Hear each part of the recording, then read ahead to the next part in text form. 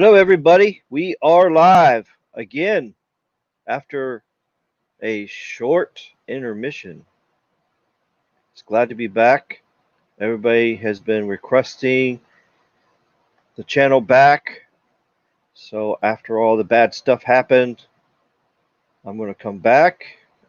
And thank goodness everybody's there to support me and everything. So yeah, I got some good stuff for you guys. Some new technology is coming. Let's see who all's here so far. Mike West says, yeah. Bob is here. The puppy dog here. That's just a cute little puppy dog. Daleks. You Joker. Oh, you're a Joker. Okay.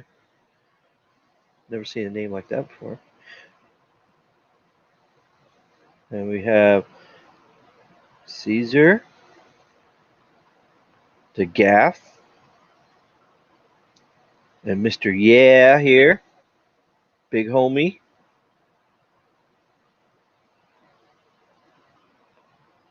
I sent you the link, Carlos. Are you coming? And we have another Caesar. Hit the sub button. Yes, and please subscribe. Like the videos, all that good stuff. You guys are all YouTube professionals. Hello there, Joseph. Cash Games. Timothy. How you doing, buddy?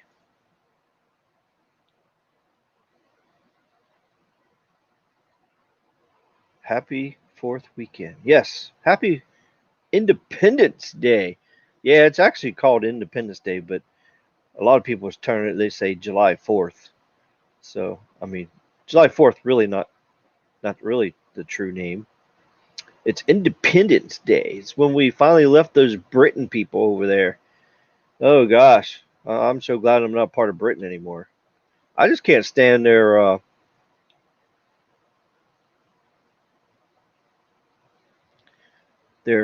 language. They say everything wrong. They call the trunk the booty, and they call a cop a bobby. They're just terminologies, just way crazy. Sean is here. Black Spawn's here. J1010 is here. So interesting names. Yeah, Project AirGig. It's going to be interesting, Tim. Yep. If it even gets off the ground. I mean, it's possible it won't happen. There's lawsuits against it already, which is not surprising. You know, because everybody's scared of RF energy, radio frequency energy. Let's see who else is here. Oh, Saldana Duck Channel or Central. Yeah, hope everybody had a safe and happy Independence Day weekend. I know with the Arson Harper, yep, back by popular demand. All aboard. Yeah, with everything going on, you know, the whole country screwed up right now with this stupid China infection. I guess I could say that without being have their video removed. You gotta be careful now. Yeah, I'm in here now. Everybody should be hearing me. I'm sure somebody will tell me now if they don't hear me. Chucky Riggs is here.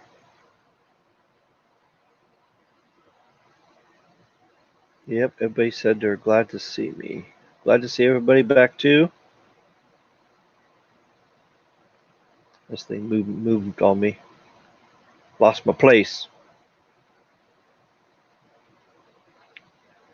Hey, when it does this. Yeah. I guess that's the new saying now.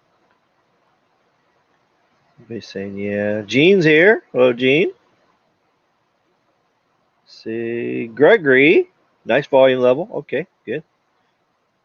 I'll try not to yell. The only time I really yell is when I start talking about Skunk Mobile. You all that's been here before, you all know I hate Skunk Mobile. And since everything got deleted, I'm going to start redoing some of my live streams. I remember all the topics I did. So one by one, I'm just going to start making some videos and just cover all those topics again so that you guys can have them. The only thing bad about this banner is blocking my face, of course. Just trying to get through here. Jose, hello there. Yeah, Bob says the volume video is good. Maverick is here, back with a purpose. Yep. Yeah, speaking of purpose, as before when I started my channel, the first time, November 25th. Yeah, it was Thanksgiving. I decided to start it. The whole purpose of this channel is to give everybody 100% facts and truth. I try not to do too many myths or rumors here, although, you know, it's fun to talk about rumors, but there are so many YouTubers out there that they just run around on rumors and rumors and rumors. It's like every video, okay, oh, here's an update to the rumor. Oh, here's an update to the rumor. Oh, here's an update to the rumor. It's just boring and it's stupid and I just hate it. Until there's actual facts out, people shouldn't be putting this stuff out there because it's just wasting everybody's time. But see, people are just so, oh, I'm first. My channel's first. I brought it to you first. Well, it's not about bringing you first. It's just about bringing you accurate, reliable, truthful What up? content. Hello there. What up, Ricky? How are you, man? How you It's not been, bro? about being first or anything. It's about just getting the reliable information out there to everybody in a prompt time and all that. So, I mean, there's no race here. There's no game. There's no I'm better than you. I mean, SMT is better than me. I will say that. SMT's better than me. He's been doing it longer than me, so he is better than me. But he has some things that's, you know, he's really good at on his channel, and I have things that's really good for my channel that I do. So I'm a little bit on Yeah. the techie side, and you know he does a lot of the news side. So and then of course we got Carlos, the big homie. He's the speed tester side. So yeah, everybody's got a talent, you know, and that's what I like about the nation. Of course, it's called Yeah. SMT Nation because everybody has been brought together as a group to do one common goal is to just teach everybody about wireless stuff and let everybody know what's going on and expose the bad companies out there, you know? Yeah, exposure. Yeah. Yeah. And also, Yeah. we're going to do something tonight. We're going to open up the cage. There's a cage full of skunk apes out there. We're going to Yeah. get the bolt cutters. We're going to chop them chains off and we're going to unleash the skunk apes. Yeah. Skunk apes cometh. Yeah. They're going to be climbing some towers tonight. Yeah. Yeah, they're going to be eating some antennas. They love the juice of Coax fiber. Yeah. and RRHs and yeah, them skunk apes gonna have so much fiber in their teeth. They're gonna Actually, never get mind. They love the juice some of rakes out coax. there and pick that fiber out of their Nah, teeth. bro. You know? Hey, Ricky, not fiber, coax, because they can't get Coax. fiber. Oh, damn. Yeah, that's true. Yeah. Skunk apes are still using coax on half their sites. Yeah, Oh, yeah, I'm gonna damn. talk about that a little bit later too. So That's some yeah, bull so right that's there. what my purpose is just bring you guys some good stuff. Let's see. There's Chucky. Let's see Yeah, who else we buddy. got. No radio. Yeah, Oh that's yeah, NR, buddy. yes, yeah, no radio. Yeah, we don't have no real 5G yet. If I hear somebody say they got nationwide 5G nationwide again, I'm just gonna puke. DSS will do it, Ricky. And then Tyler, Black Spawn. Let's see, yeah, YFS. What is a YFS? Ricky, there's gonna be a whole lot of that today. A lot of that. Oh, yeah? Yeah. Oh, yeah. You got to get used to it. That's the new saying, bro. Yeah. Yeah. Yeah, I see somebody blocked a snake. Yeah. Yeah. All right. Info assistant won't stop. I won't stop. Okay. I like the new strip thingy. Oh, yeah, yeah. Yeah, I paid for my $25 StreamYard upgrade so that I have all the features. You see So, now that you can have 10 people, Ricky? You saw that? yeah, I see that. Yeah, the StreamYard's Yeah. really made some improvements, and you could do mobile stuff now too. So that's pretty cool. Yeah, pretty awesome. Yeah, so there's my link at the bottom too. Well, no, that's the topic. I'll put the link up here so you can see. All right, Ricky, let's start getting to Oh, the there, bottom of this news, bro. there's the bottom there. What's going There's the on, man? PayPal link. If you guys want to make a donation to help me recover my cost for bringing you all the good old content here. Hey, Yeah. let's get this ball going. Let's talk about this new technology. Let's bring out the narratives. Well, we got to to say it, hi to everybody. and let's show the people how AT&T is gonna blossom yeah. into the #1 spot. Oh, Yeah. they're gonna be number one. Definitely so.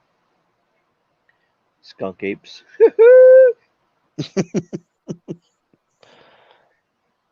Yeah, that was I started that too. You know, the Dude, skunk mobile thing, raccoon remember that, rabies. I started all that. Hey, I started Ricky, a revolution. Sneed and I were talking about this, bro. And Oh, honestly, you was? bro, you called out a couple of these shots. You called them out right to the perspective, bro. Right on the dot. And even Tim has even mentioned it, bro.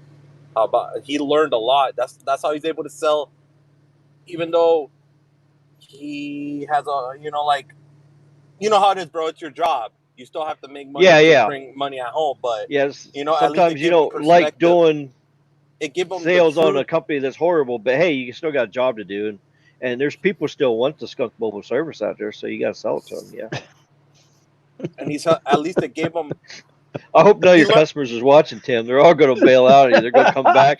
They're going to throw your phones on the counter and says, "What the hell is this? RFK says they suck."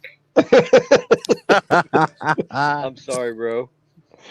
I just can't keep it in the bag. You got to let the cat out of the bag. He don't like being in the bag. Have you ever had a cat in a bag? You know, it's not good, bro. Dude, it is they're not good. happy. Just like throwing them in the tub for a bath. Sheep. What's up, Alan? I'm sure Carlos's kitty don't like a bath either. New. Yeah, where is Speed Test Kitty? At the house. Oh, chilling. Is he doing good? Yeah, man. He's got him in the bag, Ricky. Oh no, let him out. Yeah. Apple's horrible. Oh, this is AT&T is getting the #1 spot. Yeah. All right, so we got everybody in here. So, all right, so let's see here. Let's talk about this here new technology that's coming. Get the screen up. Okay, here we go. All right, now this new technology came back in 2012. This actually started talking about it. It's called Project AirGig. And the reason they kind of came up with the name is because it's transmitting gigabytes of data like a fiber network across the air right along the electric lines. So now this is different than broadband over power lines, which is actually using the lines. So this is something different, because what it does is it sends it across there, and because power lines put out some kind of radiation too, but the way it is it pushes it out and pulls it in. So that's why it doesn't lose anything as it's going across. So it keeps it stable, it keeps it consistent, and it doesn't lose any data. So whatever the data speed is when it sends it out, that's what it gets when it comes back. And it can handle like tons and tons of capacity. So that's what's great about it. It just has lots of capacity. You're not limited to the amount of copper wires you got, the fiber lines you got, the number of frequency slices you got. So this is what's really cool about this. But yeah, it started off its roots. See, everybody knows AT&T's been around 143 years, so they've been around a long, long time. And this guy, Erwin,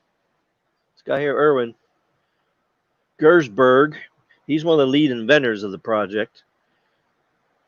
He grew up in rural New Jersey on a chicken farm in 1960s. Whoever thought somebody that grew up on a chicken farm in the 1960s would invent something so great as this? So I really hope it does take off. There's some lawsuits right now that's trying to stop this. Plus, they're trying to make sure it's right and 100% perfect before they launch it. Unlike what Skunk Mobile did with 5G. Oh, I had to say that. Oh, Yeah, don't get me started with that one, bro. Don't get me started with that one.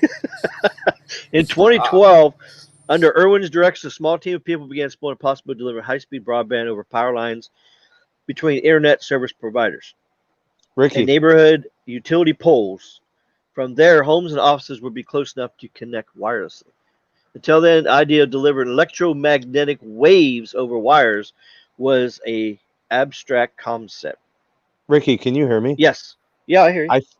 I think I know why there's lawsuits on this. Yeah.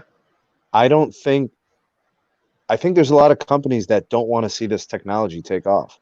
Well, yeah, because they're going to be all last, and then I think it's going to take them. Well, I also think there's a lot of they got a patent on it. Nobody else can use it. But can you imagine if one company had a patent over cell towers? Right, and then there would be no competition. But the other part is there's a lot of industry teams that are not going to be in on this technology in terms of installation. This is going to be a game changer that isn't going to get everybody rich. It's going to get a specific company rich. You know what I'm saying? You're exactly right. So they're going to want to sue the hell out of this thing. Like, they're going to try to shoot it down quick. This is a real threat. I mean, this is like, alert, Yeah. Yeah, the AirGig team has more than 500 patents on this application related to the technology, which all ladder up to a multitude of many inventions that make up Project AirGig. So yeah, with this being patented and all that, that means nobody else can use it. And if somebody else does want to use it, guess what they're going to have to do? They're going to have to pay AT&T royalties to use their technology. So, and most likely they're going to have to use AT&T installation techs to install it. Yeah. Yep. Because you got to think about it. You think AT&T's going to let out their secret on how it's installed and all that? Hell nah. Now, there's 3 exciting inventions that the team has discovered so far on this. Now, they're using plastic because this is good for any plastic factories in America or in China, if that's where they're making plastic at now. Well, hopefully they'll start making plastic plants here so they can make the stuff and keep the money here in USA, hopefully. But you got plastic receivers. The team has invented plastic transmitters that send electromagnetic waves over, but not through, the power line. A unique hinge egg-shaped design allows the receivers to be easily snapped over the power line, reducing installation costs to a minimum. You can see in the picture here, that's what these are on each side. Now the middle part is what grabs the internet off the line and then transmits it out on millimeter wave. And it's also a two-way smart grid. With Project AirGig, we could collaborate with utility companies as they evolve towards the smart grid. Utility companies can use Project AirGig capabilities for the first time, management of their power lines, enabling a wide variety of smart grid applications. Also, potential for high-speed internet globally. Well, right now, the only other person that's competing with that is Starlink. But of course, this is going to be better than that because this is going to be a mobile. You can have this on your phone and you can actually get this in your house because they're talking about having home links in them. So you can actually forget about Comcast and Spectrum and all these stupid cable companies. You can go to this system here. It'll beam the millimeter wave right through your window to a receiver that's in your window to a modem. And then you're going to have gigabit speeds right in your house. So then you could do your phone calls and internet right over. You have everything. And then when you leave your house, you drive down the road, and then right along the power lines, you're going to have millimeter wave everywhere you go. And that's where the lawsuit comes in. They said, you're going to saturate us. You're going to kill us. You're going to fry us. But what they don't understand is all these frequencies been out there already forever. all these frequencies on all the bands. I even did a live stream on this talking about that. I'm going to have to do another live stream higher in the future and just do another one over the dangers of 5G is nothing but a big scam. So as long as everybody follows the rules and stays the proper maintained distance, we got social distancing so you don't catch the bug, right?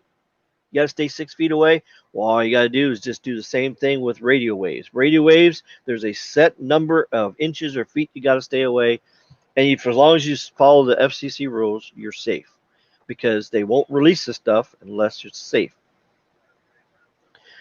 So that's what's really cool about this.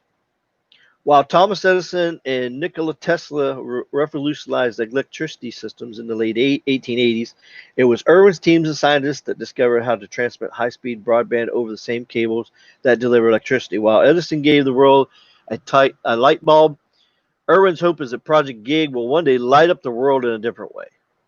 So that's pretty cool. Now this is not the AirGig actually, this picture here, but this is actually a small cell. This up here that they're talking about, that they could actually feed these with the fiber instead of having the fiber, deployed. They could just mount this up here. It gets the power off the power lines and powers it. Plus, it grabs the internet off of the AirGig, and then this can also help get you more coverage on your mid band and low band, also in rural areas. Because remember, millimeter wave ain't going to go but 1,000 feet from the power line. So if you want to get your internet past 1,000 feet in, because what if your house is like a mile down from the road? Well, you're not going to be able to get to millimeter wave. So they're able to go and put these up so that they can actually beam mid band and all that and help expand the area. Hey, Ricky. Plus, they'll be able to feed these on the macro sites too with the AirGig. Hey, Ricky, Yes. they've been doing a lot of because I've been testing over Verizon, bro. I've been able to get 1,700 feet of millimeter wave range with the new beamforming nodes that Verizon is using. So we don't know. Maybe the massive MIMO. Yeah, they're using some new from Ericsson. Some new they signed a couple of deals to improve the millimeter wave. So there's two things going on. What's interesting is the beamforming tech is getting signal around obstructions, and then the repeater tech is going to help the range. We're currently seeing, like Carlos said, I'm seeing about 1,300 to 1,500 foot range. He's seeing a little bit more out of his range, and I'm getting signal through trees and homes, like around them. Yeah. So the line of sight has become less of an issue. So right. Even if a building's in front of you, it could still form a beam around the building. Now you do lose some integrity in the signal, like the speed what does they're doing slow is down. they're bouncing the signal because microwave Right. bounces on stuff. So the Right. beamforming is able to bounce it off of a building, and then it reflects it and bounce. Just like police radar, a police officer can actually hide behind a building, and he can shoot the radar beam at the building. It'll bounce off and then go the other direction, Right. and hit people as they're coming down the street. And he's getting a clock on them before he can even see them. Yeah, and Which that's you're not essentially what we're supposed seeing. to do that with radar, but you can do that with radar. Yeah, because so, what happens is it's less accurate. Yes, so you can get inaccuracies. So like if you were to go to court, you could you present that in your defense. The one thing I will say about the millimeter wave, it's better than what people think. As of right now, I think it's a little bit better than what people think it is. They Our had to do issue some currently, tweaking. the current issue really is getting it through buildings. Like you're in the building, you need to get it in. Like so, as of right now, we're going to need some form of hardware that's going to be like window units if you're going to take advantage of some kind of millimeter wave. But this gives that a potential to work. Absolutely. You know what I mean? So I'm all for this tech. Yeah, this is definitely one step to it. You definitely see why they want to sue the crap out of these people. And then on top of it, bro, wherever there's a power line, they can clip this technology on, and guess what? Now you got coverage in places you could get coverage where there's only a cactus around, bro. Literally. That's true. Yeah. Yeah. This really squashes Skunk Mobile's nationwide 5G plans, right? Well, they plan on This would be the real 5G. They plan on beaming out 60-mile signals, bro. So, please. When I saw that, I was just like laughing. It's like, that's what Ricky said. He's like, yeah, shaking my head. It's like I'm sending skunk apes over to that tower, you know. Ricky, the only way you can do that type of signal, bro, like you said it, bro. You literally have to put it on top of a mountain, 1,500-foot tall tower. Yeah, that's the only way, and that's not even giving you 60 miles. That's only giving you about 45 to 48 miles. So it don't matter. And here's the thing too that people don't understand. Okay, whatever frequency you're beaming for 60 miles, that means you cannot reuse that frequency for that same 60 miles on another tower because they have to reuse the frequencies over and over again. Ricky, what about the power? What about the freaking power that's going to be required to project that signal? I mean, it's going to be very high powered. Yeah, I mean, it doesn't have to be that powerful. I mean, there's 700 megahertz radio systems out there that's doing 150 watts for like police and fire because they use 700 megahertz. So they use 150 watt repeaters out there. So, I mean, and you get 30, 40 mile range circle out there, but that's for police and fire. You know, that's P25. Right. That's a different digital mode and everything too. Sure, so it's not a high bandwidth, high capacity thing. Right. It's just used to transmit data for voice, basically. Yes. So right.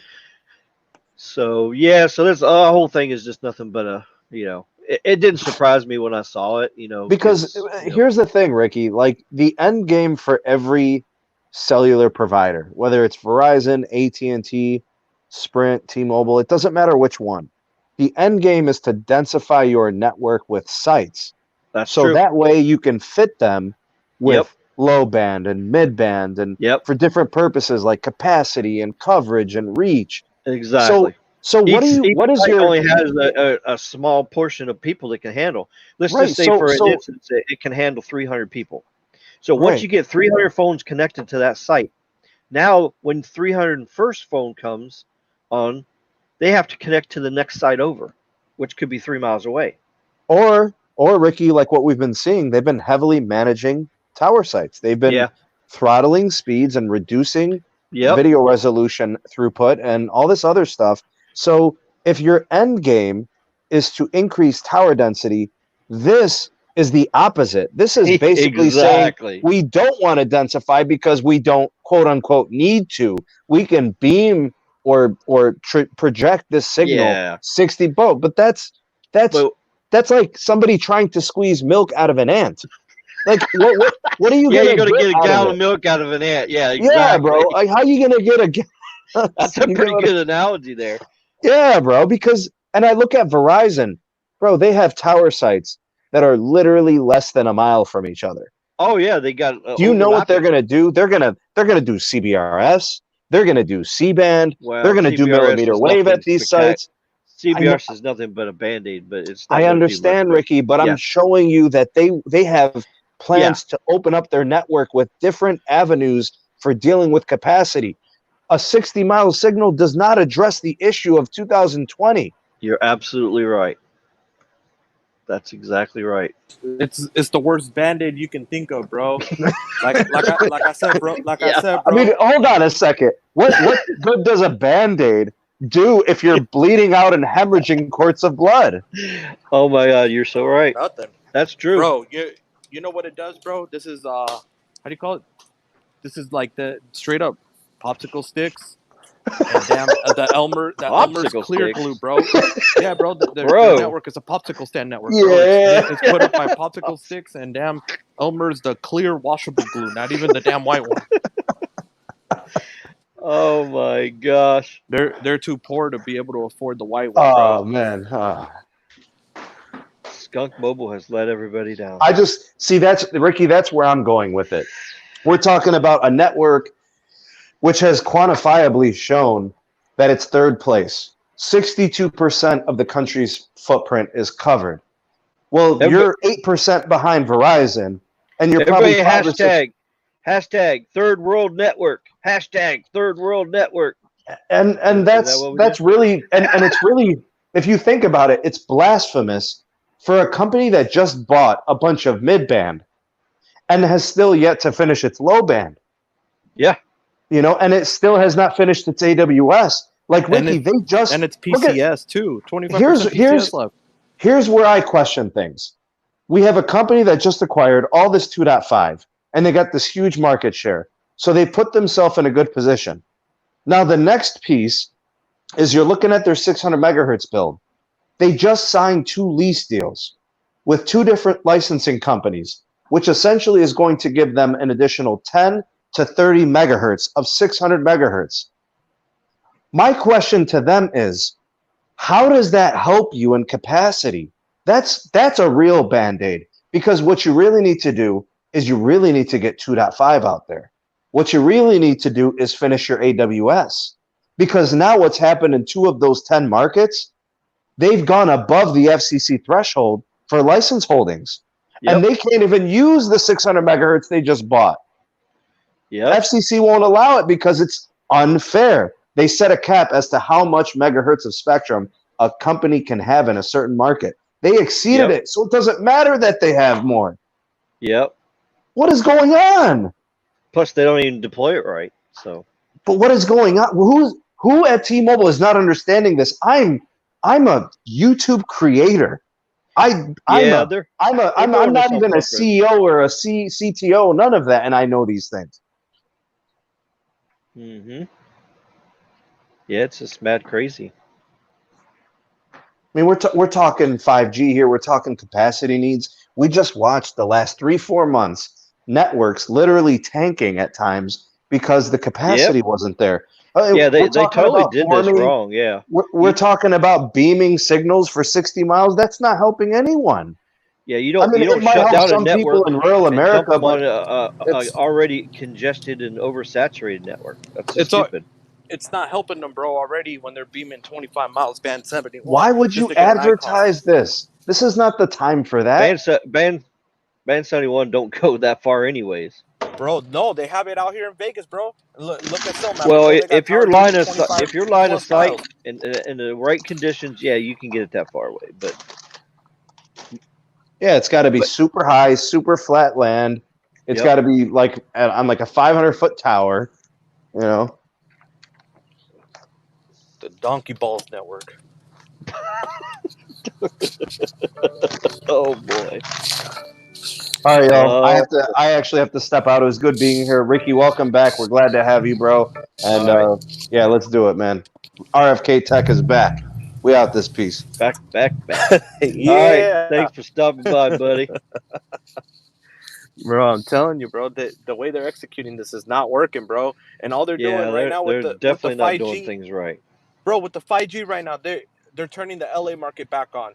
Okay, congratulations, you're turning it back on. Why'd you turn it off if it was fine the way it was? Yeah, I mean, it's ridiculous. Yeah. All you have to do was change the TAC to be compatible. That's it. Yeah. And instead, bro, they took 20 megahertz away.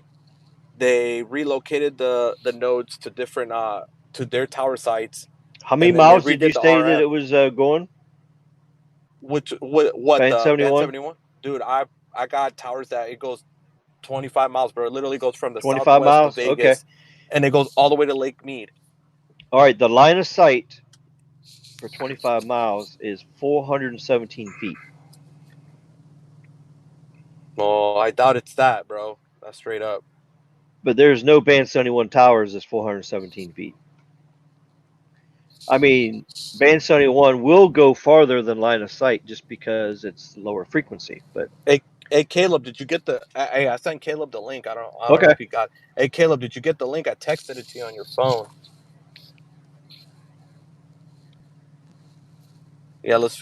Yeah, I'm sure he's going to be getting it here shortly, and he'll pop in here.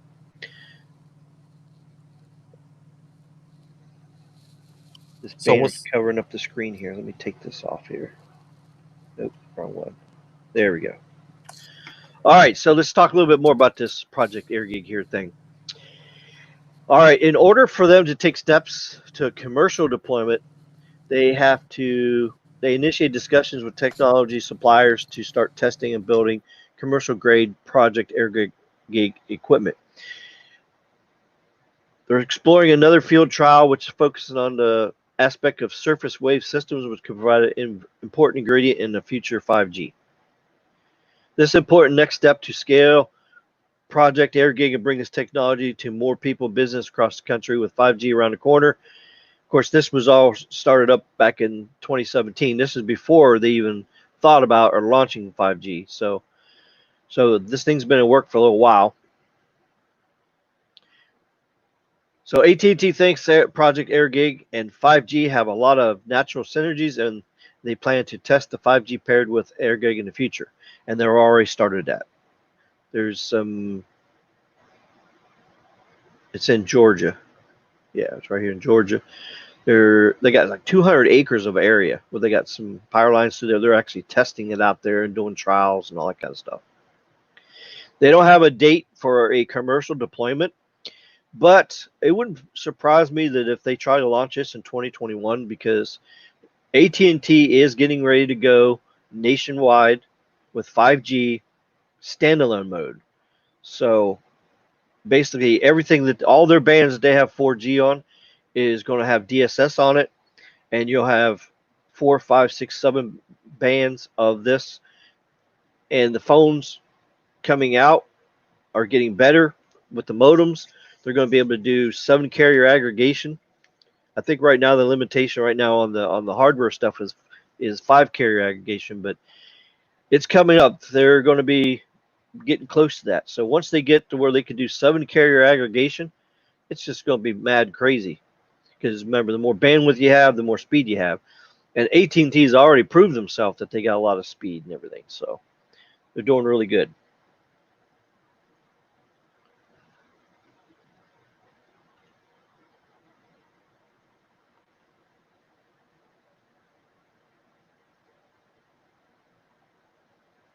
All right, so to get more specific, exactly what is Project AirGig?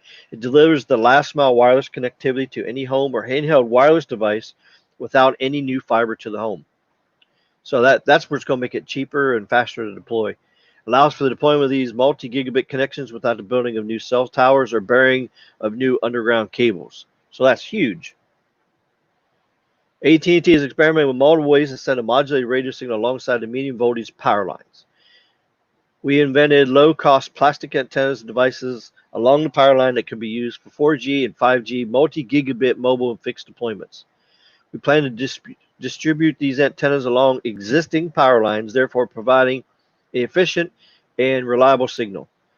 The goal is to chain these devices sequentially on power poles. I mean, can you imagine? Everywhere you drive now, there's just about power lines everywhere you go. So, I mean, this is huge.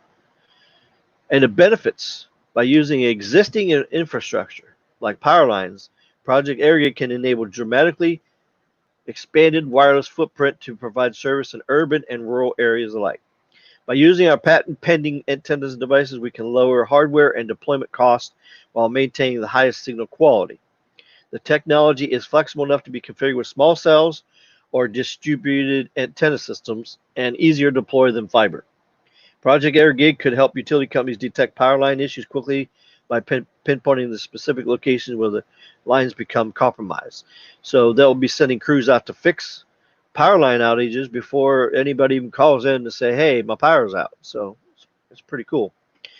Yeah, here's where they're testing at. They're currently testing technology in AT&T labs in Middletown, New Jersey, in the labs, and then so far they're testing multiple outdoor facilities spanning 262 acres of area has been positive. We expect to kick off our first field trials in 2017, which they've already done that, while Project AirGig is still very much in experimentation phase.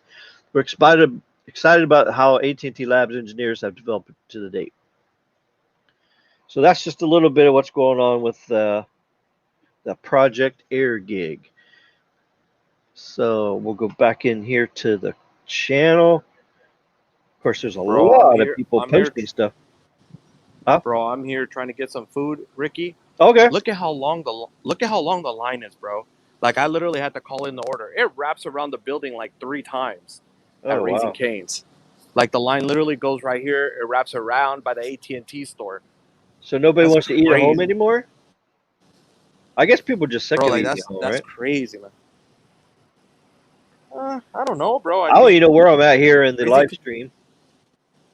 well, Raising Cane's is good, bro. You know, like they batter their own chicken and stuff. You know, so it's good stuff. I heard it's good stuff. This is the farthest back it goes. It goes back to 825. This don't go all the way to the top. Well, that's weird. I didn't know they did that. You can't go back to your history as far back as you used to be able to. Here's your card and receipt for you. We're still working on the food for you. Okay, thank you. Still on boost. Hold on, Ricky. If I drop off, I'll come back because because it won't give Caleb the link. Oh, okay.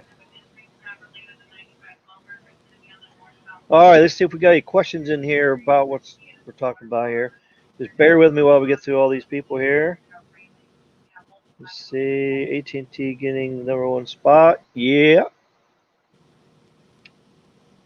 About AirGig. Oh yeah, so clear back in 2014 they was talking about. Yeah. Let's see, AT&T was going to blow up. AT&T is stacked here in Chicago. Bro, AT&T has been stacked. AT&T great wireless here. You know Bob, Ricky, he's pulling on AT&T, bro, because you know how the trucks have the Wi-Fi? Yeah, first he got his AT&T truck. You know how much that thing is pulling, Ricky? Over 400 megabits, bro, with like 50 to 60 upload with only 6 ping, bro. Like millimeter wave ping. Yeah. Yeah, they've started doing the updates already. Bro, I pull over 400. I pull over 400 here in Vegas, like between 200 to 400 daily. Even under load. So Caleb, you're gonna go work for AT&T now? I mean, they're not really. I'm trying to get them hooked up with some. They're not really hiring anybody. Oh, well, they will be because they got a lot of good stuff that they're starting to do. So I'm trying to get them plugged in to the Red Robin. The red Clifford, the big red dog. Yeah. Oh boy. Yeah. Yeah. Let's see. So Caleb, has Skunk Mobile messed up all your hard work yet? If you can say. I don't want to put you on the spot. I mean, I don't want you to get fired. I don't want you to be on employment. You might be working for Carlos here soon. And all the MIMO, the master MIMO work is done, but are they still going to do massive MIMO? Eventually, like mobile side, but they're going to be using like a combination. They're using like a combination of the 2.5 plus the LAA, right? So, you mean band 46 Wi-Fi? Yeah, correct. Yeah, at the 600 megahertz. But I'm not. I was upset at first, but that's it. Your audio is clipping out. I don't know if it's your phone or your connection or. Could be my.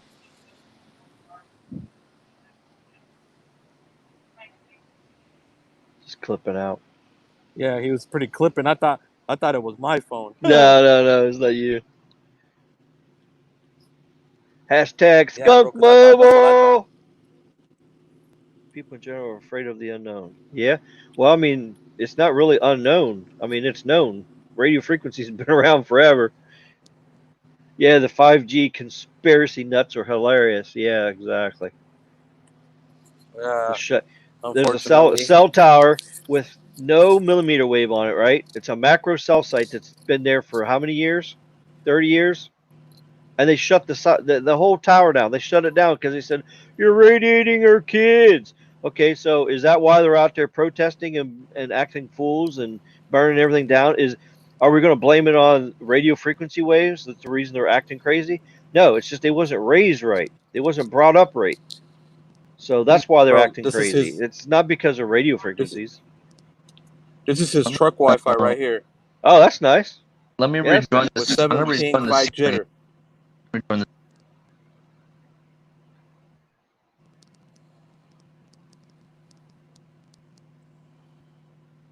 Damn, Caleb dropped off.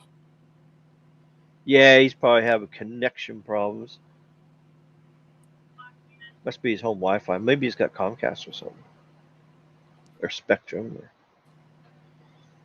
The modems they send think, you well, for or your maybe Cox, 'cause he has your a- Comcast service is horrible. I don't use cable company provided modems Oh, yeah. or routers for my Wi-Fi. I use a Zeus. The Zeus routers are the best. Oh yeah. Who goes there? Don't hear you. No audio, Caleb. Looks like this the SMT.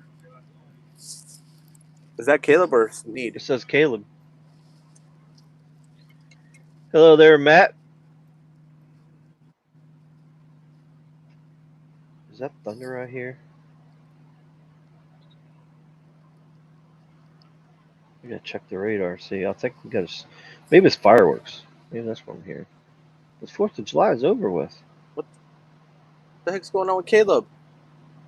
Oh no, don't hear him. Oh yeah, there's some storms out there. Oh, he dropped off again. Oh yeah, there's a thunderstorm out there. Woo! Look at that lightning. Had some nasty storms last night too. Lightning hit about a street over from me the other night. Holy crap! One street over, exactly one street over, hit their house. Put a big hole in their house in the roof. Yep, that's too close for comfort there. Yep. All right, let's see. If you guys got any questions about anything about that AirGig, just let me know there. Of course, I probably covered it pretty well there. So, let's see, you know, some cell phones that won't work inside buildings. Yeah, that's the thing. Indoor coverage is hard to get when companies don't densify everything. That's why you want to go with like Verizon or AT&T, because you know it's the best network. I mean, they got lots of towers, sites out. There's densification. Bro, where? Yeah, I have several of my friends and stuff calling me all the time. They're saying, "Hey, what's up with T-Mobile? I thought they were going to be the best after the merger. What's up? What's up? What's up?" And I said, "Well, Skunk Mobile just screwed everything up. They just went bananas, bro. Yeah, they went bananas. I mean, how do you take millions of people off one network and then dump them on another network? That's just stupid. Especially a million at once. 100,000, especially before the merger, when their network was congested and it was horrible before, and then you put more people. I mean, it's just like when you got a dump truck full of dirt on it, and the axle's about to break, right? And then you come over, oh, here's another scoop, bro. Throw another scoop on there, and then the axle breaks. Well, that's just what happened to Skunk Mobile. Their axle broke. Caleb, back in. Well, I'm hotspotting the 18 now. Can you guys hear me okay? Well, I hear you, but it's just clipping in and out. The first part of when you say something clips out, and then the last part you say clips out. So we're just getting the central part of it. So, so I don't know if it's microphone issue or what are you talking about? I tried 2 different phones and 2 different browsers. Oh, geez. So you're on your phone? I usually do it on my phone, but I should probably do it on a computer. All right, thank you so much, bro. Oh, okay. I mean, I'm not at home right now, but I probably should. You know, when StreamYard's happening, I should probably just load up my laptop. I never have any laptop. Yeah, you're a little bit better than before, so. Yeah. Yeah. Well, I'm really excited for this new AirGig technology. I can't wait. Yeah, it sounds pretty promising. Hopefully they can beat this lawsuit. So, and they got some more testing they got to do too, because there's other things that they got to make sure that they don't do is interference. And if they launch this thing and it causes interference, especially like for me, I'm an amateur radio operator, and I talk on shortwave, and shortwave is very susceptible to interference and noise. Broadband over power lines was causing interference, so that's why they kind of stepped away from that. So, I mean, there's nothing more annoying than when I turn on my shortwave radio to try to talk to somebody in Russia or Czech Republic and all that, and I can't hear the guy because the static is just so damn loud, you know. Yeah, that was my concern. That was my concern initially when I heard about this technology, about the interference. Yeah, And it's not only just amateur radio operators just does it for fun and practice for emergency situations.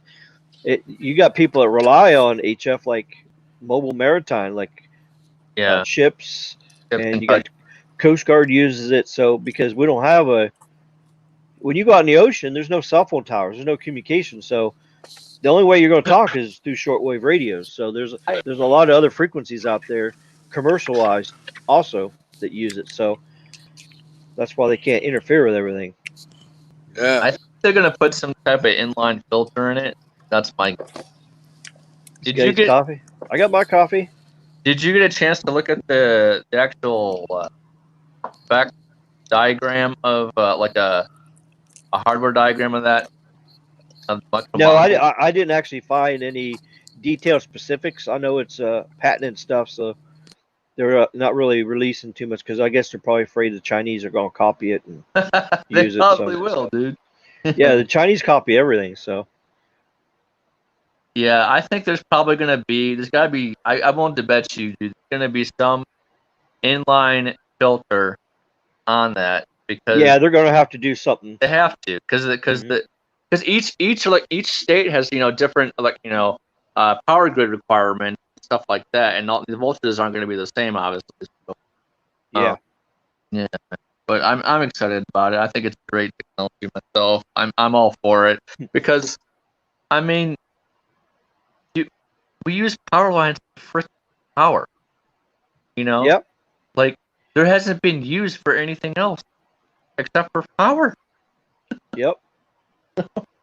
It's like a brand new thing. It's amazing. It's like a new version. It's like a new flavor of Gatorade or something. Yeah, very true. Yeah. Pretty Okay, good.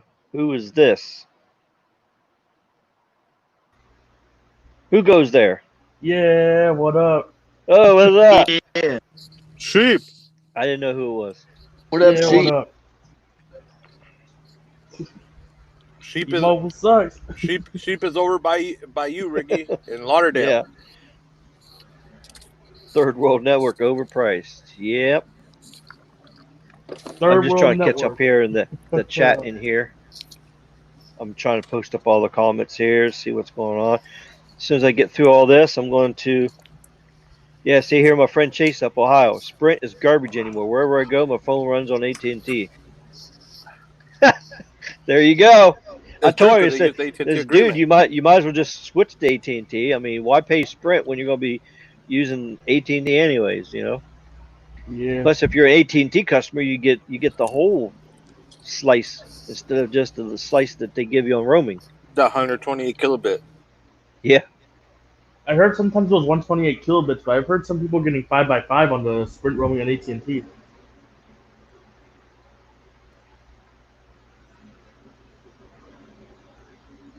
Ricky, what do you think about T-Mobile's business practices? What they've been doing?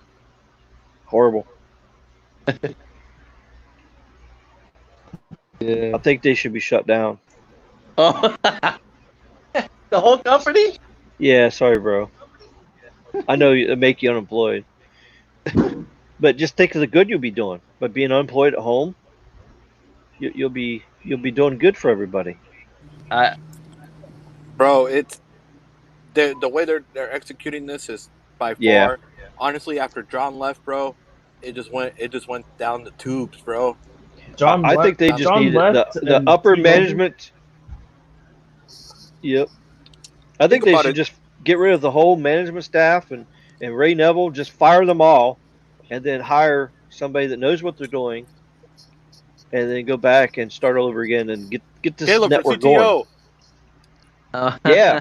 Yeah. I mean, I don't know. I don't know his Neville's right hand man. I forgot his name. We'll call him Dumber. Well, I don't know what I don't know. I don't know what hand he has in the pot. I think his name is Jared. I'm not his name, but I know what. They're not even using John Saw properly. Yeah. Well, all these problems might be Dutch Telecom's fault. I mean, Dutch Telecom's fault. We don't know. Do you think they'll give him any money? Well, that's the whole problem too. I mean, if they're going to cap their spending, you're capping the network. Yeah, that's one thing I you don't can't build out a network without any money. You can't do it right. I mean, look, they did 7 years to do Band 71, and it's garbage. They did it totally wrong. The RF configuration. So think about what the next 7 years is going to be like. It's scary.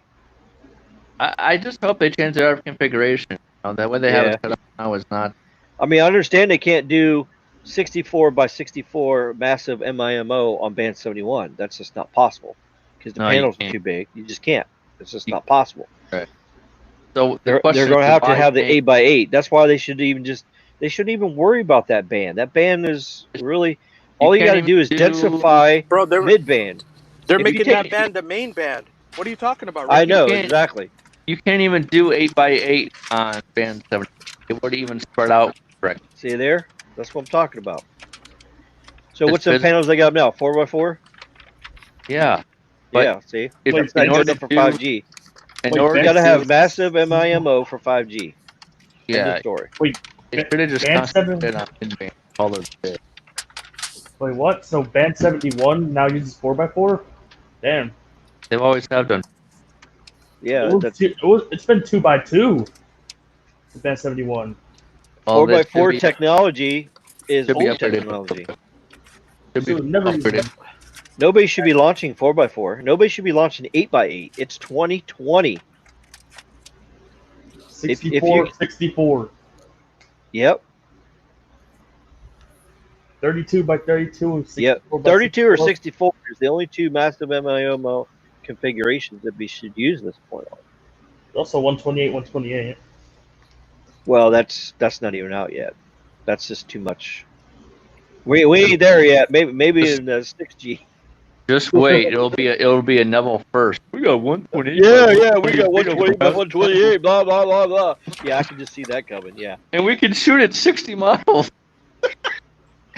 No, we can shoot at 80. It ain't worth a shit, but we're shooting it that far. We're gonna shoot at 100 miles. Your it's just like zero, but it doesn't matter because we exactly. It's just like this. If the military says we just shot somebody at 3 miles away with a 22 long rifle, okay, and what did it do to him? Pew pew pew! It just bounced off his head. You know, what good does it do? I mean, to brag, okay, I shot a 22 bullet. He had to do the arch shot because it didn't go straight. It went up and over like artillery shell, and it hit him in the head and bounced and hit on the ground. What good does it do? So that's what the problem is here. They're bragging about certain things. They're deceiving people, making them think all the numbers. See, what they do is they inflate this number and say, 60 miles. No signal travels farther or faster. But it sucks. So what good? It doesn't make any difference. Yeah. But we know T-Mobile's been nothing but deceitful people anyways. So. Right. But anyways. I mean, we got migration. There's a lot of comments in here. How many people we got on here tonight? Oh, we got 32 people on here. Wow. Nice. You guys are just like sending message after message after message here. Skunk Mobile's a joke, bro. That's because everybody. Jose says solid in Miami. Yeah, AT&T's good down here. Verizon's working good for me down here. Verizon's very reliable. That's because people are fed up, bro. Yep. They were like, where the hell is Rick at? Where the hell is he at? We need Rick. See. Here where I am. I just calculated it in T-Mobile beam 71, 40 miles into the ocean off the coast of Maryland. Yeah, you got to remember too. There's also a thing called ducting. It's called temperature inversion, because normally in the atmosphere, it's hot to the ground, like it's 80 degrees at the ground. As you go up in the air, the temperature drops. So once you get up to 1,000 feet in the air, now the temperature's dropped. You go to 3,000 feet, it drops. Atmospheric ducting. Exactly. And so what happens is sometimes you'll get a situation that happens to where now you got warm air up high, but you got cold air down low. Because as soon as the sun sets in the evening, when the sun sets off, the ground cools. And sometimes it cools faster than the air above. What happens is with 700 megahertz, 600 megahertz, the signal travels instead of going up in the air out in the space, it hits that warm layer of air. And then it bounces the signal back down because the warm layer air has a lot more humidity in it. It's got more water vapor in it, so it acts as a reflector. So Kind when of that bent. 600 megahertz hits it, it bends it right back down to earth again, and then it hits the land. So that's where you get sometimes these crazy lengths like that. And actually, when you get these temperature inversion stuff, it actually can harm stuff because remember, these guys are reusing the frequencies over and over and over again. So whenever you reuse the frequencies, as soon as this tower site hears a frequency from the distance, it's almost like a form of jamming. It's jamming the frequencies. So that's what it's doing. It's actually jamming things. So and it'll actually break down a network where it doesn't even work anymore. So What do you you do think? not want ducting on a wireless network. Definitely not. What do you think? Do you think Dish Network will make it? Depends. It depends on how they do everything. Well, I got some news on Dish Network too. I'm gonna share that with you. Yeah. What's going on with Dish? Here, I'm gonna show you guys something that's pretty cool. This is something that we use whenever we want to talk on VHF and UHF. We want to see where the signals, the temperature inversion is. This map actually shows you live temperature inversion that's going on. Here, let me show you this. Here, check this out. So right now, if you're in New York City and you're going to get good cellular signals. Well, not really. You're going to hear the cell towers farther than you normally do, but unfortunately, it's going to hurt your propagation and stuff. So, but this is where the ducting is going on here. See here, and these are beacons. It's transmitting out amateur radio beacons, and as you see, this one here, this one's being heard all the way up here. So that's what these loops are. These loops are showing you where multiple sites are hearing each other at long distances. You're in California. No, there's no ducting going on over there. It's just over there on the East Coast right now. There's nothing. Is that why sometimes my phone will pick up band 71? Yeah, exactly. Tower. Oh yeah, there's some ducting going on in California right now. Look, in L.A. Oh fuck! I knew LA. Okay. Thanks. Yeah, look at that. Yeah, there's some ducting going on right now. See, Oh, look at lovely. Great. But these are on low frequency. This is VHF, UHF. Yeah. So, but see, 600 megahertz is not that far up. So, this will affect 600 megahertz more. But once you start getting up into mid-band, this ducting, it doesn't affect it as much. So, I'm only showing you this just because this affects band 71, because 600 megahertz would do almost the same thing as this here. So this kind of shows you an instance here where ducting can occur. The other day it was like crazy. You could actually be up here in the North Carolina coast up here, and you could actually talk on VHF. Oh, I bet. Yeah. 150 megahertz back down to Jacksonville, Florida. People were talking to repeaters that far away. And that's like a couple hundred miles away. That's craziness. But it is pretty fun when it happens. Yeah, we use this map, and we could turn on our radios, and we can go on single sideband, kind of the same mode we use for shortwave. And you can get on there, and you could talk 200 miles away like crazy. And it's a lot of fun. The amateur radio hobby is a lot of fun. And that's how I learned a lot about stuff about radios, propagation, and all that good stuff. And that's what's helped me on the wireless side here because of the knowledge I gained from all that kind of stuff. So it really helps out. But let's see. Let me find this other article here. I want to show you guys something about Dish. Dish. It kind of makes me wonder, like, what Peter Addington is going to do with that X Mobile.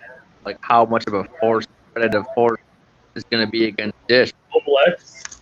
Mobile X. What do you think? What do you think about that, Rick? Do you think Mobile X is going to be a thorn in Dish's? A Mobile X? Yeah. You're talking about something I haven't even heard of.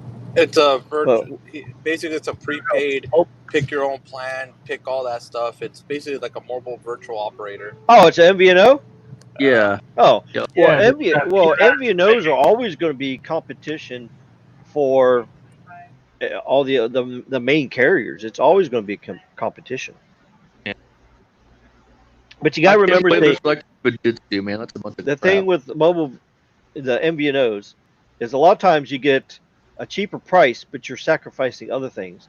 And remember this, coming up here in 2021, all carriers are going to be using network slicing. The way that you do throttling now is you increase the ping. You increase the ping, and then that slows the data speed. And what's that do? Of course, that makes your connection horrible. You can't really, your video stops and goes, and all that.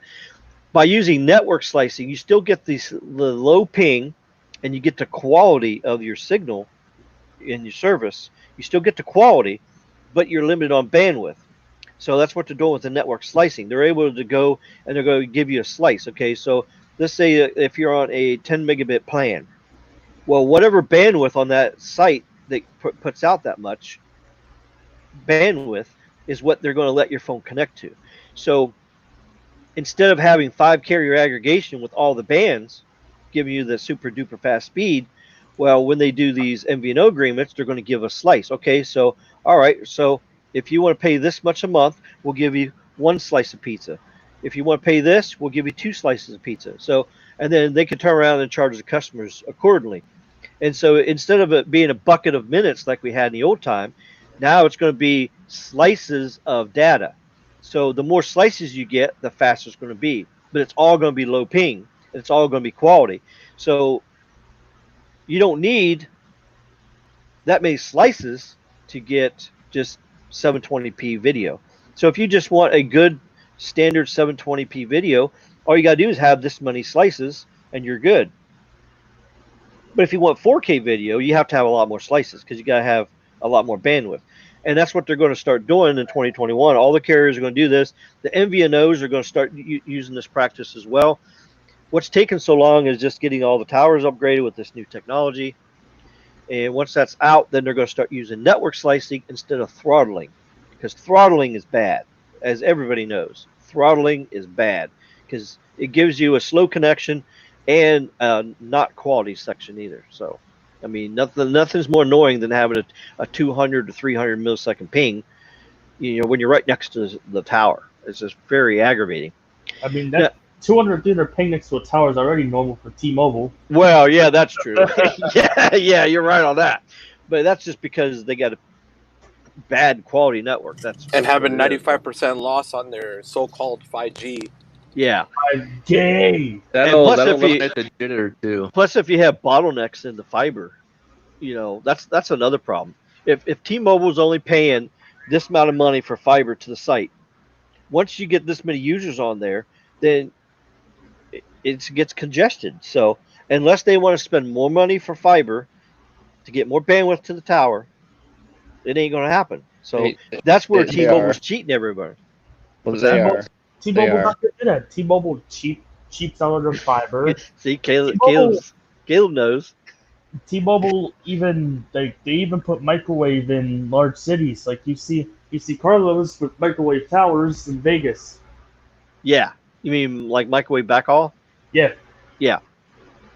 And what's sad is T-Mobile's taking down and not using all that microwave backhaul that WiMAX made years and years ago for the 2.5, which I think is a huge mistake. What do you think, Caleb?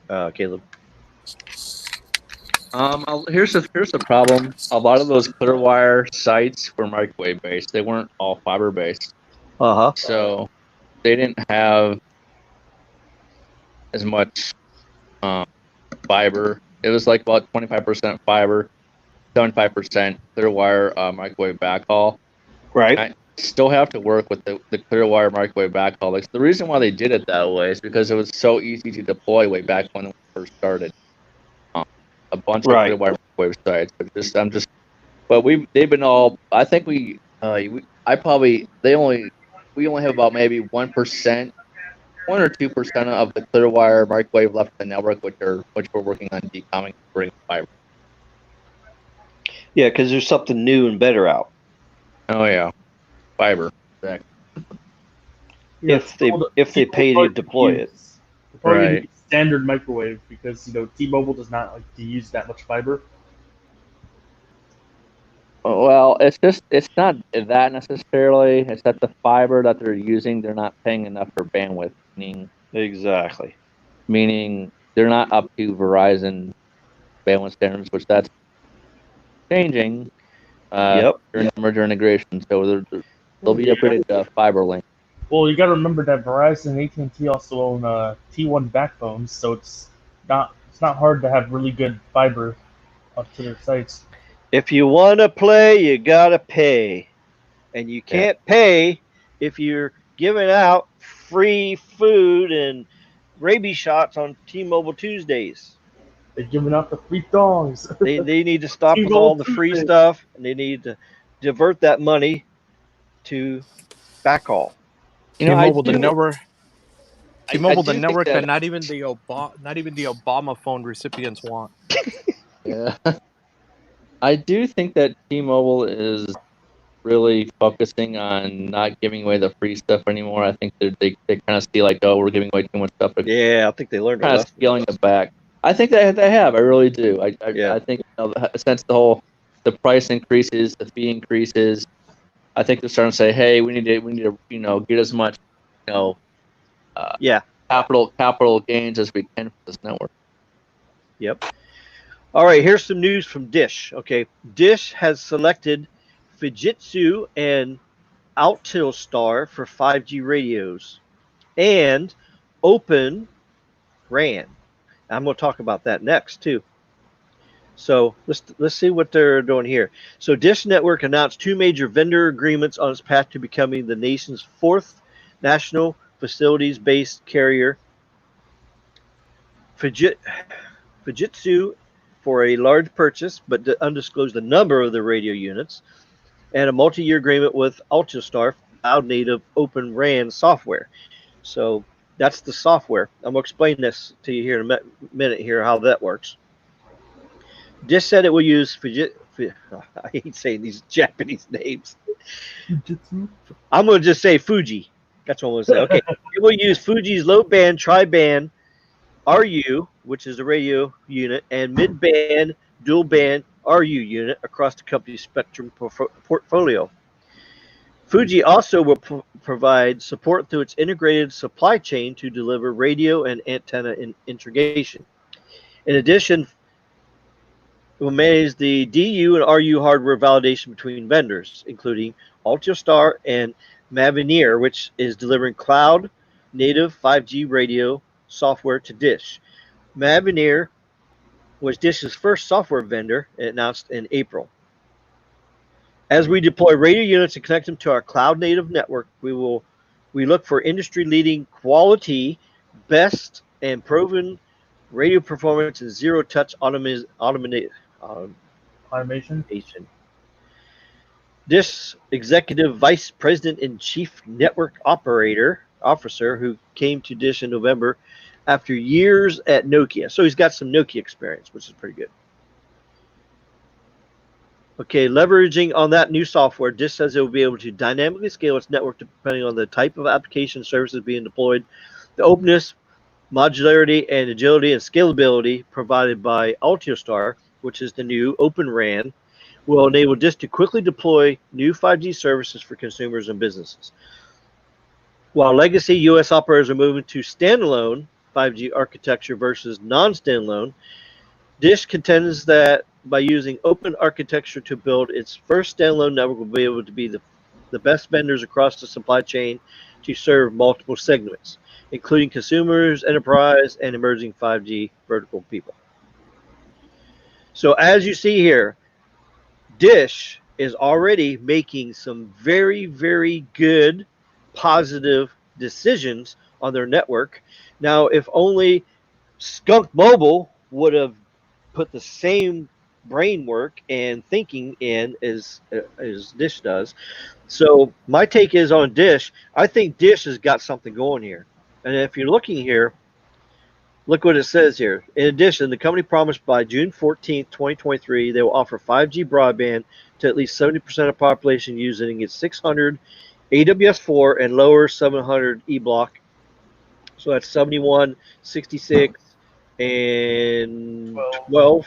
I think they got. No, it's not 12. It's, I don't know if it's 12 or 17 or what that block is, but. And then separately but related, T-Mobile Sprint merger. Dish is acquiring Sprint's prepaid access. That's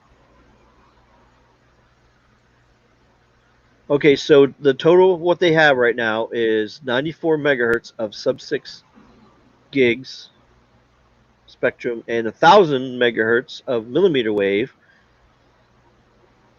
377 megahertz of 12.2, which I don't even know if they're making any radio equipment for that just yet, but. And that compares to, say, 324 of sub-6G. T-Mobile controls 2,000. Yeah, well, we don't even want to talk about Skunk Mobile. But anyways, that's what they're doing here. Now let's take a look here. Let's see here. Skunk Apes cometh. Skunk Apes cometh. So let me get the right slides up here. Oh, that's not the right one. Speaking of which, I got a hard stop at about 9:45. I got a migration call. Oh, you got a migration call? Okay. Another migration call. What is this one going to be about this time?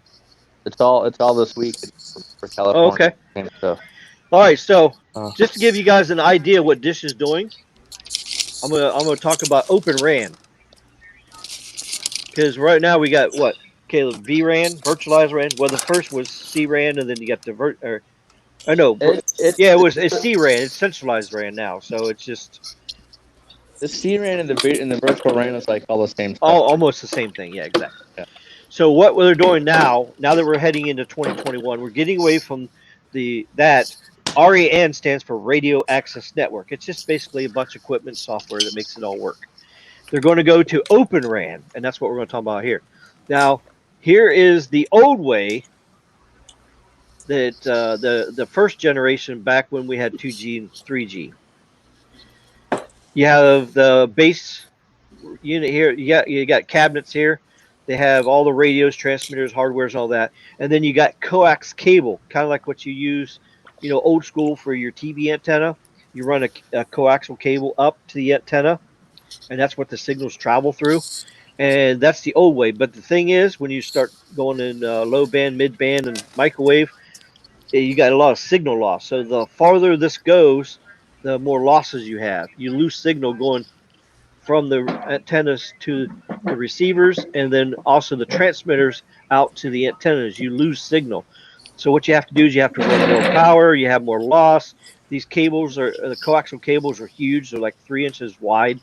They're huge. It's got tons of copper in it. They're very expensive. And the skunk apes just love chewing on these too. They like chewing through these. They just love the big copper cables. So it's very expensive and all that. That's the old way. So these installations are not being done anymore. There's still a bunch of them out there that's not been done. AT&T is going out there now, and they're upgrading every single tower, and they're getting rid of these, and they're going to the new way. And same with Verizon. Verizon is on the process of doing this as well. And I don't know how many old school Skunk Mobile towers out there. Caleb could probably say, but I mean, there's probably not very many left either out there. So, but that's the old way. Okay, so here's the new way. Now you have the radios in here, or it's just basically the controllers in here. The radios are none here. They move the radios up here. That's why on some of the small cells now you see these little boxes up here. These are actually the radio transmitters. You put it closer to the antenna. That way you get less loss and you get more signal, and it just makes everything better. It's called a remote radio unit, RRU. All right. And then this is connected by wires instead of the transmission cables. These are just control wires that comes down here. Well, you also have your fiber optic, your front haul, because your back haul comes from here, comes to here, and then there's called front haul fiber optics that runs from here up to the radio, connects into here.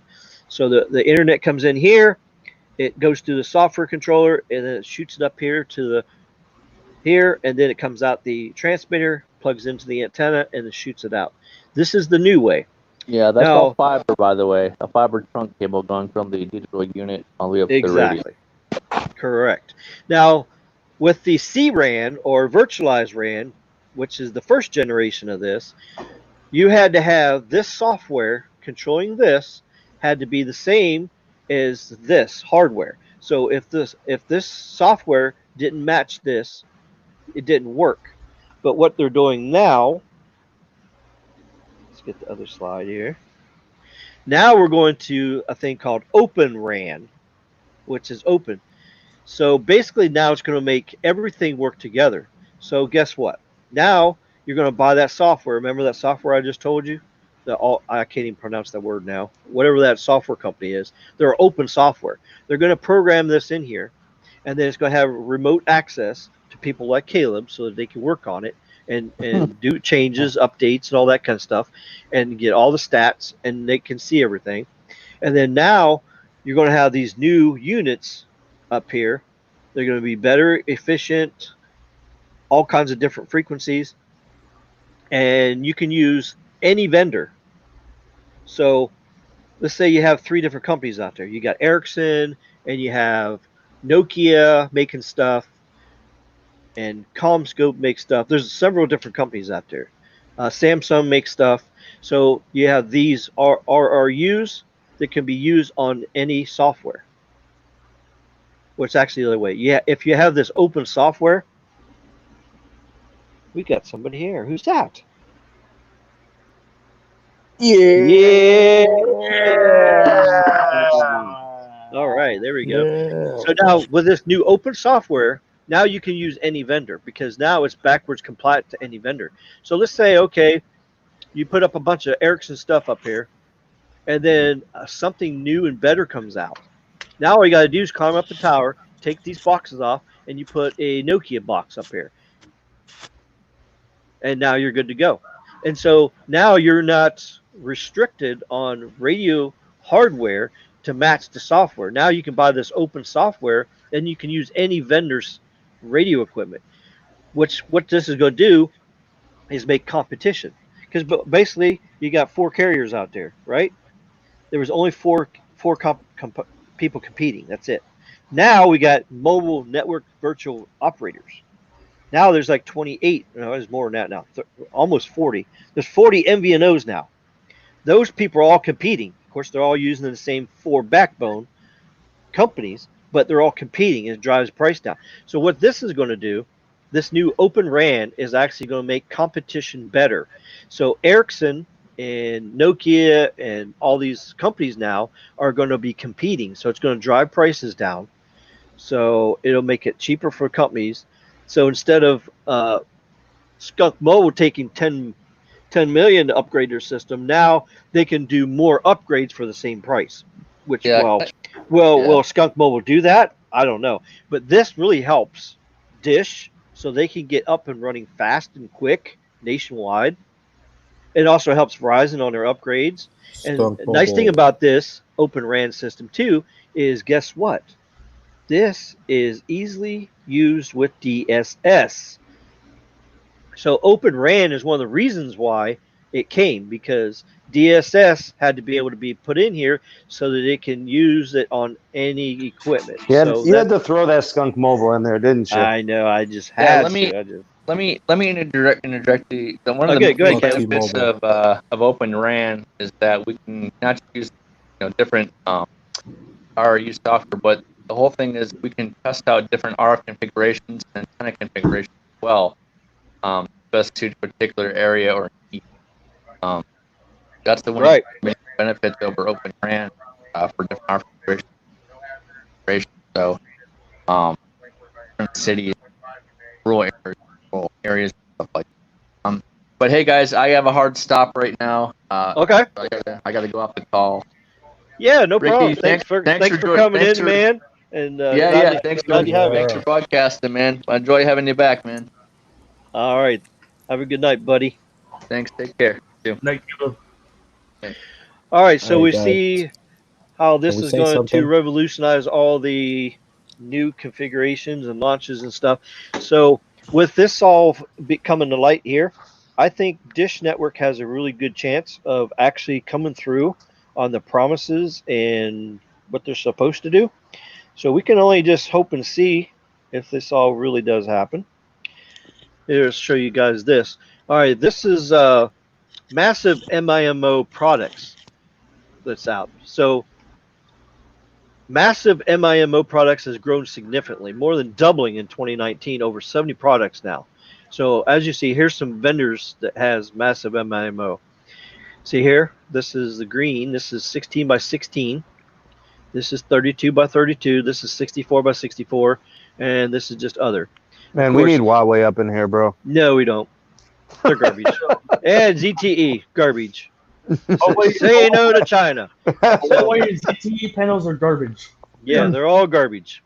China. We're going to send the skunk apes there if they deploy that shit. Fuck All right, T-Mobile. so yeah. T-Mobile probably deploy it. Skunk Mobile. So basically, our big three vendors in America is Ericsson, Nokia, and Samsung. And look at Nokia. Nokia just signed a whole bunch of contracts for massive MIMO. So you're going to see it being deployed a lot coming up. So it's about time we're going to do this. And don't forget when the auction, well, what is it, 107? The one that's at the end of 2021? Yeah, at the end of the year. I think it's auction 107. Okay. If I remember right. Yeah, auction 107. That's going to be for the new C-band, which nobody has actually said what number it is. I know Carlos told me it was 77 and 78, but other countries, the world, other European, Asian, all them other, 77 is actually including the band 48 part plus the new part. So the band 77 and 78 is already designated for overseas, but 77 and 78 won't be used in America. Yeah, they will. They have it. Well, the frequencies will, but the actual band number is not going to be 77 or 78. The band. So you're saying it's basically a placeholder for now? Yeah, the FCC. I did a really deep dive on it, and FCC has not labeled that band yet. So, but the FCC is using it as the labeling for like the Moto Edge that has 77 and 78. Well, that's for world. That's for roaming. See, the 5G roaming is coming soon. So pretty soon, Verizon's going to be inking a deal to roam 5G when you go to the. They haven't announced it yet, but it's coming up. Right. And the Motorola Edge Plus is going to be one of the first 5G phones that you can do international roaming in other countries on all bands. That's why it's tri-band. That's why all those bands are listed in there. There's 77 and 78 because there's a lot of countries that's using that right now. But this is the thing, though, Ricky. My boy from Verizon already told me that I can go to these markets and test it with that phone because Verizon has it listed as 77, 78. They're broadcasting. Yeah, they're broadcasting already test market. There's nothing confirming what the actual band number. Now the frequencies are being tested right now, but I don't know what's going to show up on. You got to get me some. You got to get me some proof on what is actually showing up as the band number. I think Ricky's right. That's probably the best way to kind of describe it. Is frequencies are being transmitted, right? The signals are out there, but a band number is just nothing but a set band from the lower bandwidth to the top band. It's a certain bandwidth of frequencies that they label as a band. Because like band 61 or band 71 is a certain part of that. And look how 19 megahertz, 1900 megahertz, 1.9. You got band 2, which is 1900 megahertz, and you got band 25. It's not 1900 megahertz. It's the same frequency, but it's a different section of it. Sure. And the United States, when the FCC puts out certain bands, sometimes the bands are not the same as international, because think about what is it, 900 megahertz and 1800 megahertz. Those are two bands that are roaming bands overseas, but they're not here. Not yet. So, well, I mean, there's certain bands that the frequencies are used here in the United States, 900 is about to get auctioned off soon. The frequencies in both countries, like over in Europe and here, are both being used. Like 700 megahertz is being used over in Europe, but it's not band 14. It's not band 12. It's not band 78. It's like band 20, band 28. It's a different band number because it's in a different country. So it has different specifics, and they're not the exact bandwidth of frequencies as well. So we'll just have to wait and see exactly when the FCC actually labels it. But it's going to be, I don't think it's going to be 77. I think Ricky, I think what's more interesting about a phone like the Moto, there's no band 14. Like they excluded that. And to me, that screams, we're keeping this away from AT&T customers. Well, it's not so much that, but I mean, you got to remember, they're doing a tri-band phone with tri-band 5G. So you got to take something out to give something, because you can't take every single band and every single antenna, every single configuration. Yeah, but Ricky, how would band 77 and 78 listed as international roaming help anyone when band 14 would clearly be more beneficial to a North American USA customer? Especially it's a USA phone. It's a Verizon phone, so especially with the AT&T with it being Verizon, and Verizon doesn't agreement. They don't need to have it, so that's why Verizon's leaving it out. All right, so then we're just safely assuming Verizon requested, omit this band. We don't need it. Save us the money anyway. Yeah. Okay. Because actually, sometimes you got to think about your own company versus being able to for your customers to leave to go to another company. Because actually, if you put that in there, if you make it an AT&T ready device, what are they going to do as soon as it's unlocked? They're going to leave and go to AT&T and put their SIM card in. Yeah, hypothetically they could, right. So I'm just looking here now for the stuff that I found here. So we're definitely getting model numbers that will be compatible with AT&T on that phone. Well, I think so, because I think Carlos already took his SIM card out of the Motorola Edge Plus from Verizon and stuck it in there. It works with AT&T. No, I mean like an actual model that will have band 14 enabled. Like that sort of thing. Oh, you mean a Motorola Edge Plus specifically for AT&T? Yeah, like are we going to see an unlocked variant that has it or anything? Well, the unlocked variant is mainly geared to overseas, but I think there's going to be a USA version that's going to have. Because there's I haven't seen the exact the what bands is in it yet. Well, I guess we'll have to look. Yeah, we just have to get that and see. That's one hell of an avatar, Carlos. Everything's pretty complicated, so that's the thing. We just got to make sure. Avatar right there. A lot of people were wondering if the 5G era was going to be better for phone compatibilities, and I said it was going to get worse than LTE. Interoperability with carriers. And it looks like that's coming to fruition because it's getting bad, dude. Yeah. I tell you what, things are getting. We haven't even seen standalone services yet, and it's already a train wreck.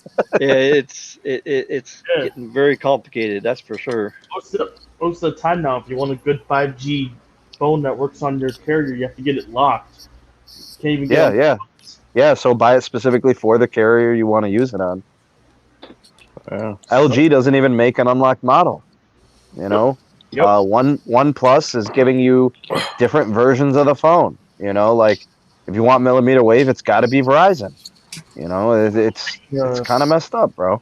I'm hoping Apple doesn't do the same thing. If they don't think they will, they don't take shit. No, Apple's more open, bro. That's the one thing we could say about Apple. They make phones compatible for the world. They only have two models. It's the China model and then the rest of the world model, because China has to be physical dual SIM, like physical SIMs, versus everywhere else in the world they can do eSIM and physical SIM. Yeah. And the China one has special software too that bans like Facebook, YouTube, and stuff like that. Yeah, I'm just hoping. It's like the reverse of ZTE and Huawei. No, they have to, bro, because the communism, bro. They cannot even have FaceTime or iMessage because it's too secure. We know how much Carlos and Ricky love communism. Oh boy. No, All right, here. okay, Here, I got this up here. All right, now here, this is 3.5. Okay. Mm-hmm. This is the 5G band, 3.5 gigahertz, 3,500 megahertz. Okay. Mm-hmm. Yeah. 3,300 to 3,800 megahertz. Okay. This is band 78. Okay. Okay. This doesn't match. This doesn't match USA. In USA, it's band 48. That's CBRS. Yeah, but okay. Okay. In other countries, N78 is their CBRS. But they're not using it as a CBRS. They're actually using it as a macro site. In USA, we're going to be using it as a Wi-Fi kind of. But that's on 5G. The FCC, though. Yeah. That's our FCC that's dictated that. It's not... each country makes their own rules on how frequencies are used, especially short range stuff. So in these other countries over here, they've labeled N78 as 3,500 megahertz band. Okay. Now these are the countries. These are the companies. See here. See here. Telstra, Austria, A1 Telecom. Yeah, these but are Ricky, the ones using 78.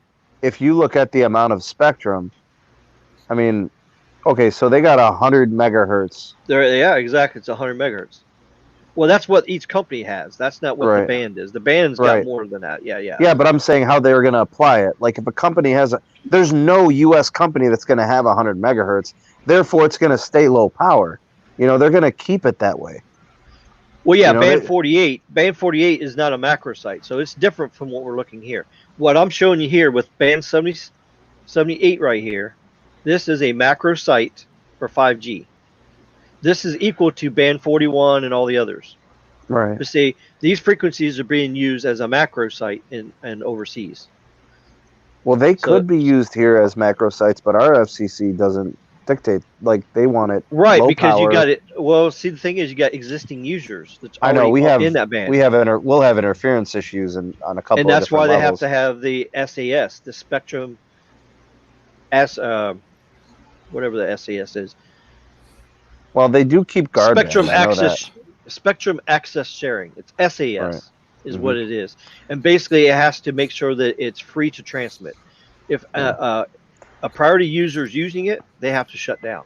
You know what's crazy, Ricky? That's why band 48 is going to be garbage because Ricky, it's going to be Wi-Fi just for densification purposes, and bandwidth. That's the only thing it's going to be used for. But they're already saying that they are going there are freaking panel arrangements that are on macro sites.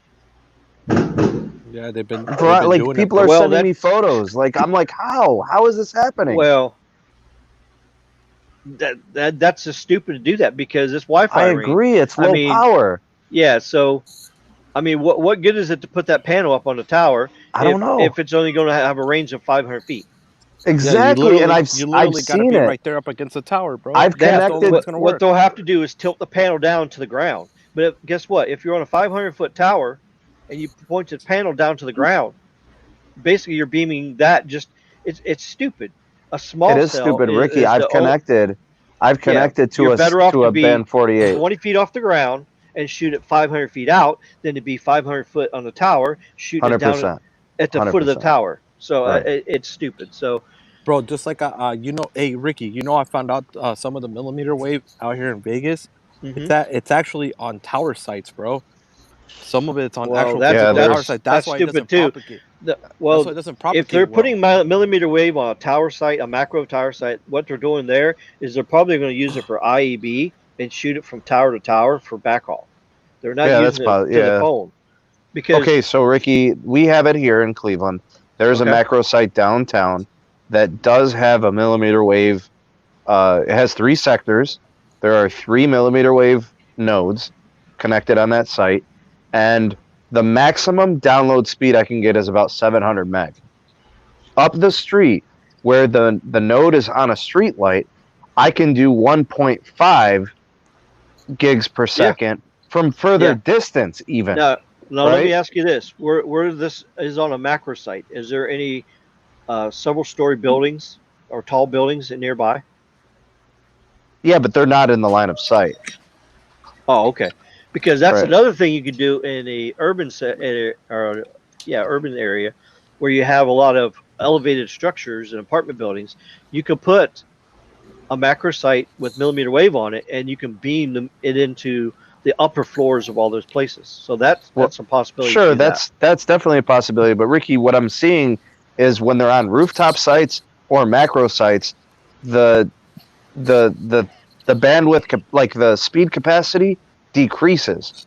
When they're lower, and yeah, that's all radio propagation, of course. But even with buildings and stuff, when they're lower, it's still better.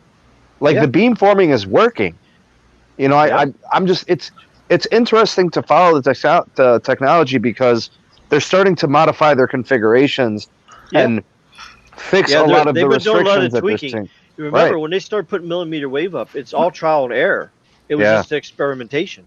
That's 100% true, bro. Chicago and Minneapolis was a mess last year. Exactly. Why you think Vegas still continues to be a test market for millimeter wave? But Vegas is phenomenal, Carlos. The millimeter wave is great there. Yeah. Ricky, the millimeter wave here is amazing, bro. And they changed a lot of panels to Ericsson now because it used to be Samsung. And now they have some sites with Samsung, some sites with Nokia's, and then almost all of them are Ericsson. They're just doing testings, you know, to see which panel propagates better, which one gets better signal, which one can travel further, bro. And by far, the Ericsson panels are the best ones. By far, Ericsson, it can maintain at 1,500 feet. I can get 1.5 gigs. It's band 77. Okay, band 77. This is for the overseas. So it's a little bit higher range, right, Ricky? It covers between 3,300 to 4,200. All right. It's a very wide spectrum. So it actually overlaps everything. But there's some countries that's using 3,300 to 4,200 because they don't have any other microwave services in there, so they can do this. So they labeled this N77, 3,700 megahertz. This is what the auction 107 is going to be this fall for the C-band. So, but N77 and N78 are definitely roaming bands that Verizon is going to be having a roaming contract with. And these are the companies that's for international roaming, though, Ricky. Yes, Verizon is going to do international roaming for 4G and 5G. Can we see the list of countries on this? Okay.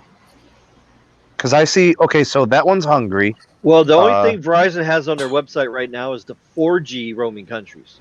They don't have the 5G roaming countries because they have. I don't need to see their list. I need to see this list that has band 77. You get what I'm saying?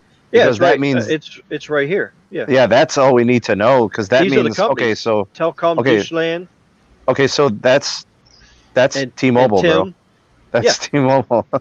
Yeah, and if you click on this, it shows you what country it's in. It's Germany. There you go. It's Germany. Yeah. And here's this even shows their 4G bands. See here? Look, they got band 3, 1,800 megahertz, band 7, 2,600, band 8, 900 megahertz, band 20, 800. See, we have 800 here, but what's it called? Band 5. But over there, it's called band 20. Look, band 28, 700 megahertz. What is our 800? I thought 800 was band 26. There is. Yeah. In USA, we have 26 and we have 5. 5 is band 5 Verizon is 800. See, that's what I'm saying. Each country it's 850. 26 is an extension of the band 5 850 megahertz. Yeah. Oh, okay. Yeah. Got it. See here, band 28 is 700 megahertz. Yeah. But our band, what is our 700 megahertz? Ours is 12, 17, 14, 13. Exactly. You know, T-Mobile is using that band here in the United States. They're going to do N28 on it. Well, it's not going to be N28. It'll be whatever the band number that's FCC certified in USA. So yeah, it's N28. It have to be N12, N17, N14, or N13. By putting the N in front of it, you're just upgrading the LTE band to the 5G band. Well, Ricky, it's been decommed from TV, so the FCC listed as band 28. Yeah, it's N28. So it's basically the same thing as they're using over here then, and they just picked it, so it's more compatible. Okay. Yeah. It's but the problem, Ricky. I've been out of this for a little while. I haven't heard about band 28. So okay, so it's going to be available in 5 and 10 megahertz. Oh, it's the way. Yeah, it's the way upper end. Yeah, and it's weird because it's really similar to what AT&T has with this band 28 here that they're using overseas. Is basically our police and fire bands over here, public safety. Well, Ricky, what I was saying about the band 28 that T-Mobile plans on using for 5G, it's they can only do 5 and 10 megahertz channels, and the other part is the uplink and the downlink have different frequencies. Mm-hmm. So that's kind of, I guess it kind of changes the propagation, but it's not. It's going to be situational. It's going to work like LAA. It's not going to be something they have national. So it's not going to change the network experience. So you're saying N28 is going to be it'll be Wi-Fi type? It's not going to be macro? No. It's low band, bro. It's gonna fill in some serious. It's going to fill in some serious coverage gaps. Well, you said LAA, so that's what. But LAA isn't. It's unlicensed. But bro, the thing is, even like CBAS is correct, bro. Because I was reading the same thing. That everywhere I've been reading, bro, that N28 is going to cause a lot of interference issues. It's very likely, especially with EMS. It's very likely, but in a place where they don't have 600 megahertz, it might not, bro, because it might be in some really extended sections of the country, like where you drive. Like, what if they put it out there in Utah? What if they put it out there in Arizona when you're on the freeway? But then you're talking about interference with EMS, and then you're talking about USA. Bands 12, 13, and 14 having interference. I can tell you right now that T-Mobile has already gotten clearance to use it. It's been decommed from Channel 51 in New York. How are they going to let them use N20? Oh, I know why they're letting them use it in New York. Because New York went to digital broadcasting on EMS. It's an encrypted digital Well, I'm thinking now. to myself, where else are they going to use it? I mean, wherever they turn a digital signal on EMS, like Vegas and stuff like that. But what about band 12, 13, and 14? That's gonna kill AT&T and Verizon, and even. No, I don't think they're going to be able to use it where they have those signals. That's the thing. They're gonna, because that's. I just know for a fact, I have the document from T-Mobile completing that request in May. So this is already done.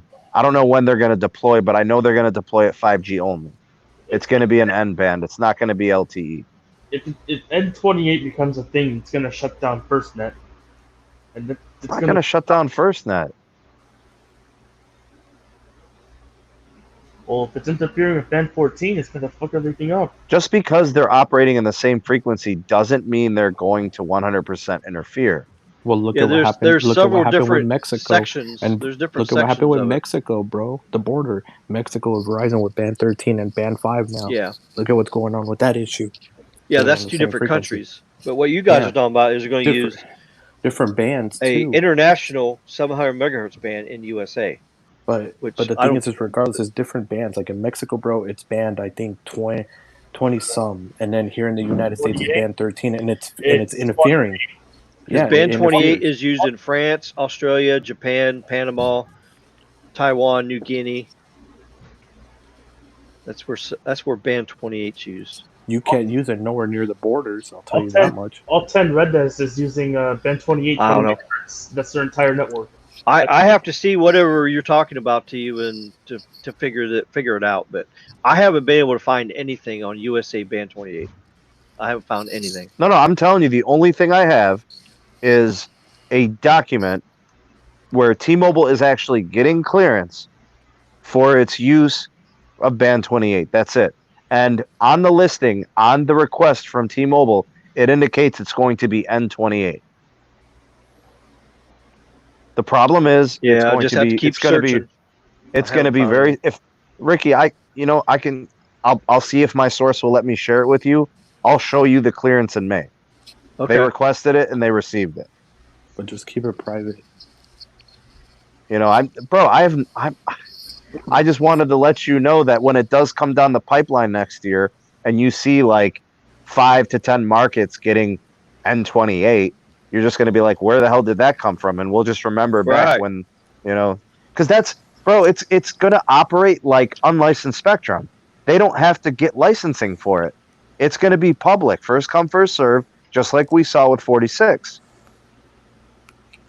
So they're going to use unlicensed spectrum in the 700 megahertz band? That's crazy. I agree. It was weird when I heard this, bro. When I started digging, and I looked at no SAS going on. I don't know, dude. I have no clue. If you don't have SAS, you can't use unlicensed with other operators. Well, I don't know those details because I don't have details. Because before we could even come to any conclusion, just got to know all the facts. Well, when I discussed this with Caleb, he was scratching his head because we were looking I'm scratching my head. Because, like, here's the thing. It's not – nobody's going to own licenses in this frequency. The FCC will not clear licensing for it. So it's not going to be national. It's not – nobody's going to have wide channels of it. It's going to be 5 or 10 megahertz. It's never going to be a game changer. I looked at the propagation characteristics. It's freaking phenomenal. It's great. Well, yeah, it's low band. Right, but the limitation comes with the channels and the fact that it's, I don't know, it's like, it's unlicensed in nature. And I don't see how that benefits any company as oh, great, we got more low band. Like, it's not really viewed that way. What are they even going to do with that? Because I mean, Verizon has no interest in this. AT&T has no interest in this. They, according to them, they have sufficient low band. I mean, look, AT&T had so much low band, they dedicated low band to their NR. Like, they're like, hey, let's refarm band 5 to NR,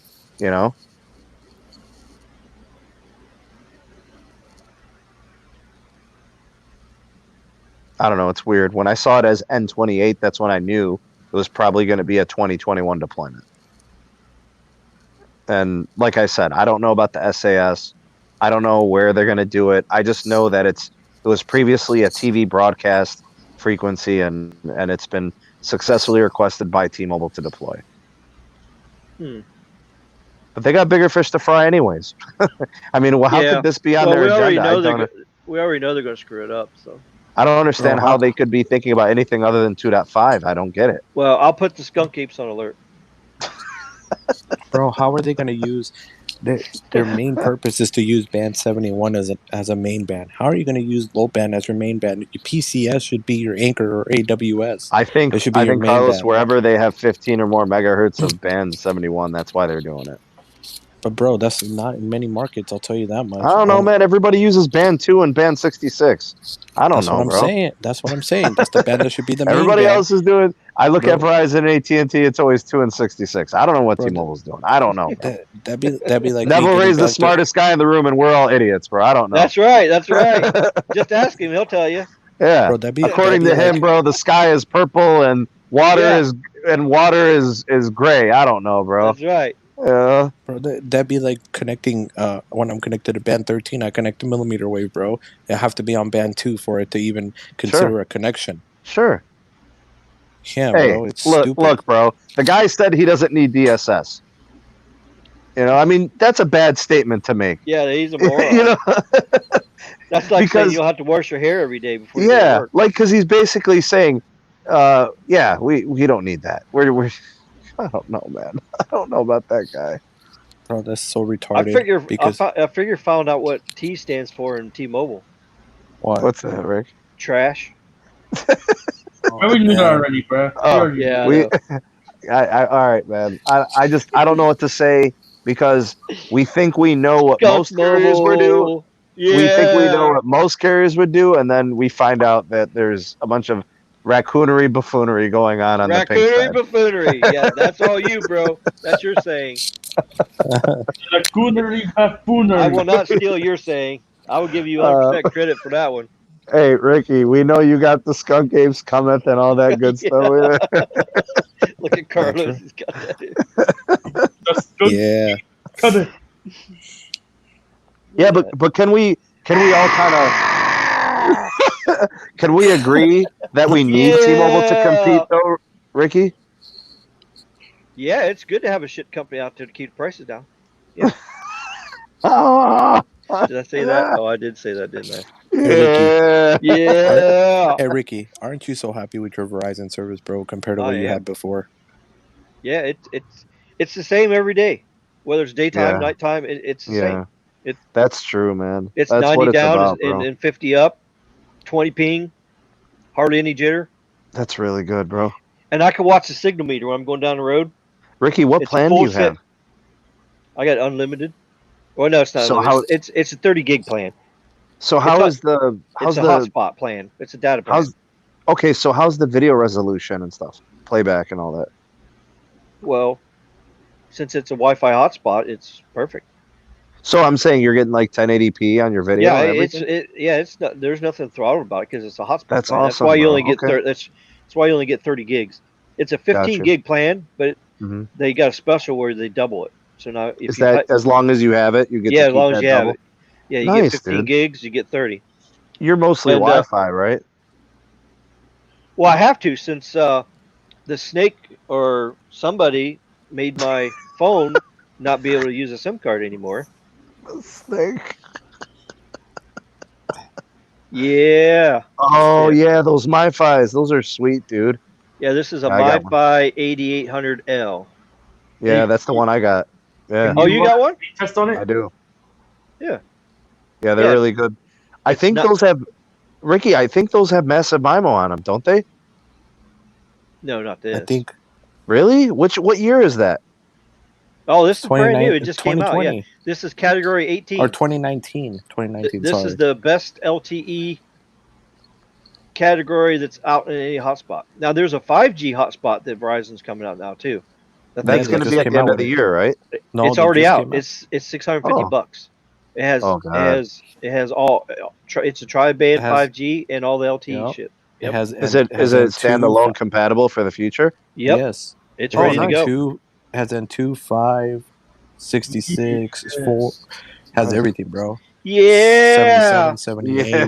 78, all both millimeter wave, 260, 261. There you Love a go. Verizon Look logo. at there. 4G LTE. T-Mobile can't relate. Yeah. That's USB-C, right, Ricky? Yeah. Eat Nice. this, T-Mobile skunkies. Skunkies. Hey, Ricky, there is a guy named Skunky, by the way, on Twitter. Yeah. Yeah, he Hey, likes me too much. hey, yo, Ricky, you good? Yeah. Ricky, you're coming. Hey, bro, you got to come back on the Twitter, bro. Yeah, I don't know. I tried to log in. Won't let me log in, so I don't know. Screw these people, bro. Like, we already got this stuff on log, bro.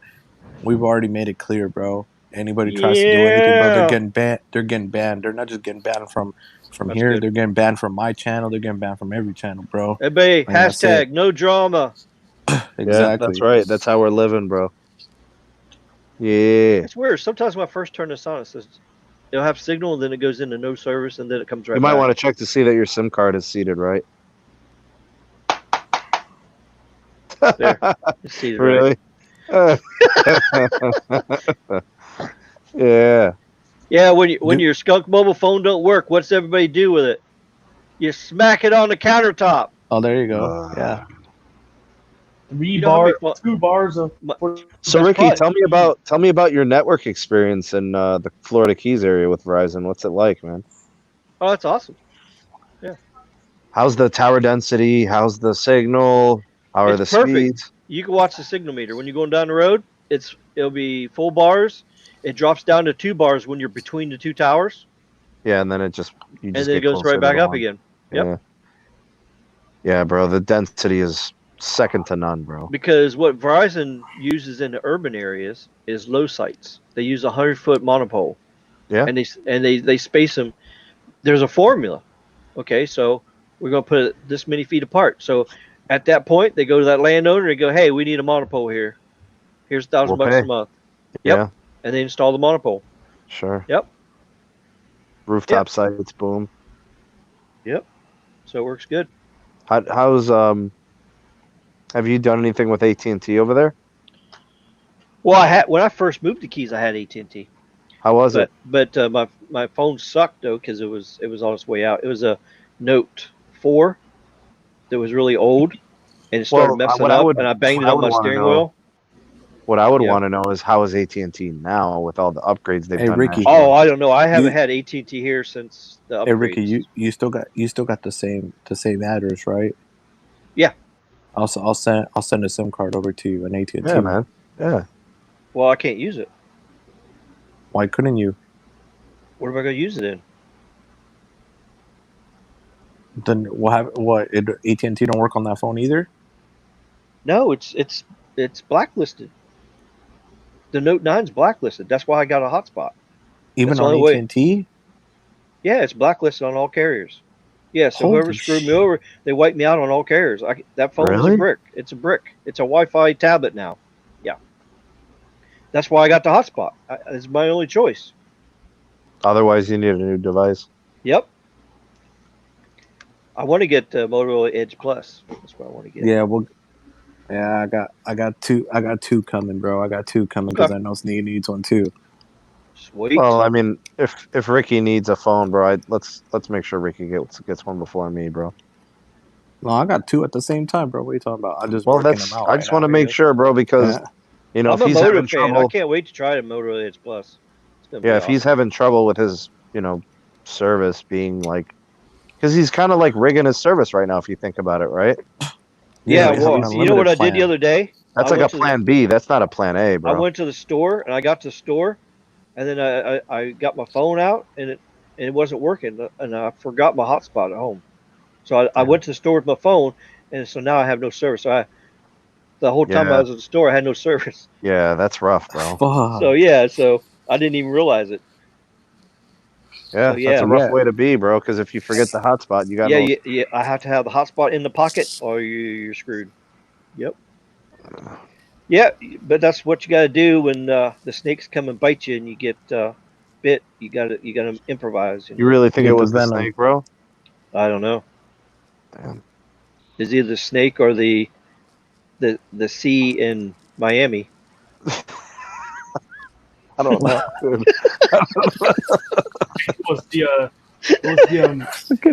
don't know which one. I don't know. The worm. All I know is I don't know who threw the eggs either. The snake probably hired somebody. Wait, eggs? What do you mean eggs? Somebody egged his house. Yeah, like 6 dozen eggs. And my landlord's boat. In my landlord's boat. Yeah, he was pissed.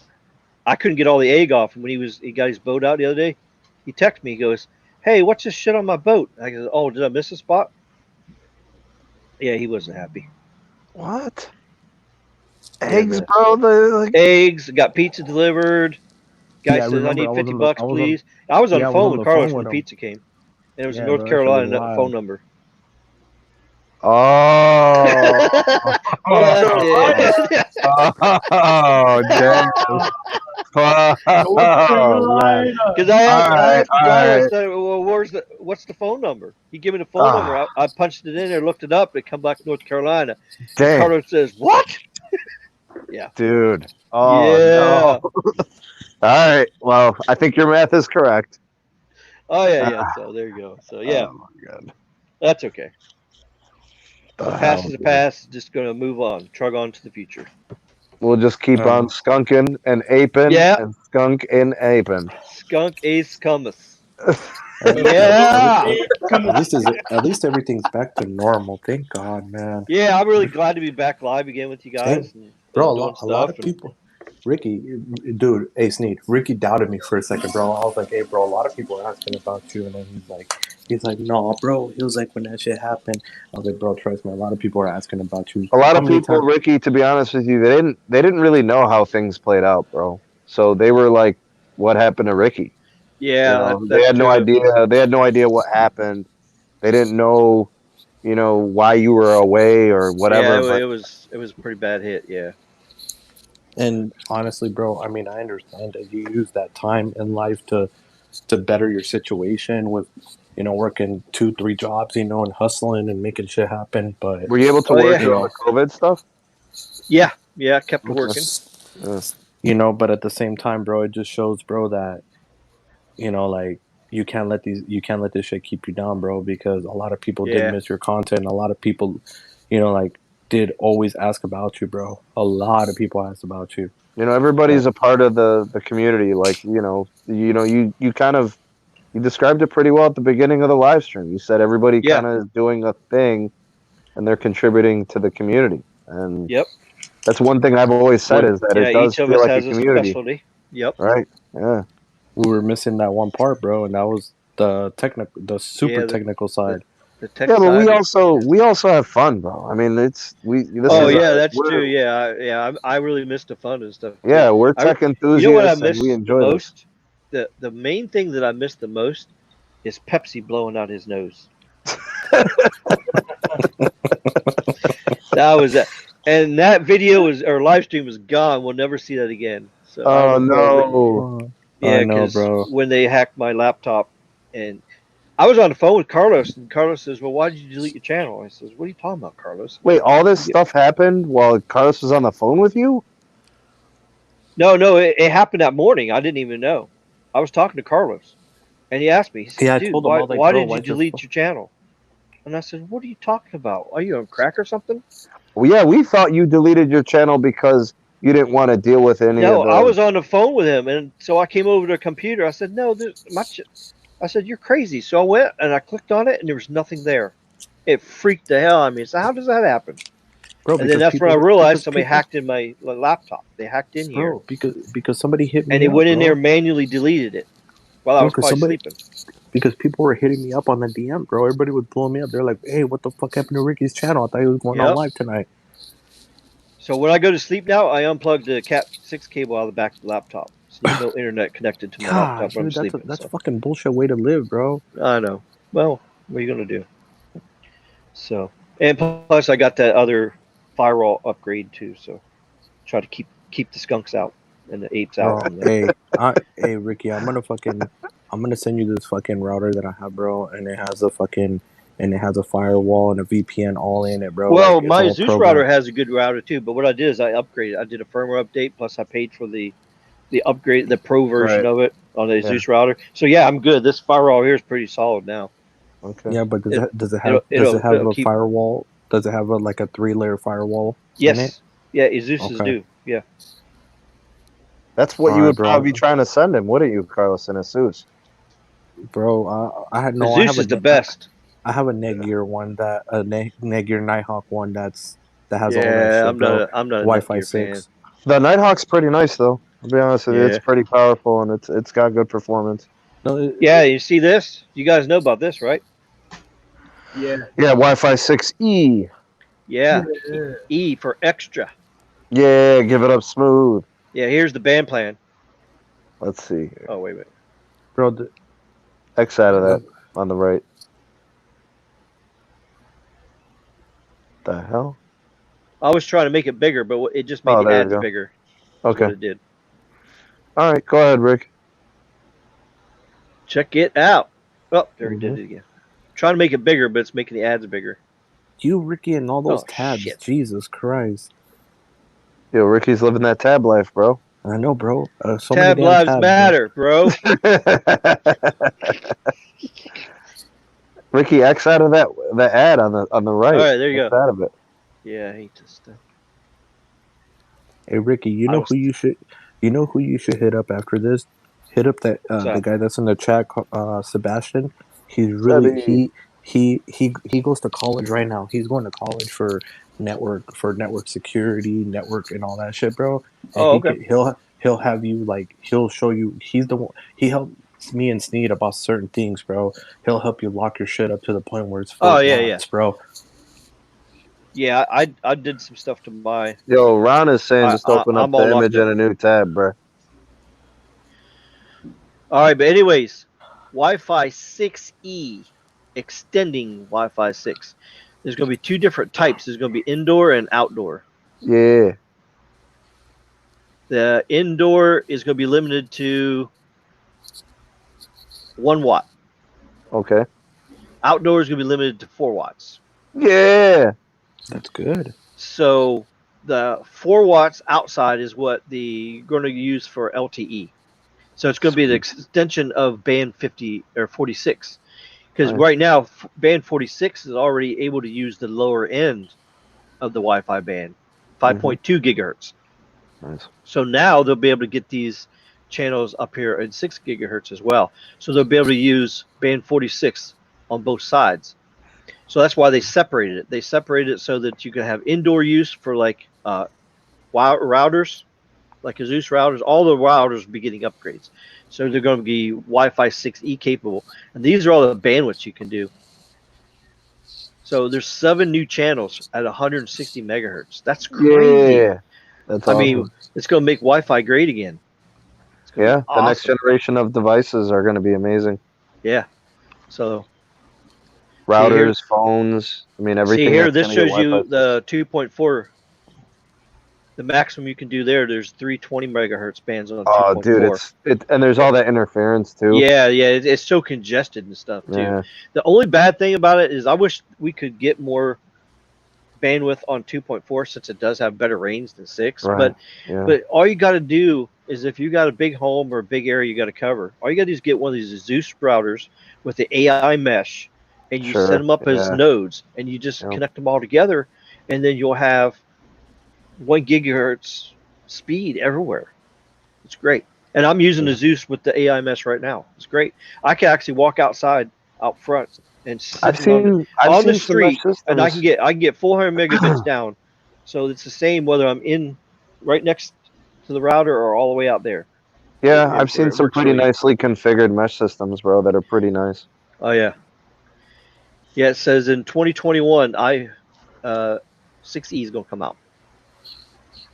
So they're going to start making Ron, that's true. And are you Verizon's going in, are you too? Ready for what? For 2021 CES, bro. Oh, well, that's it's in full effect, bro. They already confirmation. That's January. Bro, we're only halfway through the year. I know, we're trying to dodge the Roni, bro. I got the Roni, yeah. It doesn't matter. They said it's in full effect. We got to dodge the Rona. So I gotta register. So I need to know how many passes I need to sign up for to register early this time. Yeah, I'll go again. What about you, Sneed? You come in this time? Yeah, it was a blast. It's 6 months ahead. I had a lot of fun. Yeah, that's. I don't know. That's awesome. A tough time, man. Because I don't get we're going back to school by the time that's going on. If it was in December, I could probably pull it off. What month is it this year? Is it January again? Same first week of January, like always. January, first week of January. Okay. Yeah, that sounds good. I don't know if I'm working remotely, then hell yeah. But if I have to be in school, it's a no. I think you will end up working remote, bro. I think the governor just sent that to you guys for now. Yeah, I think you're going to have the blue flu that week. Just watch. It's going to change. It's going to change again, bro, because Nevada was supposed to be regular school. And then one time I thought I had bird flu, but I still couldn't fly. So maybe I just had regular flu. Oh, jeez. Yeah, bro. Yeah, check this out. Look at this. Yeah. Look at this. Yeah. Ricky, it's a really tall phone, by the way. This thing is sexy as hell. Sexy as hell? Bro, it's a phone. Oh, man. No, Ricky, no. Look at that. You're going to get beautiful. You're going to get the sangria? That's what I want. I don't know what Carlos is getting, but you have an option, Carlos? The Thunder Gray is more like a blue, actually. Normally, that's the one I'm able to get is Thunder Gray, because that's what I can get in hand. Oh, God. Thunder Gray. But it looks blue though. Look at that. It is kind of blue. I've seen Caleb's. It's kind of blue. Yeah. Yeah. It's more blue. That looks bro. ugly. That's ugly. No, it's more blue. It doesn't look like that. It's more blue. That's ugly. This is sexy. The sangria red is actually it's more red than that appears. This is sexy. That's purple, dude. That's like Thanos. That looks like magenta.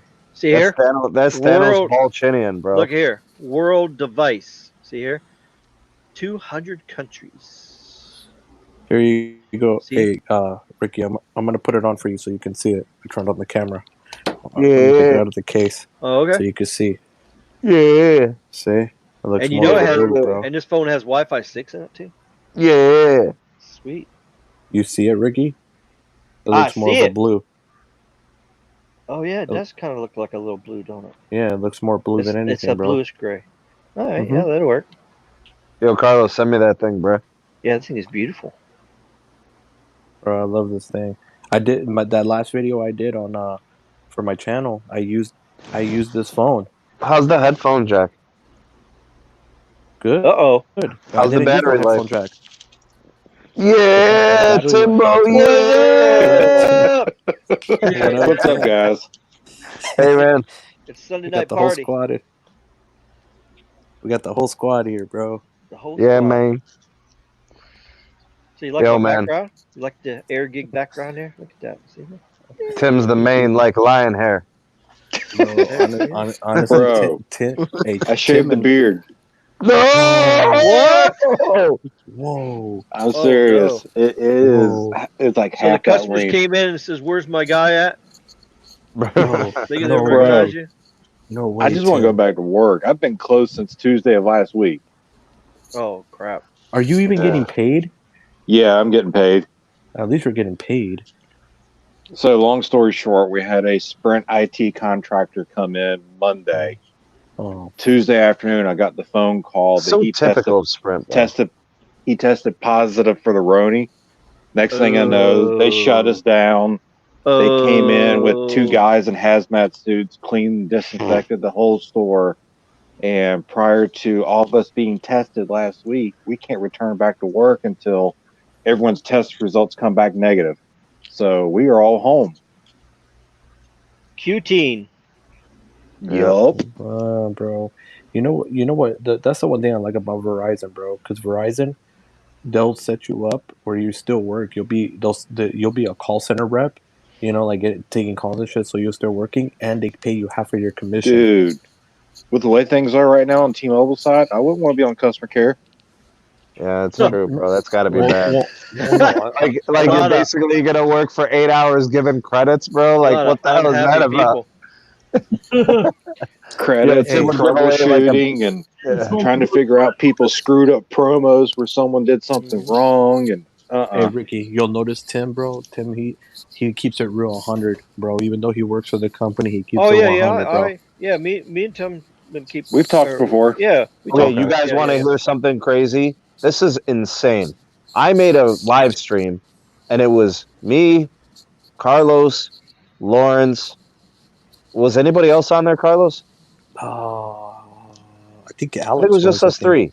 All right. Or warning. I can't remember. T-Mobile customers, before you get that free line promo, make sure you confirm they are not messing with your plan. And what did Alter Tech do? Got the free line. What did T-Mobile do? Messed up his plan, bro. Oh, geez. Shady. Bro, and the problem is once they start adding these lines, it starts to change all of your features, all of your discounts, all other promos. All of a sudden your bill doubles. You go from $180 a month to like $330, bro, just by getting a free line. And I made that video. I said, confirm, double check, don't let them change your plan. And people just, and it still happened, bro. I would not want the free line if I'm going to go through all that. Hey, Carlos, it's not working. That's Carlos Sneed. So there's this guy that got the free line. He had OnePlus promo, and he had he had so many discounts and promos. Yeah, I know. Yeah. He got the free line. The shit went away. They switched him to Magenta, and his bill went up from $295 to over $700. Yeah, I'm telling you, bro. People's bills double. Crap. Lawrence went from $130 to $330. That's raccoonery buffoonery. Absolute buffoonery. You're better off going to AT&T. That's trickery, hickory, dickory, bro. What do you mean? Fire them. They ended up fixing your shit. I fired T-Mobile. Still, bro. I fired them. Yeah. It's like a built-in excuse to sabotage people's bills. Yeah. That's seriously, bro. If a rep doesn't know any better, there should be built-in system checks to confirm certain things. Like that. You want to add a line? Why can't it just add a line? Why does it have to change your plan? That makes no sense. It should not be that way. Yep. But they want to get over on some people. You know they do. Yeah, they're You know shady. it. They want those people with crazy ass promos that are Bro, saving how the hell 500, is 400 Lawrence on the phone for 10 hours with these people? 10 hours? 10 hours. I would have lost my Dude. shit in the first hour. Customer care screwed This- him all the way around. I This would've dude lost was this dude was literally contacting T-Mobile for T-Force at like fucking 5 a.m., 6 a.m. trying to get his shit fixed because he get the text. That is Bro, I would I have don't lost even that. know if it's. I don't even know if it's fixed yet or not. 100%. bro, look, this is I what's, would dump them. this is what's going on basically, Dump bro. skunk, dump skunk, Like hashtags, dump skunk. Go to I've told, AT&T, please. like I've told everybody, what they're trying to do is they're trying to get offload everybody off those plans. That's why those plans only, if you have like a select choice plan, you only have 5 lines you can get before you have to either get another plan added onto your plan or switch to a current plan. That's why they do all this shit. They limit the Choice lines. is going away soon, anyways. Yeah, they're getting rid of all the legacy plans. All you guys that think, oh, I'm gonna get a Kickstarter line with Sprint just Yeah, because that's I some want the bullshit. cheap price, that shit's gone. Oh yeah. Oh yeah. The five lines for 100 or 120, if you get the plus feature, all that with Sprint, all that You is guys, gone. you want to take a next level? You want to take a next level? You know what Sprint's doing? They're giving everybody a free line for being a customer at Sprint. You know what's going to Yep. happen in 3 months? Bye. Gone. Yeah. Bye, T-Mobile's gonna be Felicia. like, You know, so you see, T-Mobile's gonna be like, yo, you're out of here, bro. Bye, Felicia. So look, if you look at what Sprint's doing right now, so between the two carriers, okay, so select choice, simple choice, T-Mobile One promos, they're gonna wipe those out. They're gonna wipe out the unlimited freedom promos, the old Sprint unlimited plans, the Kickstart plans. That's what's probably gonna be going away because those shits were cheap as hell. July 4th's over. Why are people shooting fireworks off? They're still doing it here too. Bro, like that, like Shots fired, shots fired. No, that's not true, Sebi. That's not true. Rishi does not have 8+ lines. Rishi has like 3 lines or 5 lines. Hey, that's not true. Hey, Sneed, how many times, bro, people doubted me on the internal emails I saw, like, hey, this is about to happen. Your Okay, about but to go up Sebi, you probably double checked. You didn't let them change anything. You were probably really on them. But there's people that were blindsided by this. Like, bro, you saw how many things I've said, bro, and they have happened. You know, Tim, we talk all the time. Look, here's the everything, thing, bro. Everything that we've talked about is going to happen. It's just a question of when. Yeah, I mean, okay, this all started. Let's backtrack, bro. Yeah, this all started in December. Carlos goes and buys $4,000 in smartphones. Starts testing skunkery, buffoonery, raccoonery, 5G, and says, "This is not right." I said, "There's something wrong. This is not configured well. It's not right. How are we getting more speed on LTE than 5G if they've got dedicated 5G channels? This should not be like this." Carlos gets another phone. They start cooking, right? Okay, so they fix that problem, right? They fix the upload issue, but the network is like, I'm connected to 5G, but there's no Band 71. So how the hell is that 5G? So the icons, right? So let's put all that aside. That's all December, okay? April comes around. The merger is completed. John Leisure quietly exits, and then the floodgates open. Jump complete, ship. yeah, complete 180. Everything that was pushed to the side, everything that was put on the back burner, all of a sudden we've got all these surcharges and fees that were there before, now all of a sudden have to be enforced, where managers of stores are going to get in trouble. They stop wanting to give bill credits for all the mistakes they made. They want to give people $5 in credits for being out all day. Yeah.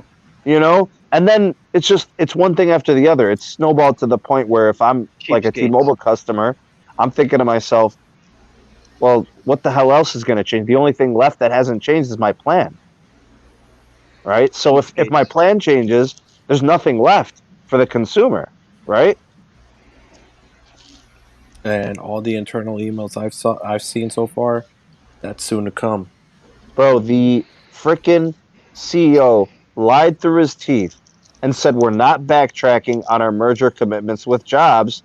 And then you see lawyers send a letter to the CPUC saying you don't have the authority to tell us that we have to hire people. What the hell is that then? Crazy.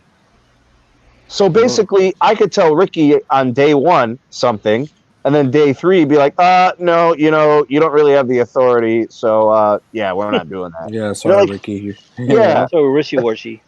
Yeah, bro. And then to say that you're not back, bro, when a lawyer sends a letter to the CPUC, that is that's a very strategic litigation-based document.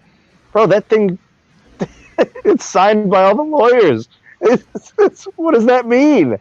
Mm-hmm. That's crazy. So John leaves. Mike Sievert does these things. How's anybody supposed to believe it's the same? That's what I want to know. How do you think it's the same company? How? I don't trust him as far as you can throw him. Bro, John Ledger, he went to that one board meeting, bro.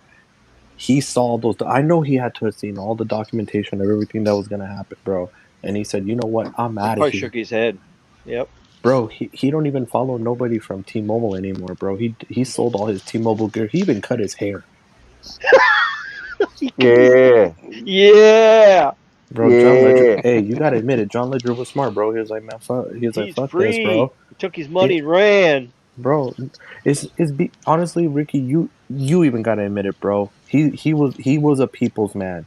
If he would not let, he honestly would not have let these jobs get cut. There's no way he would have figured out something. He probably would have took a pay cut. Bro, they're lying. Verizon's not firing anyone. Verizon's hiring, bro. What Verizon's expanding. Yeah. Well, so what the hell, bro? Did you see what their budget is this year? Coming up? 18 billion. 19 billion. They upped it again? I think so. It started at 18, then it went to 18.5, I think. Maybe they did go to 19. I think it's 19 now. That means they've increased their capex twice in 6 months. Yeah. Yeah. So King that does it. So who's trending up and who's trending down? I'm just, I'm looking at it that way. The Verizon CEO. And they're going to be flipping the switch very soon. Hey, Ricky. For DSS? Nationwide 5G. Ricky News. The Verizon CEO took a $4 million a year pay cut to put it back in the company. No, that's a dedicated person right there. Now, Verizon, when they launch their nationwide 5G, it's not going to be standalone, though. It's going to be non-standalone because they're behind AT&T. Now, January 2021, AT&T's throwing the switch for standalone, real 5G. Yeah, AT&T's legit. Sub 10 ping. When is if they can get this AirGig going, it's going to be really crazy in 2021. It's going to be checkmate. Yeah, but the tower density that Verizon has is really unrivaled. So in most markets, but you got to remember AT&T's catching up. They're no, I definitely acknowledge that, Ricky. But I'm looking at there are certain markets, and I'll say Cleveland's one of them. Yeah, once they get hardware up there for these mid-band 5G connections, I mean that's bananas. Like because I don't expect AT&T to go as big on C-band as Verizon does. I know AT&T is going to get 100 megahertz at least. But I know Verizon's going to get 140. Count T-Mobile out. I don't know if Dish Network can, bro. Do they have money? Like, we don't know anything about that. Hey, they ain't got no money. Mark my words on this. Verizon will have anywhere between 160 to 200 megahertz they'll get from that auction. Remember those words. If they do, that's gonna be crazy. But we're talking about a network that has a tower every mile and a half. Verizon, and that means every single tower that is fitted with C-band could literally provide home internet. Yeah, you know what Verizon would do if they got that much bandwidth? You know what they would do? They would go and they would take the bands. They would shut off the band 66, and then just replace it with refarm it. Yeah, refarm it. And whatever the number is going to be for this. Yeah. Ricky's right. Ricky's right. they could literally start shutting down some of the legacy frequencies and refarm. They just switch it. Yeah, they could probably leave. They use the existing panel, the existing radios, and everything.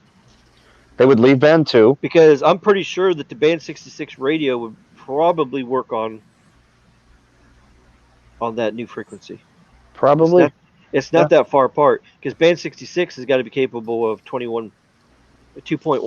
So 3.7 is not that far away. So there you go, Ricky. 265. But even if they have to switch out the panel, even if they have to just switch the panel and radio out, it doesn't Bro, they matter. don't care. They don't care. House, Ricky. Yep. Ricky, I'm telling you, bro, that Verizon home internet, you know what they're going to do over wireless, you know, they're going to use some repeaters, like all that stuff is going on, bro. It's going to be good stuff. And people really need this. I don't think people realize it. Like, you can hate Verizon all you want, but if they're going to give you home internet for $70 and they're going to promise you gigabit speed, that's a good option, bro. Yeah. That is a really, really good option. And it's 50 if you're a wireless customer. 50. My landlord just told me that he sent me a text. He goes, you didn't change anything on your plans, right? I go, no. He goes, well, the bill just went up $50 a month for Comcast. They changed it after a year? They just went up. They didn't, it wasn't after a certain amount of time? I don't think so. It just went up $50. And there's like $20 worth of fees now. Where the hell were those things before? What's all new? All that shit. Yeah, it's all new shit. Oh my god! So you charge you $20 in fees, and then they charge you another $20 in taxes on the fees. How many tenants are we talking? Oh, it's just me here, and then my landlord downstairs when he's here on the weekend. So it's 2. I don't know, dude. I don't know what to say. I mean, we need options, bro. It's $250. I know it's $275 now. Bro, I'm hearing $275 a month. I'm hearing and internet. That's crazy. I'm hearing T-Mobile's only going to use 60 megahertz dedicated for home internet.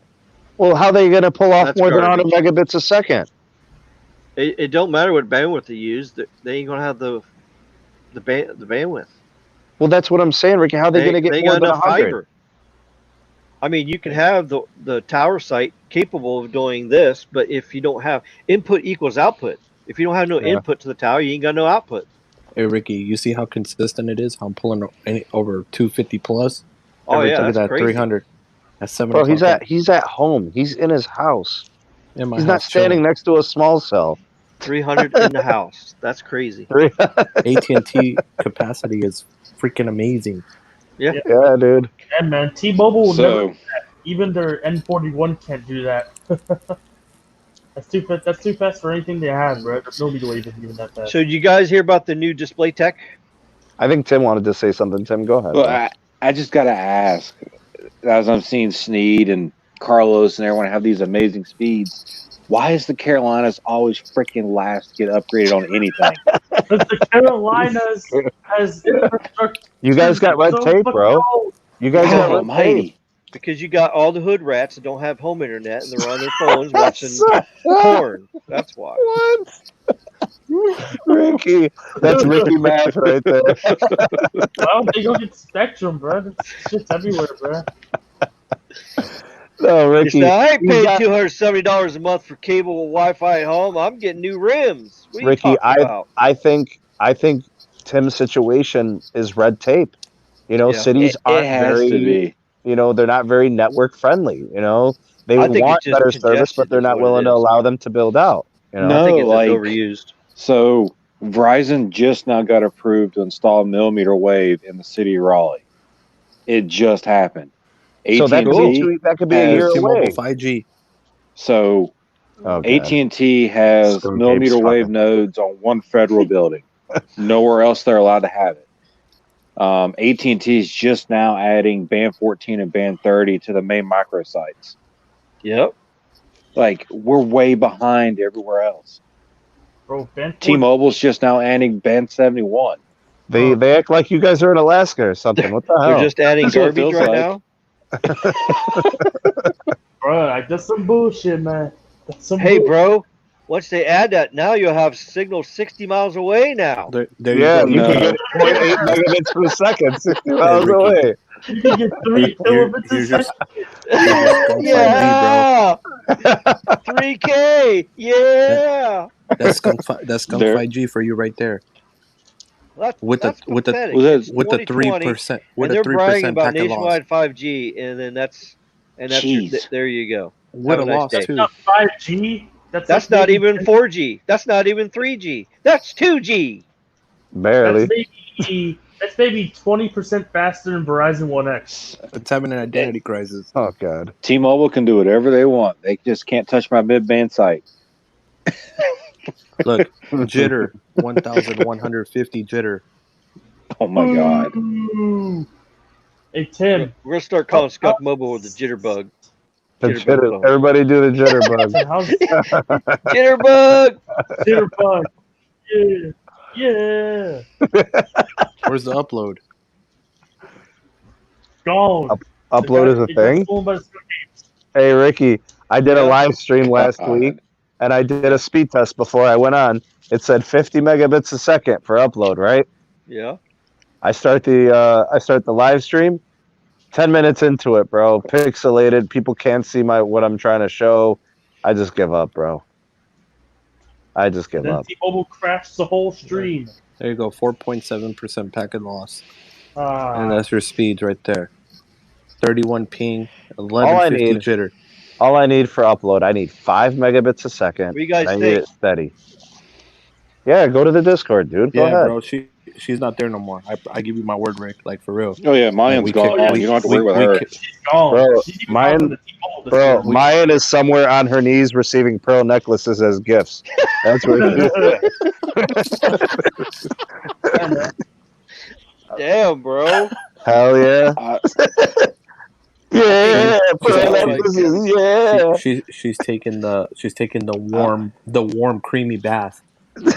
Yeah. Wow. Yeah. Y'all killing me. Retail mobile associate. I don't Get even- out of here. I don't even know if she even works for T-Mobile Oh my anymore. God. For real? Be truthful, I don't know. Bro, she tried to play Tim, bro, straight up. Probably. I wouldn't doubt it. I mean, she's a terrible representation of the company. I wouldn't be surprised if they fired her, bruh. Yo, Ricky, she tried to say that I was using Yasmin to get money out of people. Alrighty Bruh. then. You know? She tried to bring my family into it, bro. She crossed the line.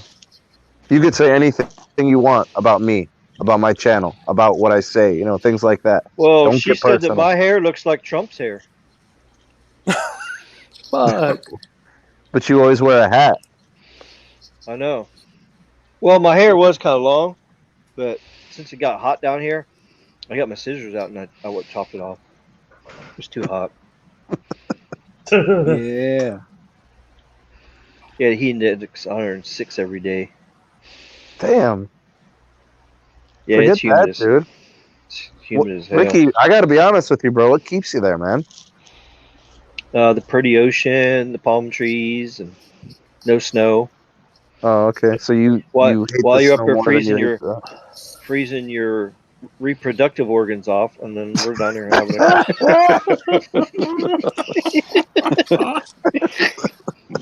Yeah. Man. Today was miserable. Tightened up. I think at the peak, so we had some storms come through. It made things more pleasant, but I think at the peak, heat index was 111 this afternoon. Yikes. Yeah, you guys don't get the ocean breeze like we do down here. No, it's just straight humidity and misery. But lately, our winds have been nothing here. Like last night, I was working at Hog Heaven last night. There was no wind at all. Sweating It bullets. was just, oh my God. When I got home, I sat in a chair and I fell asleep. That's how. Did I rainy tell it you, was. Ricky, that one of my students last semester, she Yeah? told me she had visited Hog Heaven before? Really? Yeah, she's young, man. She maybe 16 or 17. I Yeah. don't know. She went with her family during It's the a good day or restaurant. They something. got good food. Yeah, but she goes, I've been to Hog Heaven. I'm like, yeah, I got a friend that works there. I think it was maybe in February or January. Yeah. Yeah. Yeah, I was like, yeah, man, my dude works there. Yeah. Yeah.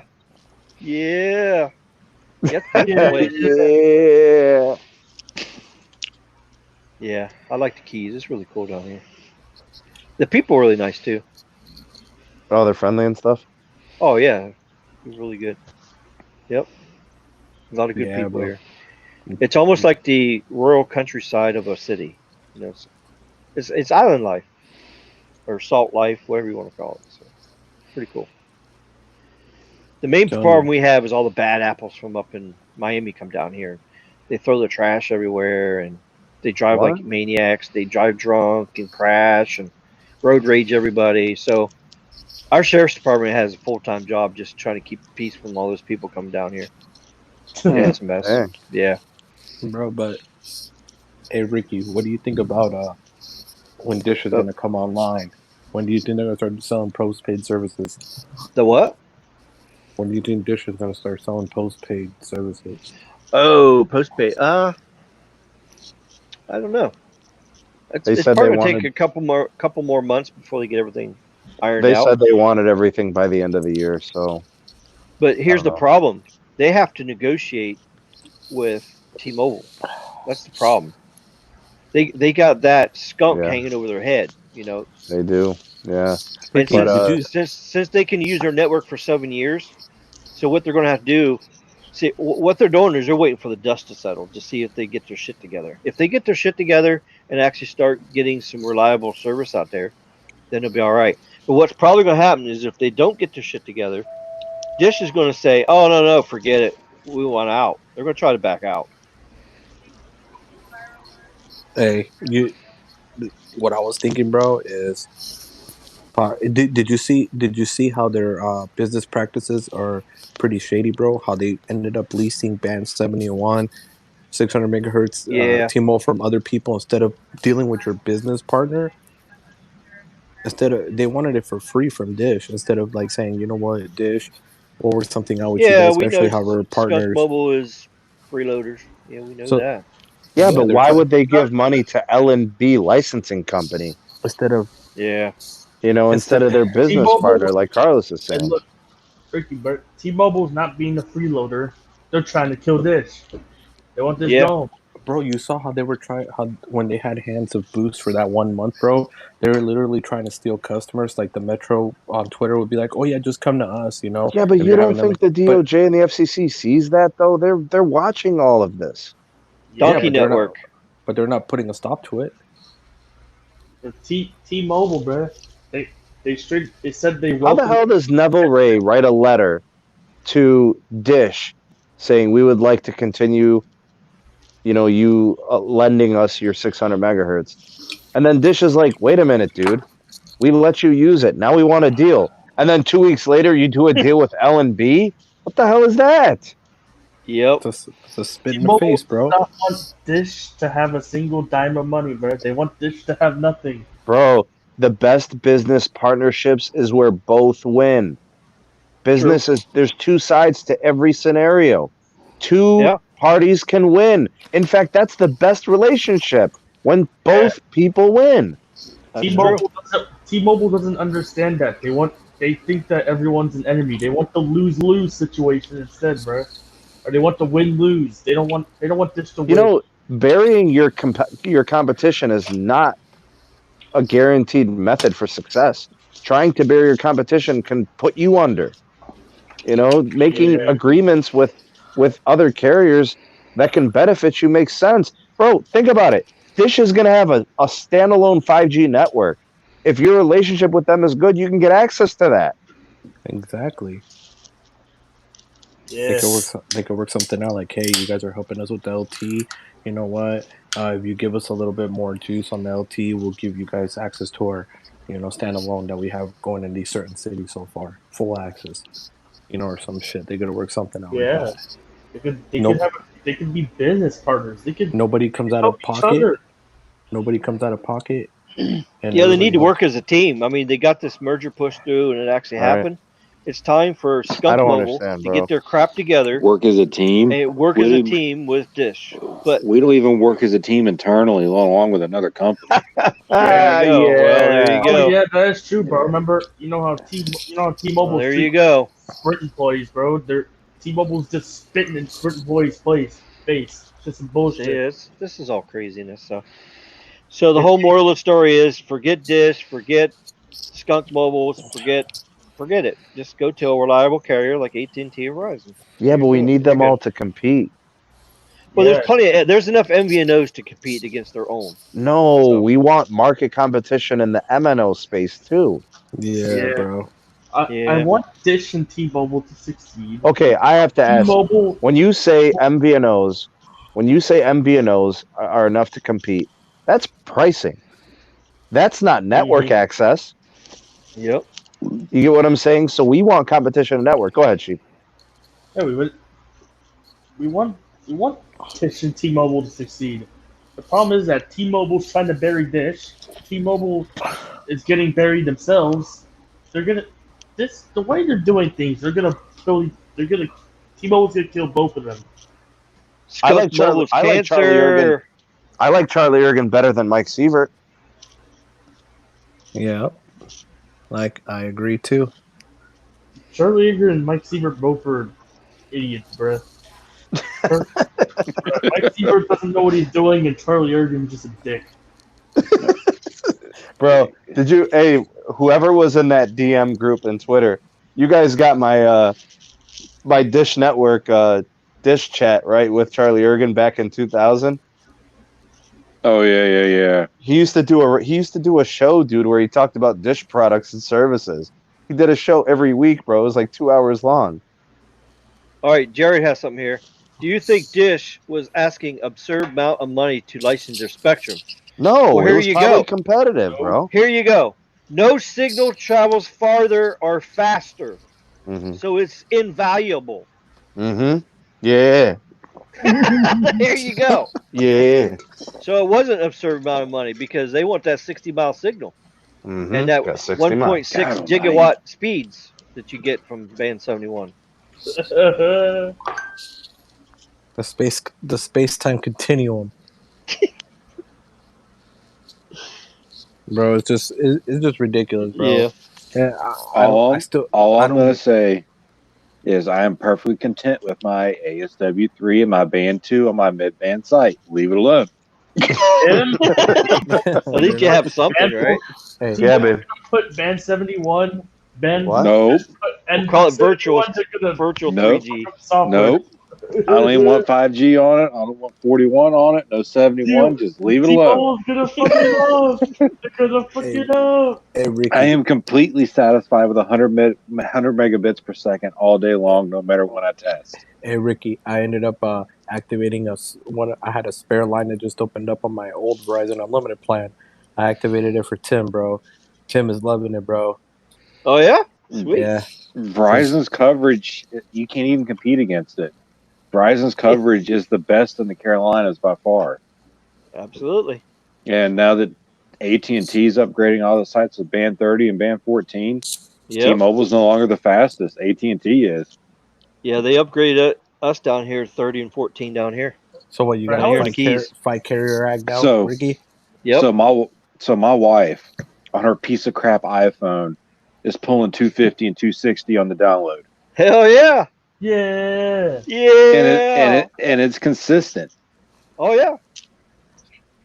And think about it, AT&T by the end of the year is going to be doing 7 carrier aggregation. Wait, so Tim, they put up a new tower by your house? Yeah, they did. Oh, shit, you get service now. Yeah, I actually have service in my house on AT&T. I like that. And they already kicked T-Mobile out the door. Dude, because think about it, bro. There's a reason for this. So get this, in the state of North Carolina, T-Mobile has only 3% of the business market share in the state of North Carolina, and there's a big reason for that. Coverage. What? T-Mobile. The one person that I know who had T-Mobile in North Carolina just switched weeks ago because she got no service fucking everywhere. What area was she in?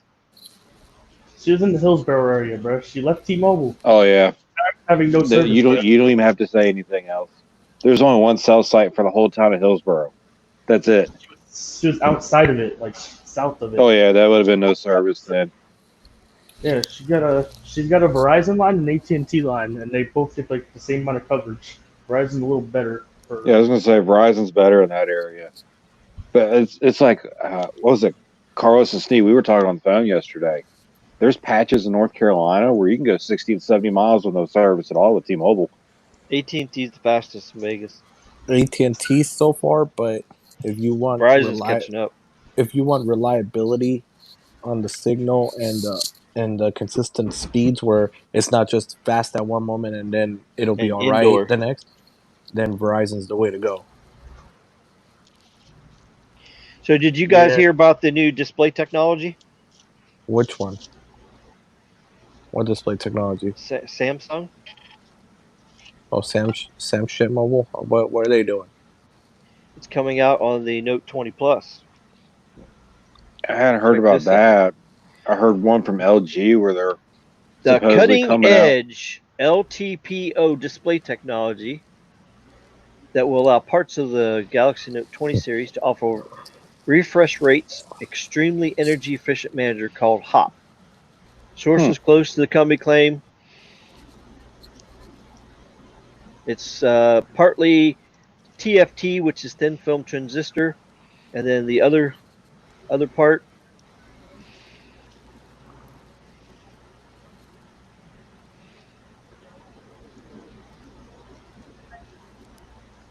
low temperature polycrystalline silicon. That's what LTPO stands for.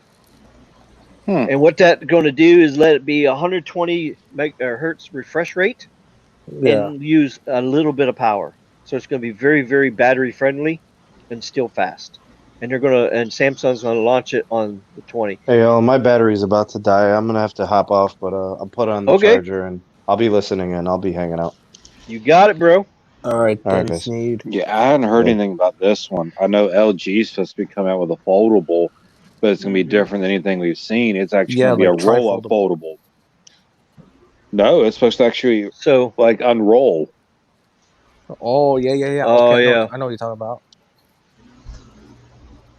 Yeah, they said that they tested it already. They did 3,000. Yeah, it's going to be called the blunt phone. They said that they did over 3,000 or 300,000 unfolds, rolled and unrolled, and it's still solid. And it's still good. Yeah, they're saying that may release sometime next year. Yeah, it's going to be called the AKA the blunt phone. Yeah, people are gonna have, you're gonna be able to use it to roll your blunts. Yeah. That's crazy. Every hood rat's gonna have one of them phones. Yeah. They're gonna be saying rolling. Yeah. Yeah, so it looks like the Note 20, August 5th. So, what is the price going to be on this Note 20? I bet you it's going to be an 865 Plus, and it's going to be an X55 modem because the X60. Yeah, it's supposed to have the new modem. Yeah. Not the X60. It's going to be X655 because the X60 modem is not compatible. It's only compatible with the 875 and up Snapdragon. This is going to have 865 Plus. And Samsung was not the first one to come out with this new LTPO TFT display. Who else? The first person that ever came out with it is... Don't tell me LG. iPhone. Really? Yes. Yeah. So guess what? Samsung has to pay royalty fees to use this technology because iPhone owns it. And guess what? For the 12. This new technology is coming out in the iPhones, iPhone 12. So you're going to have better battery life. You're going to have fast refresh rate. And so that makes sense. What we've been seeing with the ProMotion displays on the Pro and Pro Max. And you're going to get the new Qualcomm modem. So Apple is making a serious technology leap to compete against Android. Apple is making a comeback. X60 modem. Instead of being number 2 all the time, Apple is trying to come back as number 1. So it is very possible that I may become an iPhone fan. It just depends. I don't know. Ricky, you know I got you, bro. If it comes out, we'll work something out. We'll see what happens here. So I don't know. Hey, but I'm telling you though, it's going to take a lot to make me like iPhone. But the thing is with the iPhone X60 chip, bro.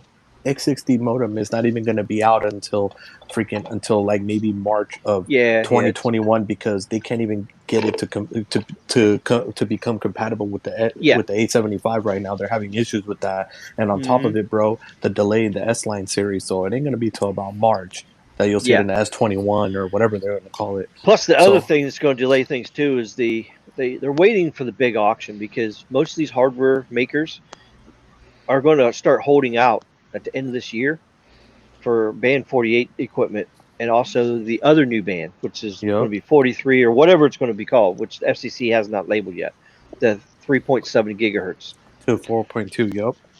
So because they haven't even made the band number for that yet, so they can't even make any hardware equipment for it yet. But what I'm also wondering too is if a roaming device is going to be able to use it, but I don't think so, because band 77 and 78, just like I showed you guys earlier, it has a different frequency spread than what the USA is. So in order for something to lock onto that band, it has to have the same digital mode, it has to have the same frequencies, has to have all that stuff the same. So we'll have to just see what happens. But I think there's going to be a lot of big hardware upgrades when this fall comes out for next year, for 2021. Would you see what Google's doing with the Pixel 6? 6? No, I haven't even seen the Pixel 6 yet. No. So they're switching over to Cortex processors, Cortex A series, which is the same manufacturer that makes the Apple A series chips. Nice. So the Pixel 6 is going to have basically the same processor as what Apple does in the iPhones. So they're trying to compete with Apple that much to the point. Yup. And they're going to keep using the Qualcomm modems. So it's the Pixel 6 is literally going to be designed like an iPhone. It's just going to be one's running iOS, the other one's running Android. Oh, wow. But still, so this year, and I'm actually impressed with what I've been seeing out of the Samsung A71 running the Snapdragon 765G with the X52 modem. It's actually really good. Wow. Really? Yeah, really. It's actually really good. I actually understand why Google's using that on the Pixel 5. It's actually better than the 865. Holy crap. Get one. Do some speed testing on it. I think you'll be surprised. All right, I'll pick up an A71 tomorrow. But T-Mobile has them in stock, right? Yeah, most of them do. Fuck, because AT&T doesn't, bro. Everything's order. Like, you have to order it. That sucks. So that means I'm about to get a T-Mobile one and then, like, unlock it and reflash it.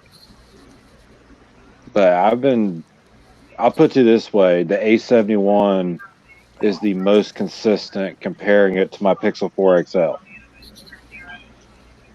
Damn. Release 16 is out for 5G. Release 16. Brings more improvements to 5G.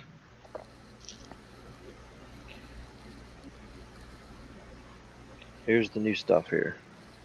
Here's the update. Release 16 brings a lot of new concepts to 5G, including NR, unlicensed. So that's going to be a big step for band 46, band 48. So they'll be able to use 5G technology on those unlicensed frequencies, and also integrated access backhaul, IAB. So now it's official. Now these carriers can start using these new millimeter wave stuff with hardware to use IAB on millimeter wave now. And time sensitive networking. And precise positioning. Look at there. So I'll throw this out there for a second. Mm-hmm. How much of the difference does it make to the carrier that they have to lease their backhaul from other providers? So, like, say, here's as an example, Verizon, AT&T, Sprint, and T-Mobile all have to lease their fiber backhaul from Spectrum because that's all that's available here. How much would that hurt them compared if AT&T had their own? Well, yeah, if you have to rely on somebody else to provide the service, It's only as reliable as what they're giving you. Just like an MVNO. If you're an MVNO using Skunk Mobile's network, of course what you're selling is going to be horrible because of what you're paying to use on somebody else's stuff is horrible. It's the same thing. If you have your own stuff, you're going to strive to make it 100% perfect because it directly relates to your other thing. That makes sense. So I'm almost wondering. So I know Verizon and T-Mobile have 100 gig backhaul here on every major cell site. Speeds wise, they're about the same. Spectrum is comparable, but I wonder if, because I have Spectrum for home use, do the carriers experience the same fluctuations that I do? Or is it designated feeds for them? Well, if they're paying for a certain amount of bandwidth, then that's what they got to provide. No, but I mean, what he's asking is basically, do they get their own dedicated line, or is it the same shared line like everybody else? It's probably a shared line. Of course, I don't know how they isolate the bandwidth. I don't know how they do that. I think they do it by paired channels. I think. Because I'll give you an example. I'm not too familiar about fiber, so. Because I'll give you an example. So I have Spectrum for my home internet. I'm supposed to get 450 megabits per second. I can get it, but it's not consistent. It can swing from 450 and drop as low as 5, depending on demand. Right. Yeah, there's two different factors with Wi-Fi and the internet. Is their speed of download and then the bandwidth of download. So the bandwidth part is what gets you more people. So if you got 10 people in your house that's downloading 400 megabit speed, all of them are not going to get 400 because it's going to start dropping.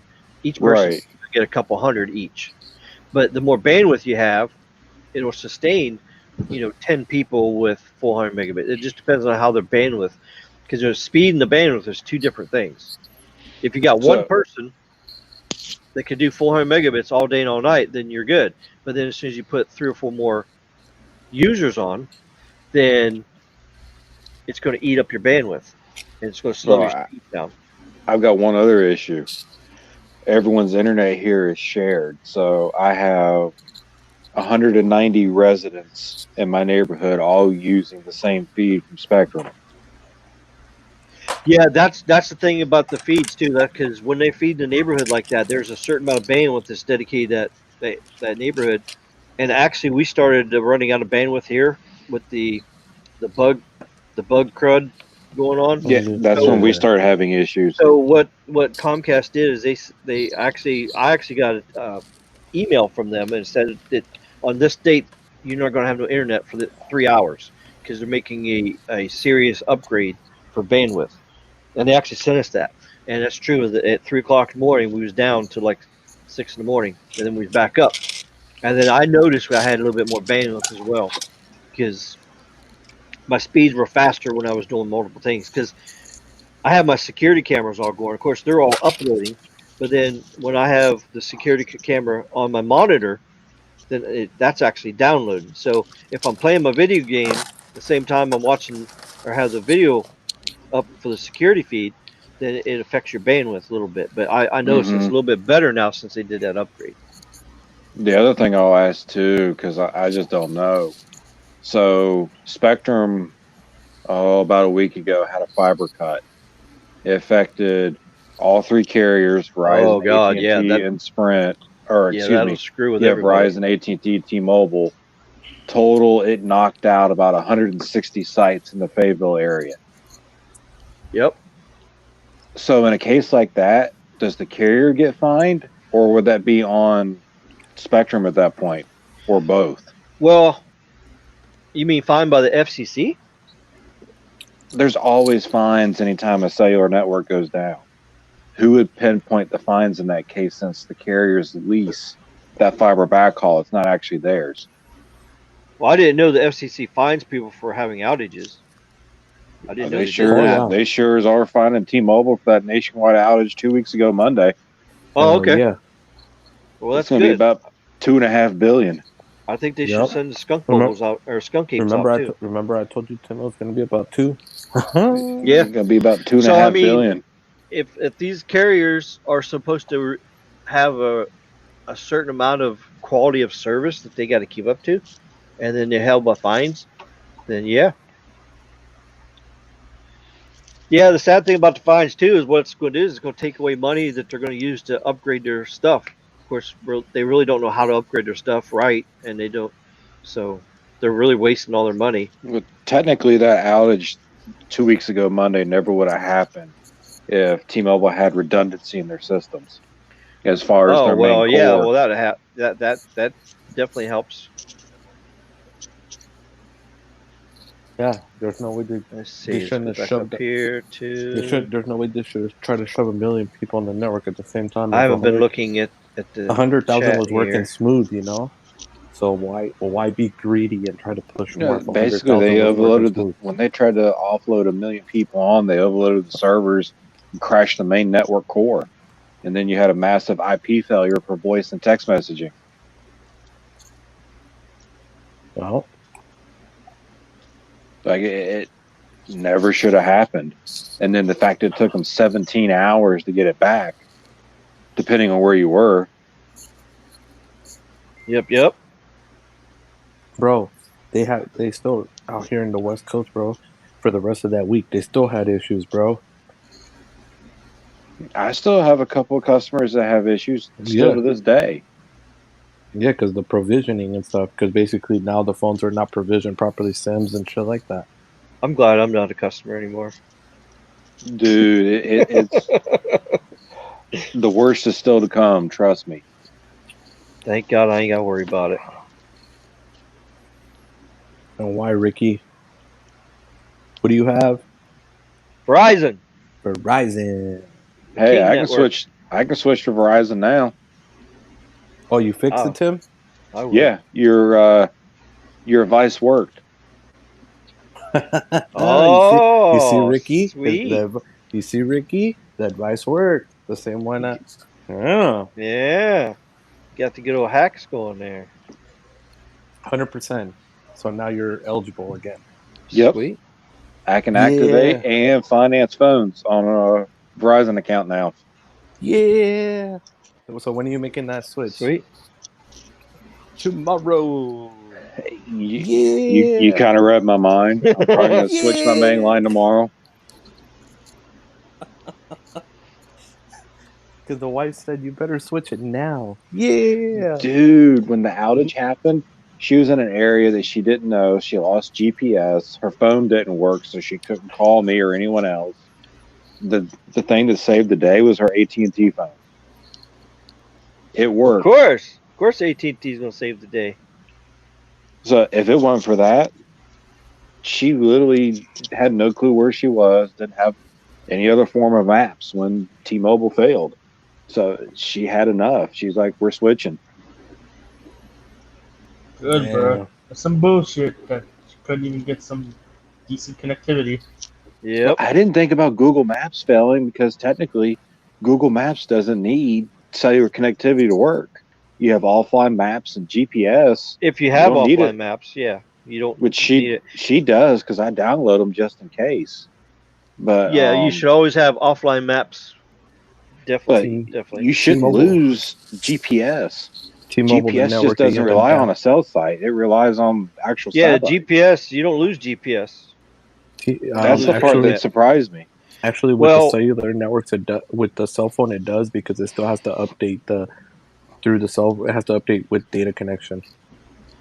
Well, GPS does not need a data connection, but if you're doing if your maps is using like the directions and stuff like that and traffic flow, then yeah, it needs the update.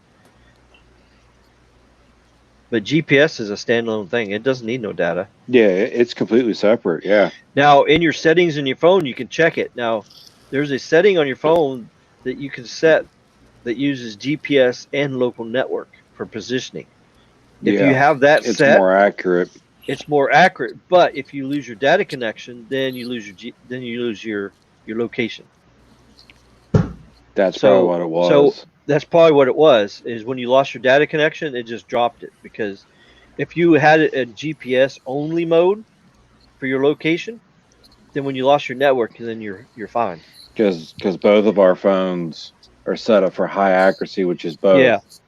The only really need to have the local network help you get your device location is if you're in a building that can't receive GPS, like it's a concrete building, or you're in a basement, stuff like that. Or in a skunk store. Or in a skunk store, yep. But if you're in a wooden roof house where the signal comes through for GPS, and you're outside and all that, you only need just a regular GPS. You don't need the location part.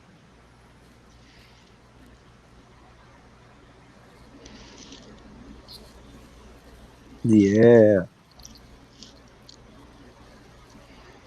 Bro, I'm telling you. Damn, Tim. So the time has came. Tick tock, tick tock. The red routing is here for Tim. I even got AT&T taken care of. Yeah. Yeah? That worked too? Yep. Damn. You see? You see, Ricky? Damn. Dazam. So Mr. Tim's about to have an extra 100 points on his thingy real quick. I don't know about all that. Yeah. No, yeah, bro. It'll go up. It's gonna go up a lot, bro. You understand how much that should hurt a person? That special thing hurts So a we got person 33 people in here. Hopefully, everybody hit the like button. Let's see here. Hit the like button. Make sure you subscribe. I'm gonna try to do live streams as much again. I'm gonna start doing some more videos too, of some more just regular videos. There'll be premieres. So when the video comes out, there'll be a live stream because I'm gonna do it as a premiere. So bro, say hi while you're watching the video. I'll send you the name of the apps that I use for editing, bro. They're free. Okay. And they work. Cool. Has anyone heard what Google's debuting on Wednesday? I don't know. Is the 4A still a thing? I heard that they scrapped it. No, the 4A is still coming out, but this isn't about the 4A. This is something else. Is it a phone? No, it's not a phone. It's last I saw, it's Google Assistant and Nest hardware. Oh, really? I have Nest. Well, bro, remember Ricky at CES? We saw the Google place, bro. Oh, yeah. Honestly, everything that was there, bro, was all shit that was already released. Yeah. In their how do you call it? Their booth. It wasn't even interesting, bro. It was all the same shit that we see every day, bro. That's all the basically same old Google just bought up a bunch of stuff. I'm still waiting on the Pixel Watch to come out. Now they bought Fossil and Fitbit. The one thing I noticed that my wife has noticed about her Fitbit, because she uses Fitbit, she has the Versa 2, I think, or whatever. The new Versa, she has that one. The one I got it for her in December. But that thing, bro, ever since she got an update, she just got the recent update, bro, and it's been screwing up, bro. I don't know if Google had touched it or what, but it's been Android 11 beta's out. Yeah, I know about that. Android Beta 11's nice. Dude, have you seen Ricky? This is why I need to. Damn it, I need to send you a damn iPhone. I'm gonna send you a fucking iPhone, Ricky. You need, don't send it to me yet. No, shut up, collect Ricky. Dust. No, I'm serious. You need to try out. I'm gonna load it with iOS 14, bro. You need to try out the new Beta 14. It's amazing, dude. iOS 14 looks and feels just like Android. Hey, Carlos, load them up an AT&T SIM card with it. Of course. Oh God, I just pulled my sock away right there. So he can have 5-carrier aggregation pulling 400 megabits a second in the keys, bro. Golly, don't blow my mind. I wonder how AT&T does an actual phone, bro. Up here, I'd be getting 260 with this piece of shit XR modem. Bro, I'm telling you, Ricky, you're gonna love iOS 14, Ricky. Like, it's really good, bro. Yeah. And then if your car stereo in your car, if you got the Apple CarPlay or the Android Auto BS with it, you can plug it in. I don't like Android Auto. No, you'll love Apple CarPlay then. I first downloaded that thing. That thing just screwed my whole phone up. Bro, you're gonna love. It was Apple trying CarPlay. to open stuff up when I wasn't trying to do it, and it was just a mess. I uninstalled Android Auto. I didn't like it. Bro, with Apple CarPlay, you can even have Waze on there, bro. Everything. You'll love it, bro. Yeah. That's weird because Android Auto runs flawless on my Pixel. Probably I don't know. Bro, Pixel usually Pixel's smooth. I don't know. I just for had a everything. bad experience with it. It was just screwed. It screwed my phone up. That's when it first came out. So I don't know. Oh, that's been a minute. Yeah. Bro, All right, let's see where we're at here. You're gonna love Let's CarPlay, see. bro. You'll see. I'll send you a phone. T-Mobile sucks. Yep. Yo, Carlos. Skunk Yo. Mobile. I just got a price Baby estimate Yoda. on a downpipe back. and a new exhaust system. And there's no pickle in my name. Just to let you know, there's no pickle in my name.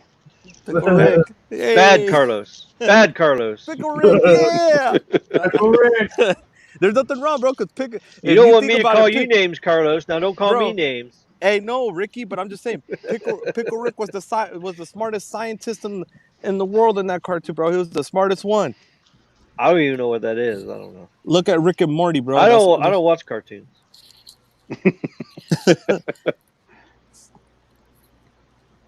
It's not no insult, you know, because he was the smartest. He was the smartest person in the whole damn thing, bro. He had a PhD, always trying to figure out the space-time continuum and all that stuff. Yeah, bro. well, when I hear it, it just sounds like a derogatory term. I don't know. No, bro, he's smart. That's why you need to look at the cartoon. You'll see. It doesn't even sound right. It just sounds stupid. It's cool, bro. You're hip to the cool, you know.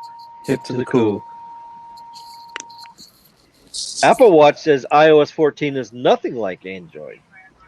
So iOS 14 gained widgets. It gained an app drawer. It gained several things very similar to Android. Bro, I haven't even been on an Apple thing for Ricky. Since I can't even remember. Bro, you're talking about the 4S. I remember you told me, bro. That's the 4S, bro. It was like that's a long time. Yeah, a long time ago. You know, like you got to try. But the main thing that's turned me off from Apple is they've been 2 years behind technology-wise. Okay, with Android. If they could ever catch up, like today. What do you used to say about Verizon and the keys? Oh, this and that, this and that. And look, now you tried it, bro, and you can't knock it, bro. What made me mad about Verizon was when I had it when I was in Fort Lauderdale back in the 2000s. There, it was when LTE first came out. I had an HTC Thunderbolt with Verizon, and that thing was straight up garbage. The phone was garbage. Yeah. And the LTE kept going down because Verizon didn't deploy it right. They beta tested it on the customers and charged us all this damn money. And that's what pissed me off about Verizon. So Verizon used to be stupid as fuck. Yes. And the main thing that made me mad is I had 3 HTC phones that were defective in a row. After the third one, I told them to shove it up their ass, and I said, switch me to Samsung. They said, no, you just have to buy another phone. So no. I already gave you money for a good phone. So you take this thing back and you send me a Samsung. No, it don't work that way. I said, that's it. So I left them. And I still owe them $750 today. So that's why I don't like Verizon. Well, I'm on prepaid now, so I don't have to worry about that. But you can always do. But yeah, Verizon screwed me many years ago. So that's what happened. So. But bro, but now I agree. They're a king network and they're very reliable. They got good service and everything, and they've come a long way. Yeah, T-Mobile Pickle. But don't worry, bro. Like I'm telling you, you gotta try this new iOS 14. I'm gonna send you an iPhone so you can try it out, bro. Like I guarantee, bro, you're gonna. I'll try it. I'll be the judge of that. I'll see, but it has to be very impressive. It has to be impressive. Look, I'm gonna tell you this, bro. You know I ain't gonna like it. You know, I'm gonna tell you this right now, Sneed. You know how he's anti-iPhone, bro. Like straight up. Yeah, bro, I am straight up anti-iPhone, bro. He's been using the phone to stream and stuff like that, the iPhone, and he even admits it, bro. It's a smooth machine where it literally battery life is amazing. Dude, he'll do like a 4 or 5 hour Periscope, bro, and the battery only goes down 20% the whole time versus his Note 10 Plus that he'll lose the whole battery in like an hour and a half, 2 hours. Max, he'll be down to 5%. My Pixel hates Periscope. But I thought iPhones were bad on batteries, though. No, iPhone's probably the best. The best, bro. So it's changed. So it's not like it used to be. It used to be Apple's used to suck battery like crazy. So the XS, XS Max, and the XR were trash. Oh, that's the trash. Okay, so the 11 had a big improvement. Good. Okay, I got you. No, the XS Max. What are you talking about? The XS Max, Sneed. That's what I gave Sneed to use, and he's getting when 3 weeks of standby. For Apple battery life, things took a turn for much better after the XR XS series came out because they went from being terrible in battery life to being better than anyone else by far. So the 11 got better. Yeah, my Pro Max, bro. That's what I'm. Yeah, the iPhone 11 Pro Max. That's a 2-day phone. Oh, okay. Bro, that's what I'm doing this on right now, bro. And I started this when we went on 3 hours ago, bro. My phone was at 51%. Right now, my phone is at 37. So when I started, holy crap. I was at. We've been on for 3 hours and 23 minutes. Wow. And I only used that little battery, bro. So my Pixel. Hi, Siova. Nice I was to at see you 60. Again. I was at 67% battery when we started. I'm at 34 now. Damn. And you haven't even been on that long. Only like about 40 minutes. I was gonna say about an hour. See, Ricky, compare the battery. 3 hours and your phone's dying. Oh wow. Well, I'm on my computer, so I don't have to worry about my computer dying. That's what I'm saying, bro. Like, you're gonna like it, Ricky, and then you're gonna like doing a lot of lives with it because the phone is more stable when it comes to video apps and video recording when you do your videos. All right. Well, we'll see. We'll see. I'll send you one, bro. I'll fucking send it out tomorrow. We'll so see. You'll get it by like Wednesday, because it's 2 days to go to the keys. We'll see. It's gonna have to impress me so much. At least there ain't somebody in here like hearing that I'm giving a phone, bro. And then gonna yeah, the snake will be coming to your house. the big python will be wrapping his legs around your legs and squeezing your legs off. Yeah. Oh God. And then squeezing your reproductive organs off. Bro, honestly, I'm glad, bro, that you were smart enough to pay with your credit card, bro, and not pay with cash, or else you would have never seen your thing back. Oh yeah, that's true. Yeah, I would have. Yeah. Maybe that's what they were banking on. I think so. I talked to the guys now about that I think that. about that, that's true. It's a good thing I didn't. Yeah, it's a good thing. Because the cash would have credited to the account. Yup. Yeah, the snake would have had my money. Oh, geez, that's scary. But look, bro, in a way, it's good that you didn't hop on because supposedly that person switched to the cellular, to U.S. Cellular. Yeah, that's a mistake. And they're saying that supposedly the A didn't have no good service in certain spots, but we found out. Well, yeah, I showed you guys on Cell Mapper. There's only a couple towers there. And a couple bands. They got worse service than Skunk Mobile. No, it's not that, Rick. It's because he couldn't pay $2K. That was the bill. So that means you would have fucking lost out on your phone and everything. Yeah. His bill is $2K? How many lines do you have? 40, 50? Well, not paying for a while, bro. You gotta think about it. Oh, yeah. You gotta think, since this whole thing happened, the FCC declared that services can't be disconnected. The amount of $2,000+ bills I've seen in the last week. Holy crap. That's craziness. You'd be stunned. That's crazy. That's what I'm saying, bro. At least, bro, you would have lost out. You would have had a blacklisted phone. You would have been making those payments. Yeah. For payments for nothing, and then you would have given up your phone basically you're supposed to get credits because you know how you paid the difference to make it to basically where the credits washed out the thing. You just pay the monthly service. Well, you would have been with a dead brick, and you would have lost out with a phone. And for sure, you cannot trade. Well, I mean, it doesn't matter. I end up that way anyways. Well, at least I can use it on Wi-Fi. So. Well, at least you could still trade. At least you could still trade that one in, bro. But versus you can't trade in a phone that has a balance on it because they know when it has a balance. Yeah, that's true. Yours doesn't have a balance, so you can at least trade it in still. I was gonna say you can still trade in the T-Mobile. They don't care.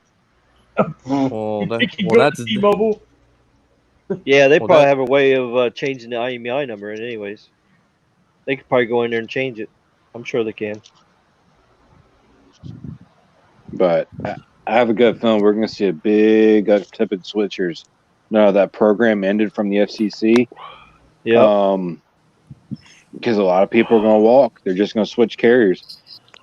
Yeah, there's going to be a lot more people going to MVNO wise. Didn't AT&T I've seen the biggest AT&T spike. extend their COVID benefits to AT&T's getting good here, but I've seen the biggest spike in prepaid that I've ever seen in my life. Yeah, people don't have money.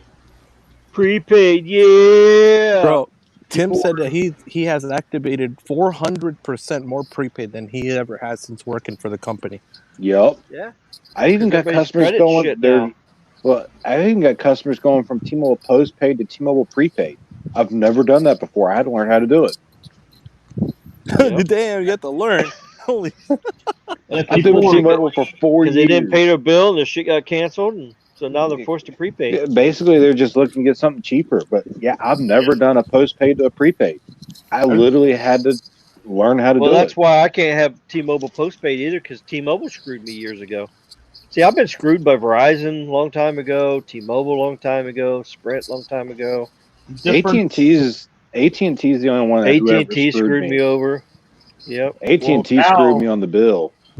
Well, nowadays, I mean, the only carrier that really screws you over is T-Mobile. No, I'm joking. Yeah, now. Not as bad as T-Mobile. Yeah, that's the thing. That's some carriers change and some get worse. Some get better. T-Mobile got worse. By far. What the hell is that? Snake, Some kind of emoji. Snake. What is those thingies? I don't know. Hey, YFS YFS says tell the T-Mobile story. He wants to know what happened to T-Mobile, bro. With you. Yeah, we got one on live. Tell the T-Mobile story. We got a hater? God. Yeah, we already know who it is. Oh, we do?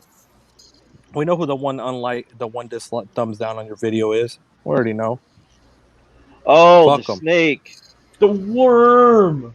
The worm disliked. Yes. Yeah. Sneed, I was right. It's a free country. No, they're allowed to hate. Hey, but no, YFS wants to know your T-Mobile story. Like, what happened with your T-Mobile account? Like, why? Well, how did they screw you over? That's basically what he means. Oh, how did T-Mobile screw me over? Yeah. Yeah, this was back in, I don't know, 2006, I don't know, early 2000s or something. Oh, this is when they became T-Mobile from VoiceStream. What I did was when Verizon screwed me over with the 3 bad phones, I left because they said, no, we're not giving you a Samsung phone. So basically, I just threw the 3rd defective phone in a trash can and just washed out. I went to the T-Mobile store, bought a new phone from them, and this is back when they had bucket of data with LTE, because they just came out with their LTE system too. Now their LTE wasn't as good as Verizon's, but at least it was working. It wasn't as fast, but at least it wasn't going down and crashing every day like Verizon's was when it first came out. So I started using the phone. I had like 8 gigabits of 4G. After 2 days, I got a text message that says you have 10% data left. And I didn't even use the phone. I mean, I didn't do anything. I was just making phone calls. That's it. I didn't do anything. And it said I've already used 90% of my data. So they're saying I used 90% of 8 gigs of data in 2 days? This ain't today. I mean, 4K wasn't even out yet. So, this is back a long time ago. You didn't hardly use any data. Yep. So I called them up and I said, well, how can I only have 10% data left?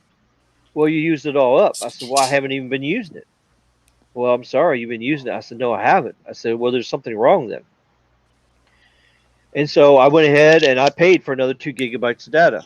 Paid another $50, got 2 more gigs. Well, the next day, it said I got 10% data left. It's like, wait a minute. I didn't even do anything. The phone wasn't even being used. And they kept doing that to me. And after I spent about $200 in data and didn't even use it, finally I just said, screw it. And I canceled them. Come to find out, what T-Mobile had is they had something on your phone that was eating data, just to run it up to make you run out quicker, so that you'll pay for more, and that's how they was making money on you. So they had something, some kind of app that was bloatware that was installed in the phone. Because I read an article on it later, because it was happening to other people, and they actually hooked it up somehow to figure out what device or what app was using the data, and they found it out. It was a bloatware that T-Mobile installed on there, and it was sitting there just using data up. It was running the clock just to eat it all up, so you spend more money, and that's what it was. So T-Mobile was practicing shady shit many years ago, and that's why I left them. So Yeah, T-Mobile is some shady motherfuckers. so Still are. yeah, so I still owe like $500 to T-Mobile. So that's why I had to get Metro when I got it. Oh, Chase says you're still alive. Yeah, we still going crazy here. Yeah. It's still a party. It's almost midnight. Still got 31 people in here. I can't believe we got so many people still here. Yeah, I'm gonna be ready to hop off, and I'm gonna transition over to the live chat. I haven't even ate supper yet since I got up. Yeah, so you're. You gotta get up early, Tim. Huh? You gotta go make the switch. I gotta make some money. Verizon don't open here till 9. Tim's gotta take his T-Mobile sim and light it on fire. Yeah. No, I had all that stuff. I never even installed all that stuff. It'd be kind of hard for me to do that considering it's on my eSIM. Oh, can't burn that. I have to burn the phone. Yeah, with a PS4, yeah, you can burn too. Good night, Chase. Fire shit, bro. Yeah, Chase is going to be leaving Sprint. He's going to be going to AT&T. He said his Sprint service is garbage up in Ohio. Where is he? Oh, in Ohio. He's up in Ohio. Over at Zanesville, Ohio. Yeah. T-Mobile. Fuck T-Mobile. But all right, y'all. I'll see y'all back in the live chat. All right, Tim. Have a good night, bro, and good luck with that transition tomorrow. Thanks, bro. Verizon is king. Too. See, Frankie knows. Yeah.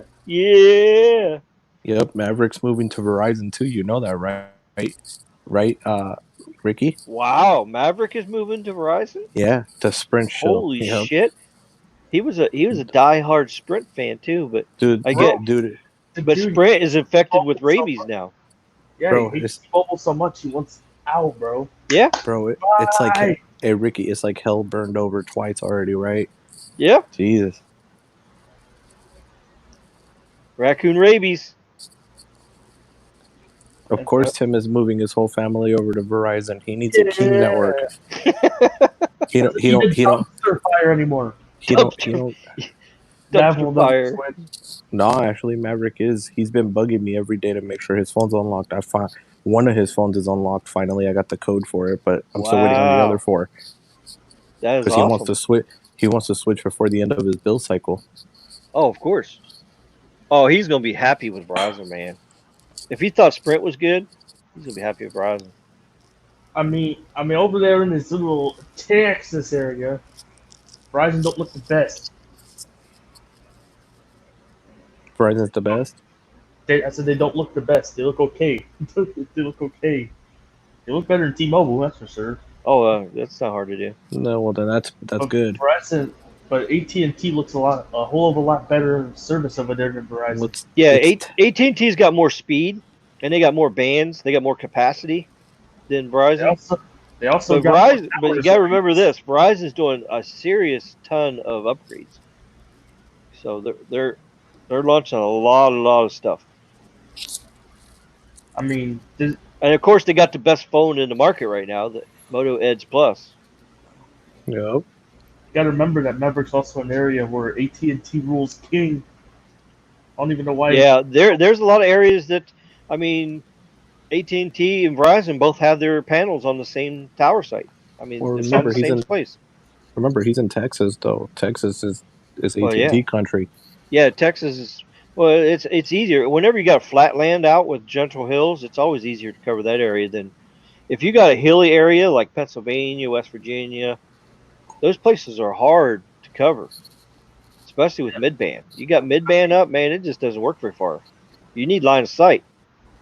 I mean, Pennsylvania is one of those like states where the coverage is very good on everyone. Chanel.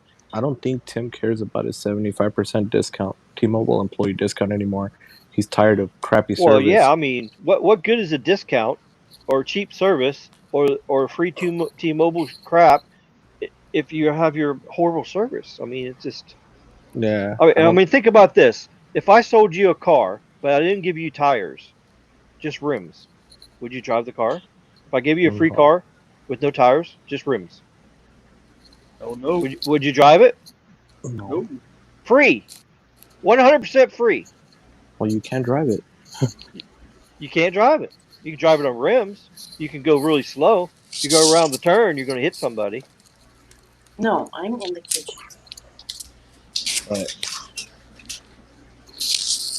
But yeah, man, you know, I don't think Tim cares about his discount anymore. Yeah, I wouldn't care about his discount with that stuff. Man. Yeah, who cares, bro? It's a quality of service, bro. I don't care if they were giving me. I don't care if they were. Look let's put it this way. Look what he said. Yeah, of course. The syphilis network. Think about it. Hey, bro, I don't care if they gave me 10 lines for $100, bro. Yeah, it's dumpster fire.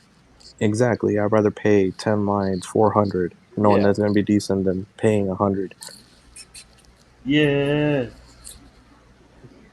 Because either way, you're switching eventually. Verizon iffy here. Oh, where he's why at? Are they? Oh, where are they at? In like below Philadelphia. He's in Pennsylvania, like in a very rural. It works, but it's band 13 only. Oh, versus AT&T where he has capacity bands. Oh, okay. He's got the capacity, and also for Pennsylvania, AT&T has the better coverage, anyways. Okay, I got you. They got more towers. Yeah. Only band 13. That's weird. They must not have any mid-band license up that way. That makes sense. Verizon definitely got some mid-band licenses. Well, they don't have nationwide though. Yeah. It's only in certain areas. 75% off the bill is nice, but you need that service to work reliably. Tim said it the best. Yeah. No point in you having a discount when you have no reliable service that goes down all the time. Yeah. So what's D. Alex Uncut Tech do? What does he have a channel or something? Yeah, bro. He's cool as hell, bro. There were some issues, bro, with people trying to punk him too, bro, and we figured it out. Really? We helped him get back on his feet, bro, because some people were punking him, like trying to do some BS, bro. So that nasty stuff too, bro. Okay. So, we try to get him like cleared up, helped him out, and he's a good person, bro. He does he covers speed testing, and on top of it he helps you out like with reviewing credit cards. So like let's say if you were thinking about getting that Apple credit card, he'll tell you like the benefits, pros, cons. He'll tell you even how to bypass qualification to call the number to get considered for the card, like the manual review team and stuff like that. And he does all that stuff. Sweet. But he's just like us, bro. He just wants to have a good time, to have a good community. Oh yeah. Texas is where AT&T's king. Yeah. And the snake was trying to like ruin that, but the snake was trying to bite him. Yeah, but he saw he saw beyond that because he's a good kid, Now the snake's head's cut off. Yeah. In Colorado. Hey, look! If you look at AT&T's recent things, Colorado is the fastest state where AT&T's been expanding coverage. Same with Nebraska. They partnered with Euro Wireless. Oh, okay. So they're going to be getting way better coverage soon. I mean, they're already better than T-Mobile. You know that. But they're gonna be like with Verizon soon. Where's Pete at? Is Pete still doing good? Yeah, he's there, bro. It's just I don't know what he's doing today. actually. Okay.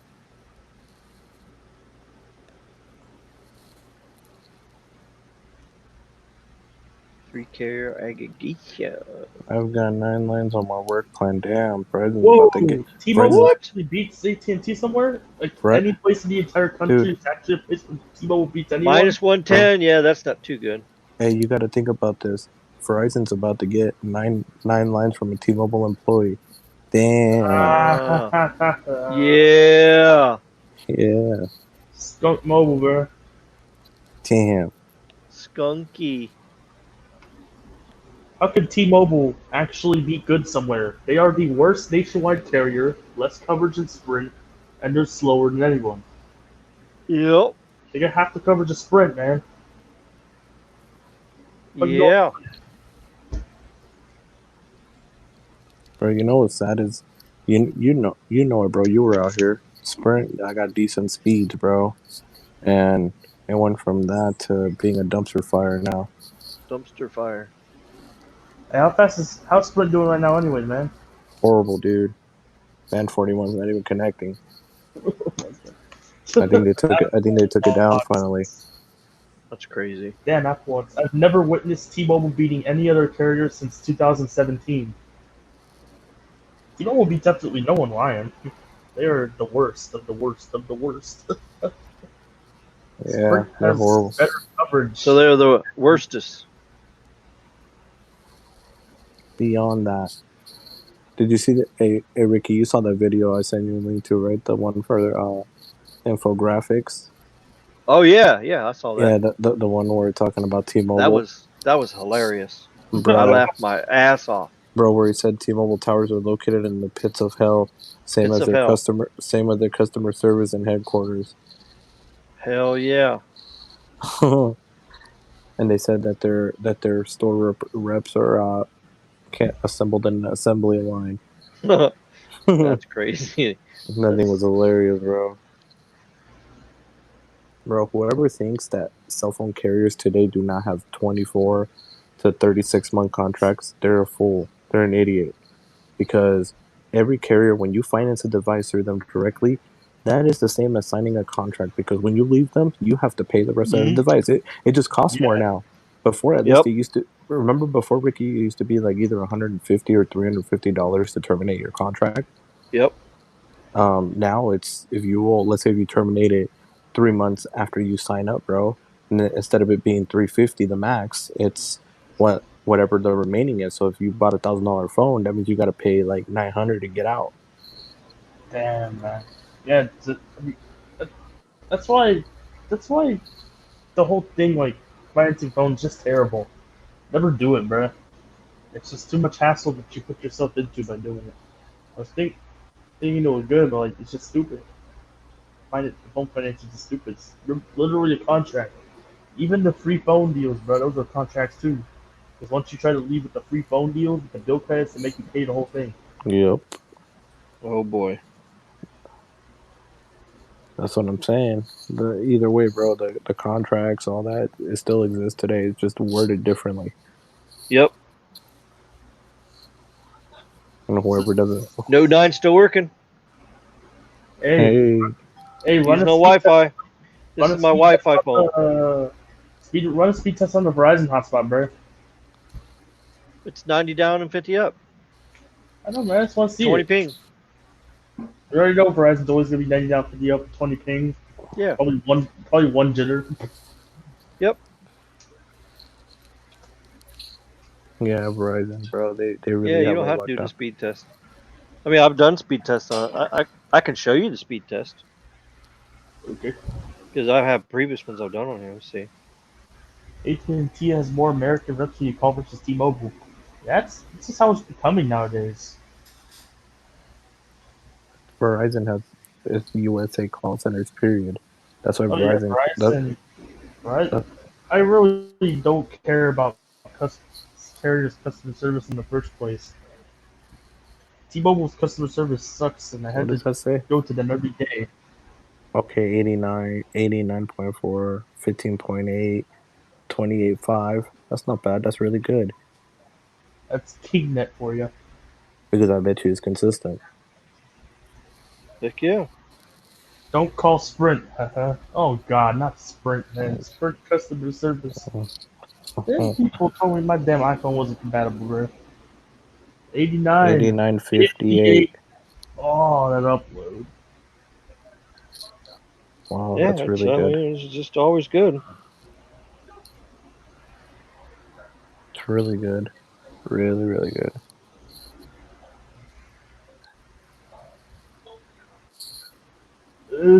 It's been really good.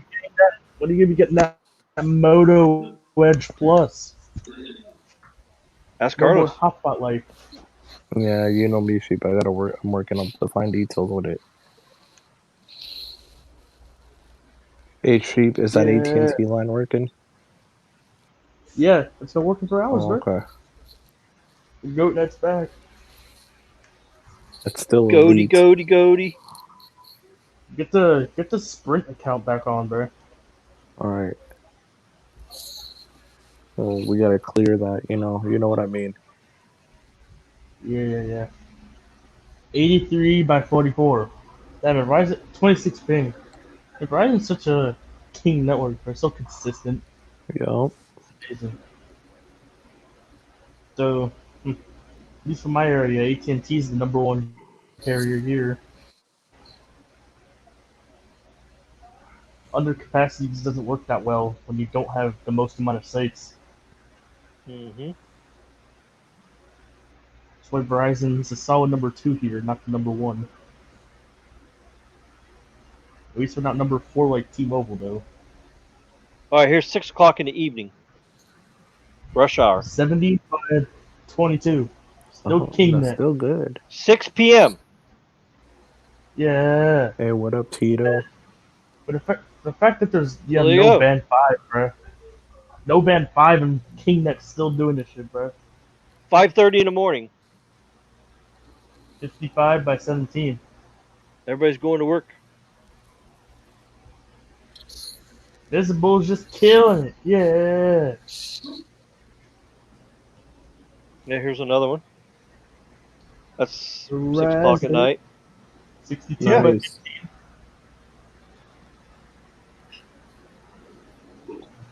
I think I have 8 o'clock at night. Yeah. That's 8 o'clock at night. That's good. I think it's very ultra very crazy. consistent. Here it is. Hold on. I got a few of these crazy. I smell charcoal. Oh no! Is that the skunk apes eating up the T-Mobile tower and burned down?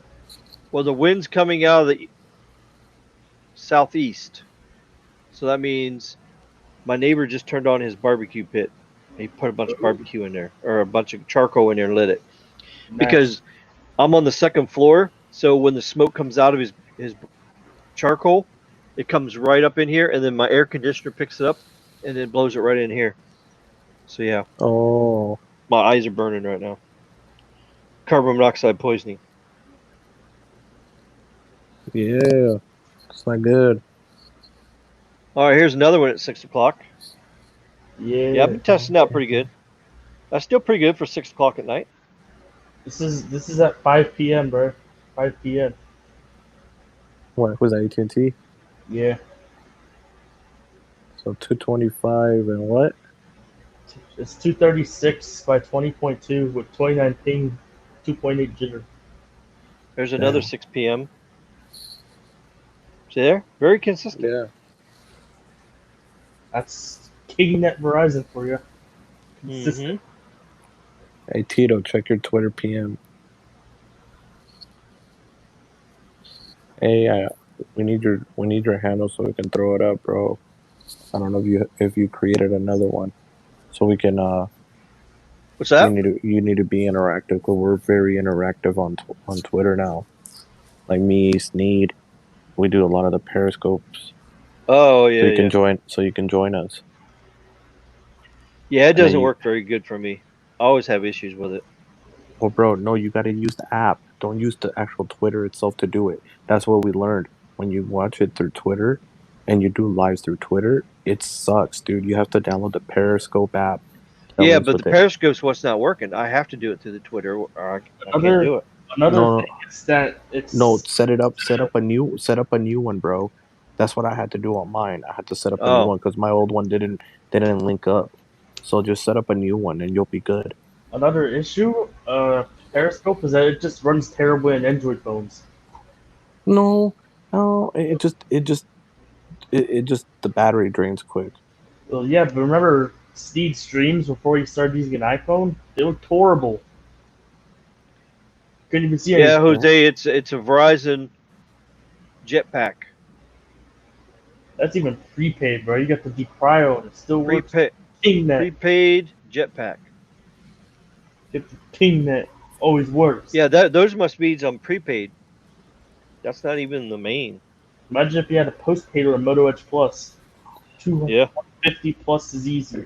And you already know how to get a postpaid line if you duo them. Damn, my poor cat, dude. He just started running because somebody popped some fireworks. Oh, shit. Them fireworks, bro. Fireworks. For a little speed test kitty. Speed test kitty. I'm a speed test kitty. He don't like T-Mobile. Oh, we know that. Yeah, he runs away. He hates it. He hates it even worse now. As soon as he sees him speeds go by, he starts running. Dude, it's like he knows it's the skunk mobile phone because he'll kick it off the ledge and it'll fall on the ground and screw it up. And he just kicks it around. He don't like it. I think he sees when it says T-Mobile US. Yeah. And then he starts kicking it around, bro. You put T-Mobile on another phone, do the same thing. You know, it says Verizon, Sprint, AT&T. Look good. Wait, speed test kitty still like Sprint? I don't know. I haven't showed it to There him is no lately. more Sprint. It's called Skunk Mobile now. I know, but I mean the legacy Sprint network. I mean, I still haven't. You have to call T-Mobile Sprint right now. Like if you want it to be fully on T-Mobile, you have to call and tell them to put the Roam at Home feature on your account. The Roam at Home, yeah. But they'll do that automatically on August 2nd anyway, so it don't matter. The thing about Roam at Home is that it automatically turns itself off if we do it through a rep. Because the reps are supposed to do it. They're not supposed to. If you saw because on the Sprint Reddit there was a thing showing the Sprint internal thing that was showing that the reps, stores, customer care reps, they can't give it to you. It's automatically done by Sprint and Skunk Mobile. So the Skunk Mobile gives you rabies. They give you they finesse the rabies in. There's also an SOC code to make it to block Roam at Home from happening. I'm pretty sure. But really, yeah, it only works on LTE phones, it only works on LTE phones, or if you have one of those shitty X50 5G phones that are getting fucked over anyways. If you have like a OnePlus, if you have the newer 5G phones, 360, OnePlus 8, LG, Samsung S20, those are automatically put on Roam at Home forever. Can't change that. Yep.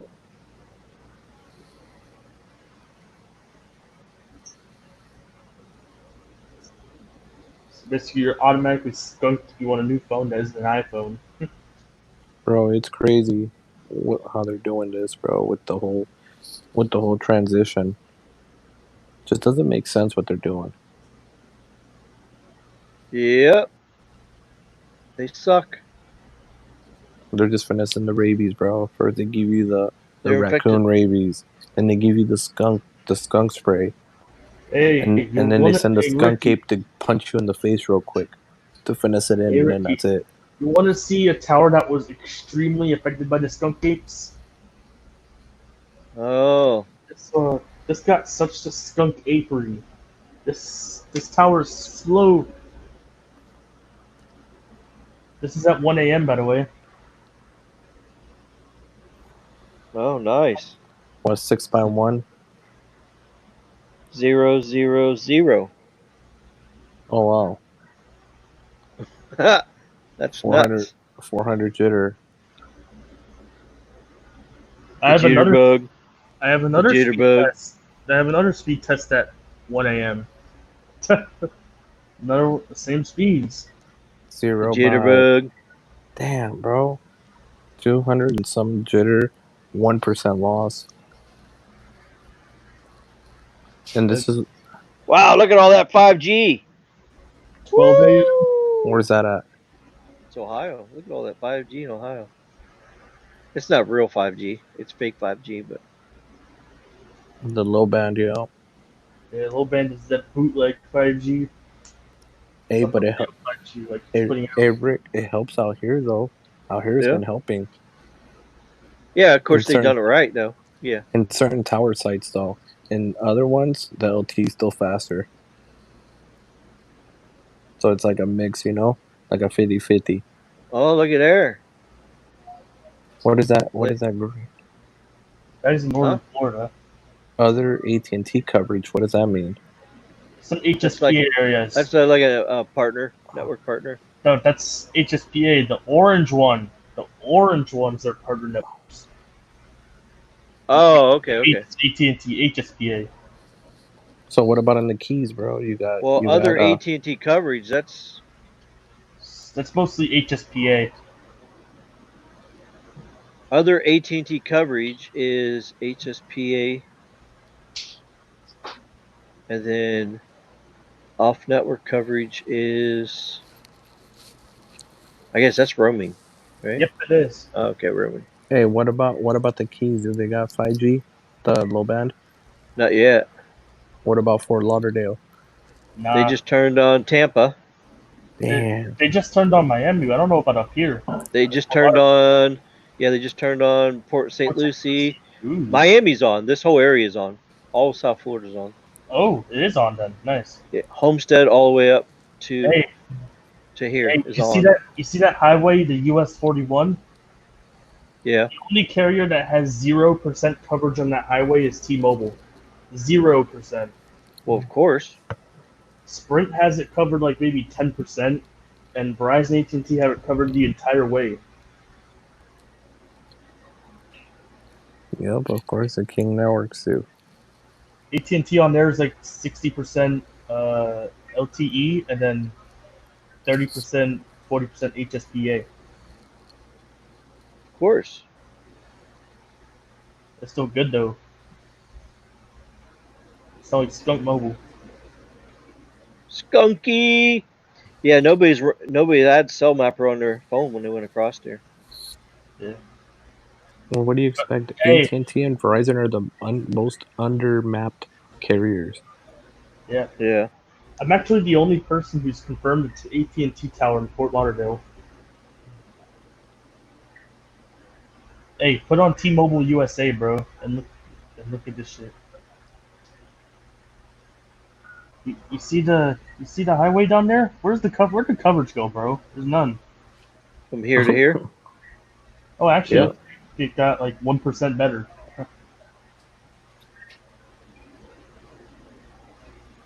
Yeah, I guess here in the preserve, there's no tower right here. AT&T's got a HSPA tower there. If you look at UMTS for AT&T, they got a tower there. What about the King? Verizon. Verizon has LTE towers the whole way. It's got band 13, but it's the whole way. Hey Sheep, how did you use the AirPods on StreamYard, bro? Yeah, HSPA plus all the way across. So you got 3G. Too. That's Yeah, still pretty good. It's still band solid. 5. It's still a solid 7 to 10 megabits a second. It's still pretty good. Yeah. Yep, they got an 5 HSPA there, tower 5 right there. Go to Verizon LTE. Hey Sheep, how did you get the AirPods to work, bro? Oh yeah. Because I need to charge my phone. They have a tower right there with 5 carrier ag, or 4 carrier ag, on that highway. Covered the whole way. Look at there! Look at that! Verizon's king all the way across. LTE. Verizon, the National Park Network. AT&T works in the park too. They both have coverage there. They both have really good coverage there. Verizon works all the way down until you get down to here, but then when you get down here, you don't work.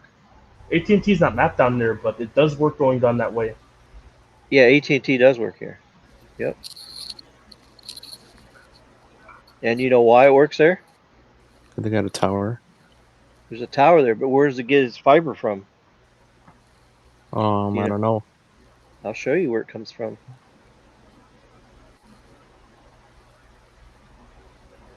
From microwave backhaul. Right here. It comes from this tower right here. Oh, wow. They have a microwave link right here. You want to see what it looks like? Yeah. Yeah, I'll show you what it looks like. I got a picture of it. And was that like your nearest tower? Not your nearest, but one of them. There it is. Oh wow, tall. How many? 150 feet?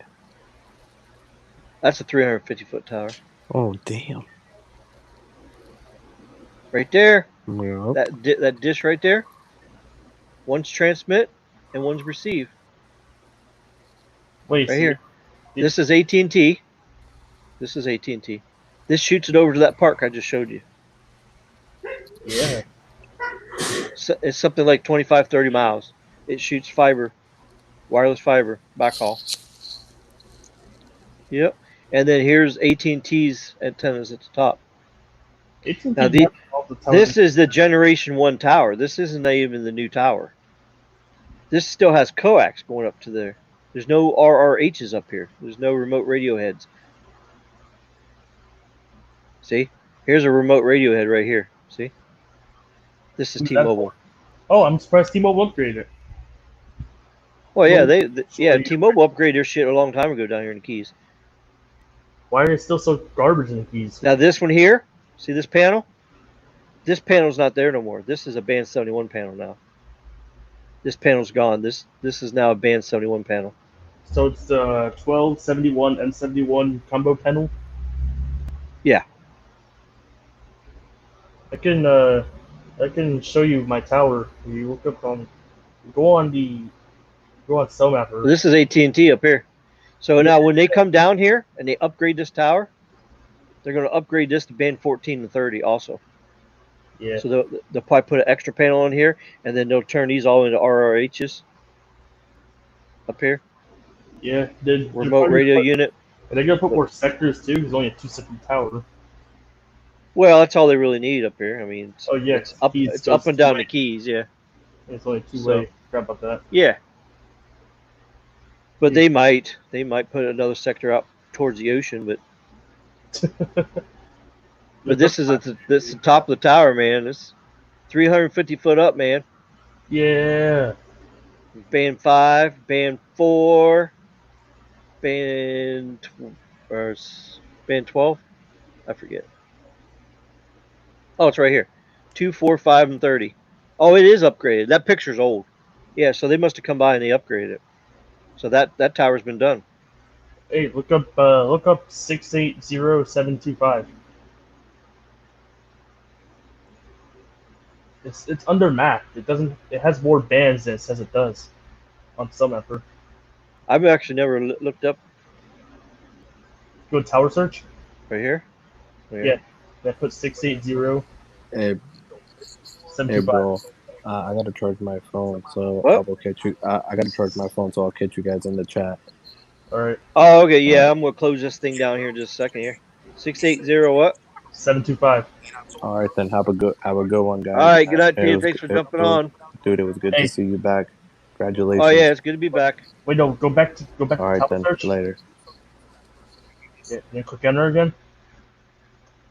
Click on EMB 680725. Click the blue button. Yeah, there you go. There's my tower. Oh, okay. 2, 4, 5, 12, 66. It's got more bands. It has 2, 4, 5, 12, 14, 30, 66. I tested it myself. Oh, you didn't run Cell Mapper on it? I have an iPhone. Oh, jeez. All right. All 4 carriers on there. AT&T's on top, then Verizon second, Sprint third, T-Mobile last. Always last. All right. Well, it's been 4 hours on here. Gosh, time flies when you're having fun and everything. So there's still 26 people left in here. Let's see. Yes, said. Okay.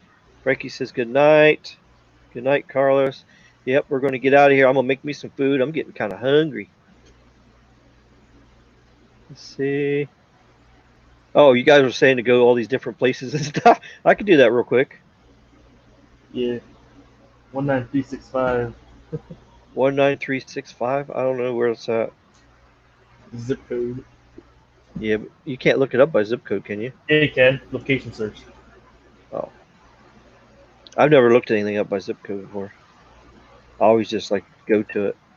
19365.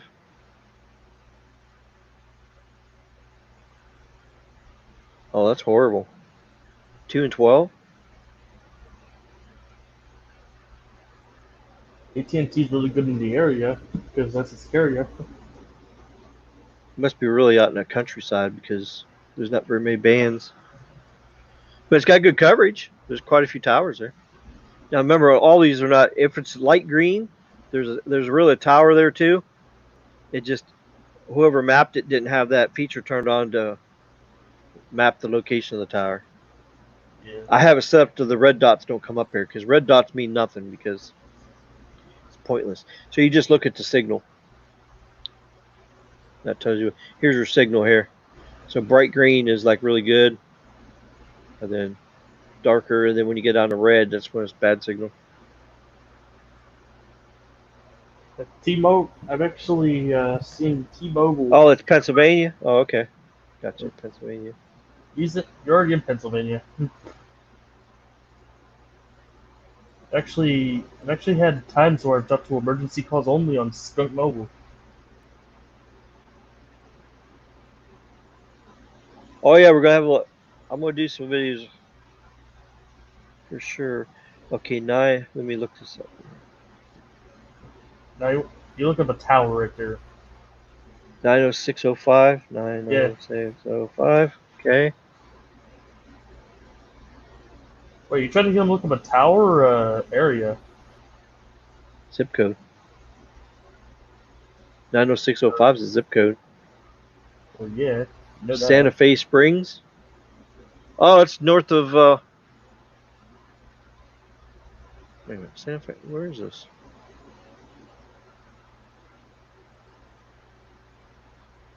Oh, that's Los Angeles. Oh, okay.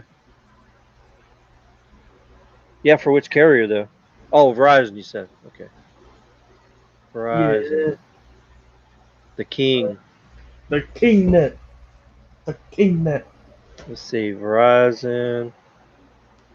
Verizon. Verizon.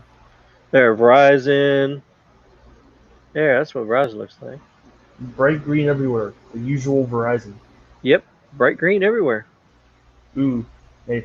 Pretty much. Check Look at that. code 65625. Oh, bruh. 65625. Yeah. Oh, man. You looked up tower, bruh. Huh? You looked up tower, bruh. Yeah. Go to location search again. Oh, I put it in the wrong spot. Shit.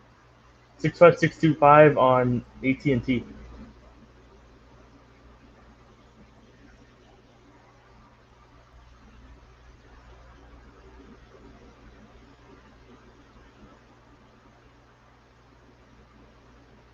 It's not been mapped very good. There's signal there.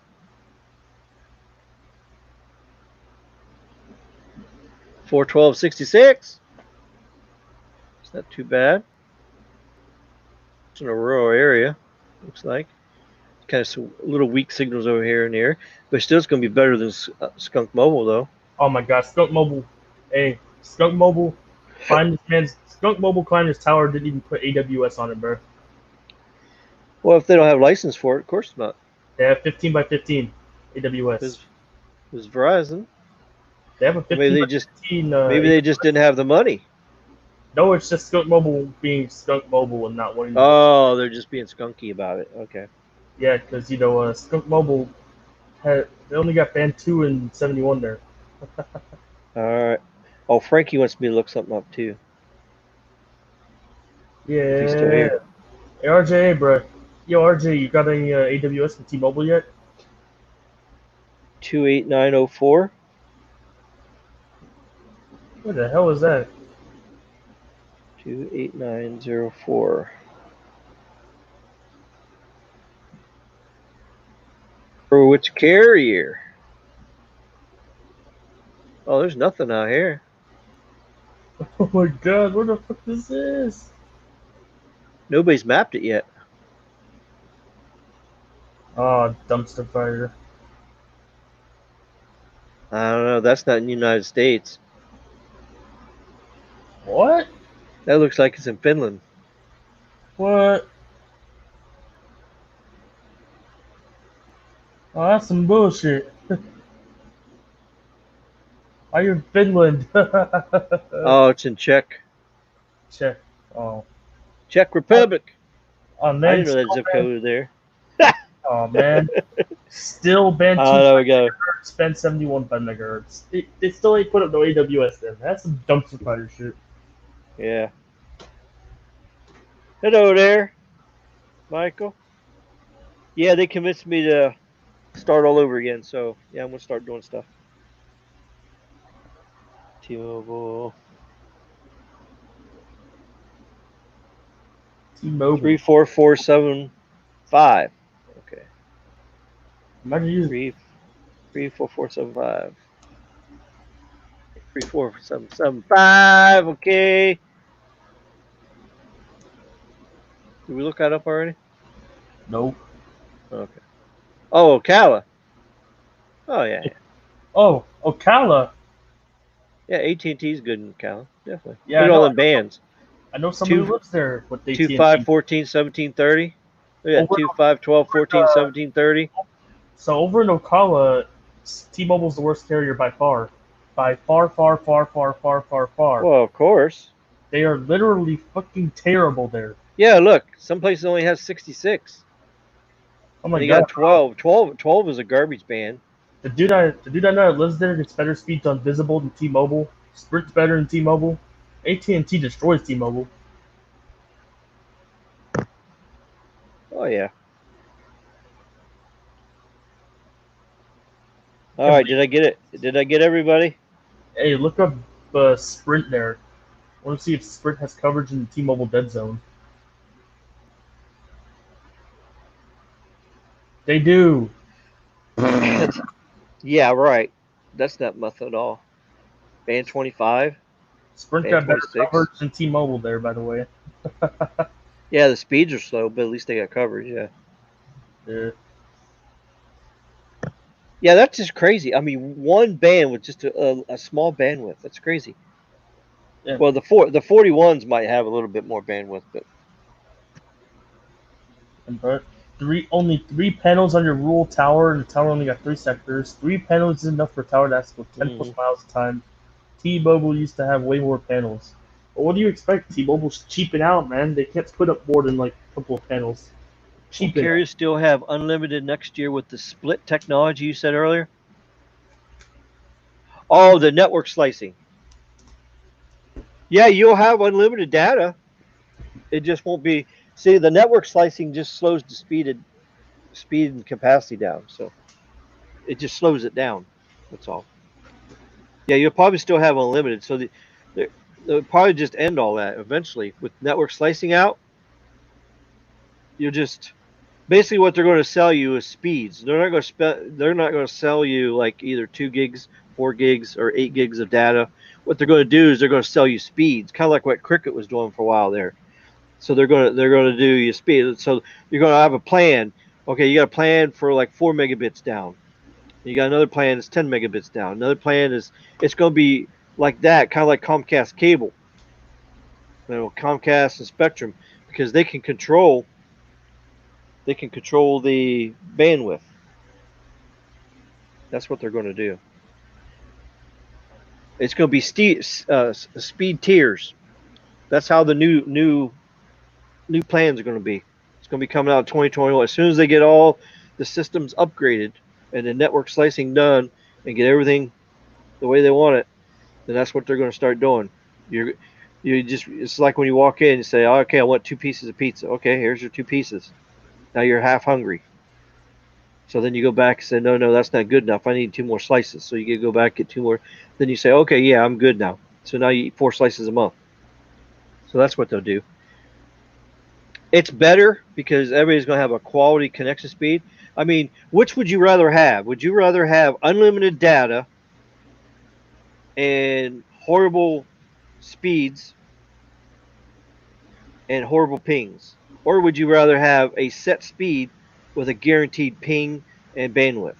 I mean, it's a no-brainer at all. It's good. It's going to be better for the customers, and it's going to be a better throttling practice, if you want to call it throttling.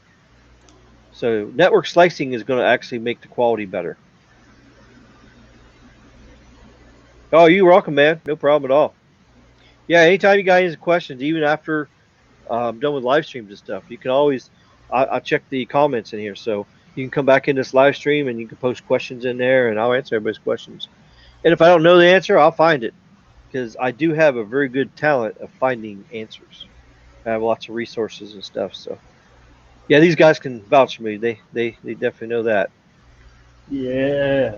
Every time somebody comes up with something they don't know, they say, oh, well, Ricky will find it. It's like, yeah. Sometimes it takes me a little bit.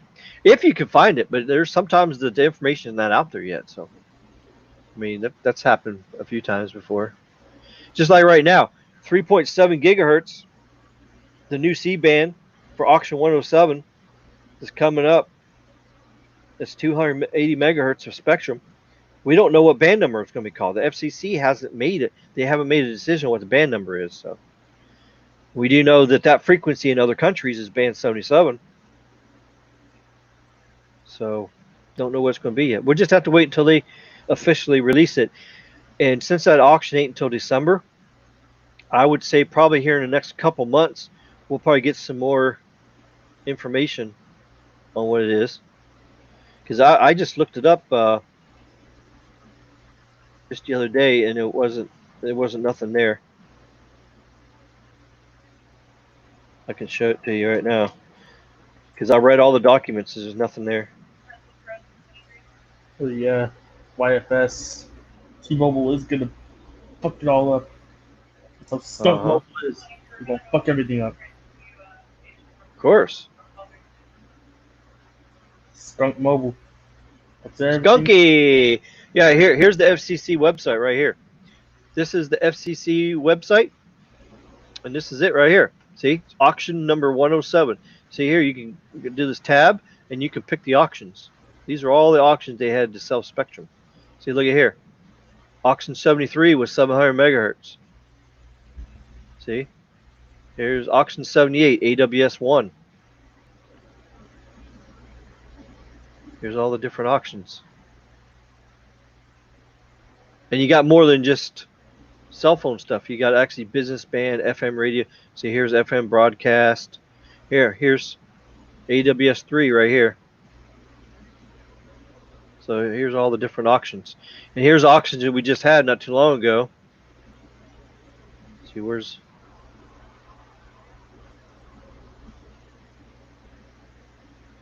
Auction 102 was 24 gigahertz. Auction 103 we just had was 37, 39, and 47. Those are all millimeter bands. And then you got auction 103. That's coming up this month. See? Auction 103. That's 3.5 gigahertz. That is band 48. Now, they actually said that's band 48. See, I can click on this link here. It should actually have the label on there for the band number.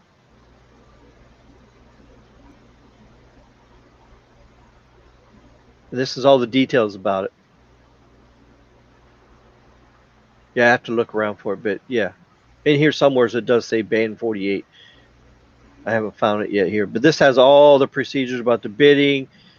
It has the rules on Tier 1 access, Tier 2, Tier 3.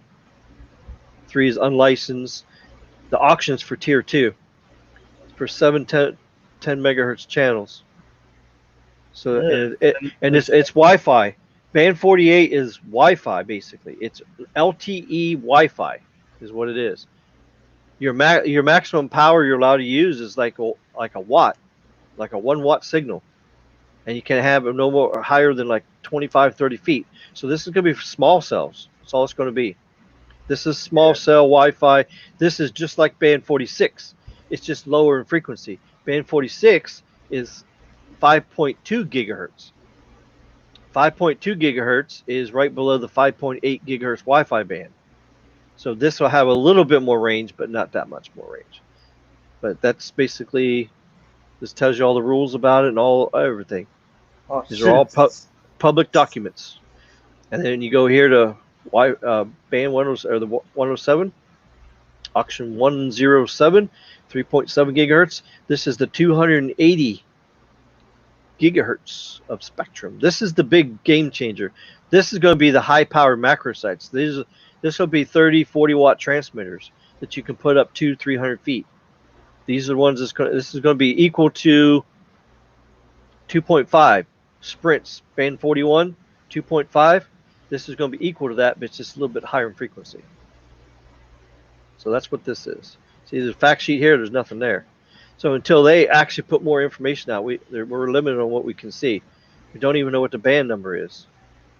See, here's all the public notices about it. But yep, that's basically it. So that's what we're waiting on to figure out what band number this is going to be called. I was guessing 43 because there's some other bands in there that's listed as 43, but we don't know if that's what it's going to be. So, but yep, that's how you do that. So yeah, we're anxious for that auction. CBRS band auction is Band-Aid. So that's all it is. Let's see here.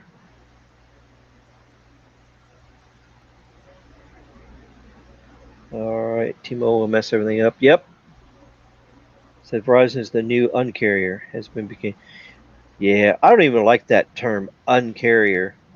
It's a joke term, bro. Yeah, it's just skunk mobile terms. Yeah, it's a skunk mobile term, exactly. Yeah. I would be happy with anything between. Yeah, well, anybody would be happy with them speeds, actually. Yeah, that's Wi-Fi speeds. The location I'll provide is for Sprint, AT&T, Verizon, see how it favors. Okay. Don't care about skunk mobile. And this is Skunky. Skunky's here. Hi, Skunky. How you doing there, Skunky? Skunky's in the house, stinking up the place. Yeah. Yeah, man, get out of here, skunk mobile. All right. 5G sucks rotten eggs. Well, actually not. That's not true. 5G is a good thing and a necessary thing. It's just 5G. A lot of the carriers have launched it wrong. They have launched. Okay, let me break it down to you like this. Okay.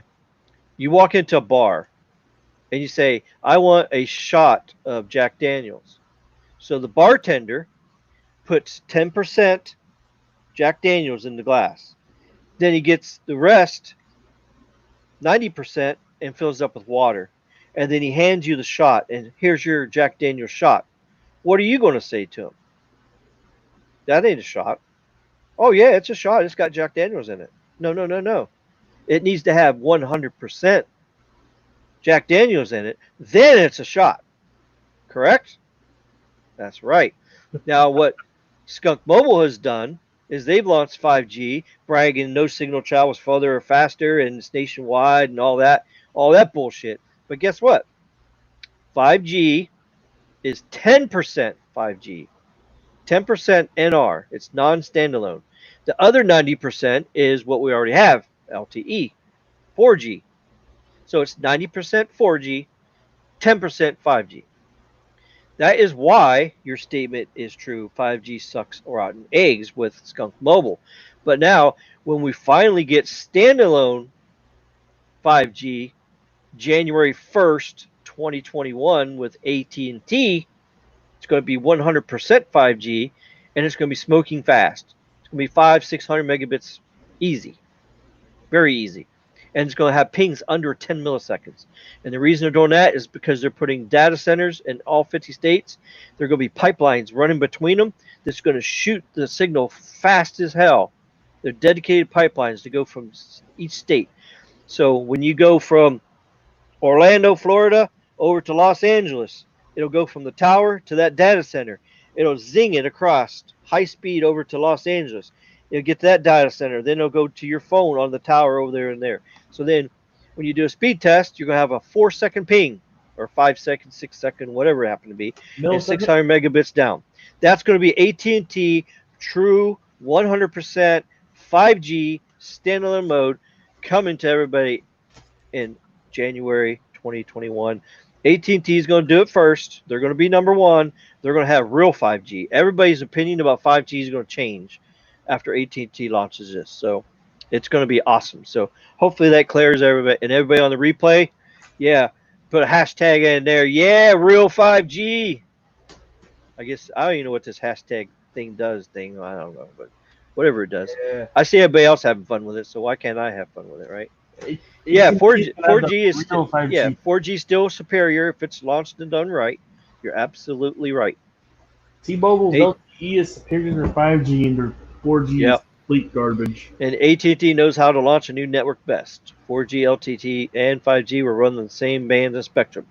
Yep, that's what they're going to do. They're going to use DSS.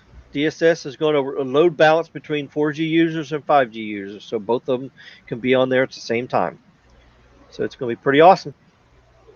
Was AT&T going to bring out the go technology? It's going to bring millimeter wave everywhere.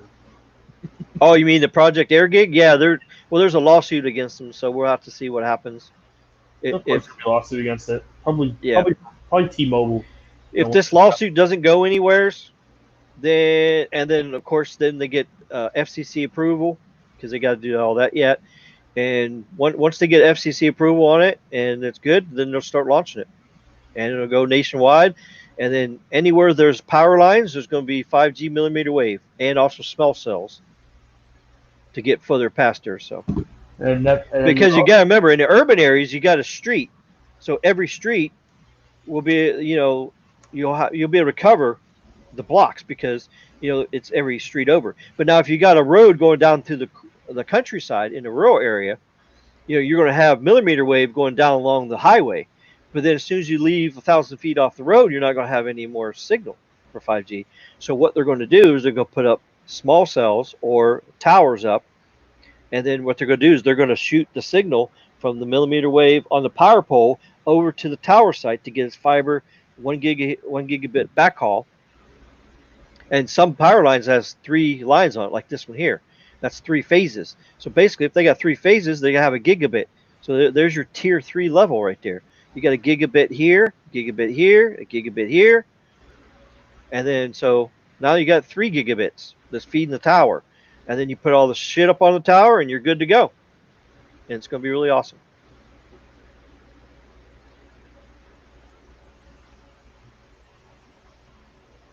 AT&T's Who Skunky Trust. Well, of course. Verizon is also good. Yep, Verizon's good too. King. All right, good night to you, Joshua. Good night, everybody there on the channel. Thanks for tuning in. We'll see you on the next live stream. I'm going to have some more videos later on this week with some good topics. If there's any topics that you want to learn about, just leave me a message in the comments after the stream is over with, and I'll try to get on it. I'm going to start doing some videos on some of my past live streams that I did on some other topics since it got deleted forever and ever and ever. So I'm going to start bringing them back to life. That way, any of your new people that haven't seen any of this stuff, they'll be able to see it. So thanks for tuning in, and we'll see you next time on RFK Tech. Good night. See ya. Stay safe. Work hard. Stay safe. Dump skunk. Dump skunk. Switch to Verizon. Everyone switch to Verizon. See you guys. Yeah. Bye-bye. Yeah.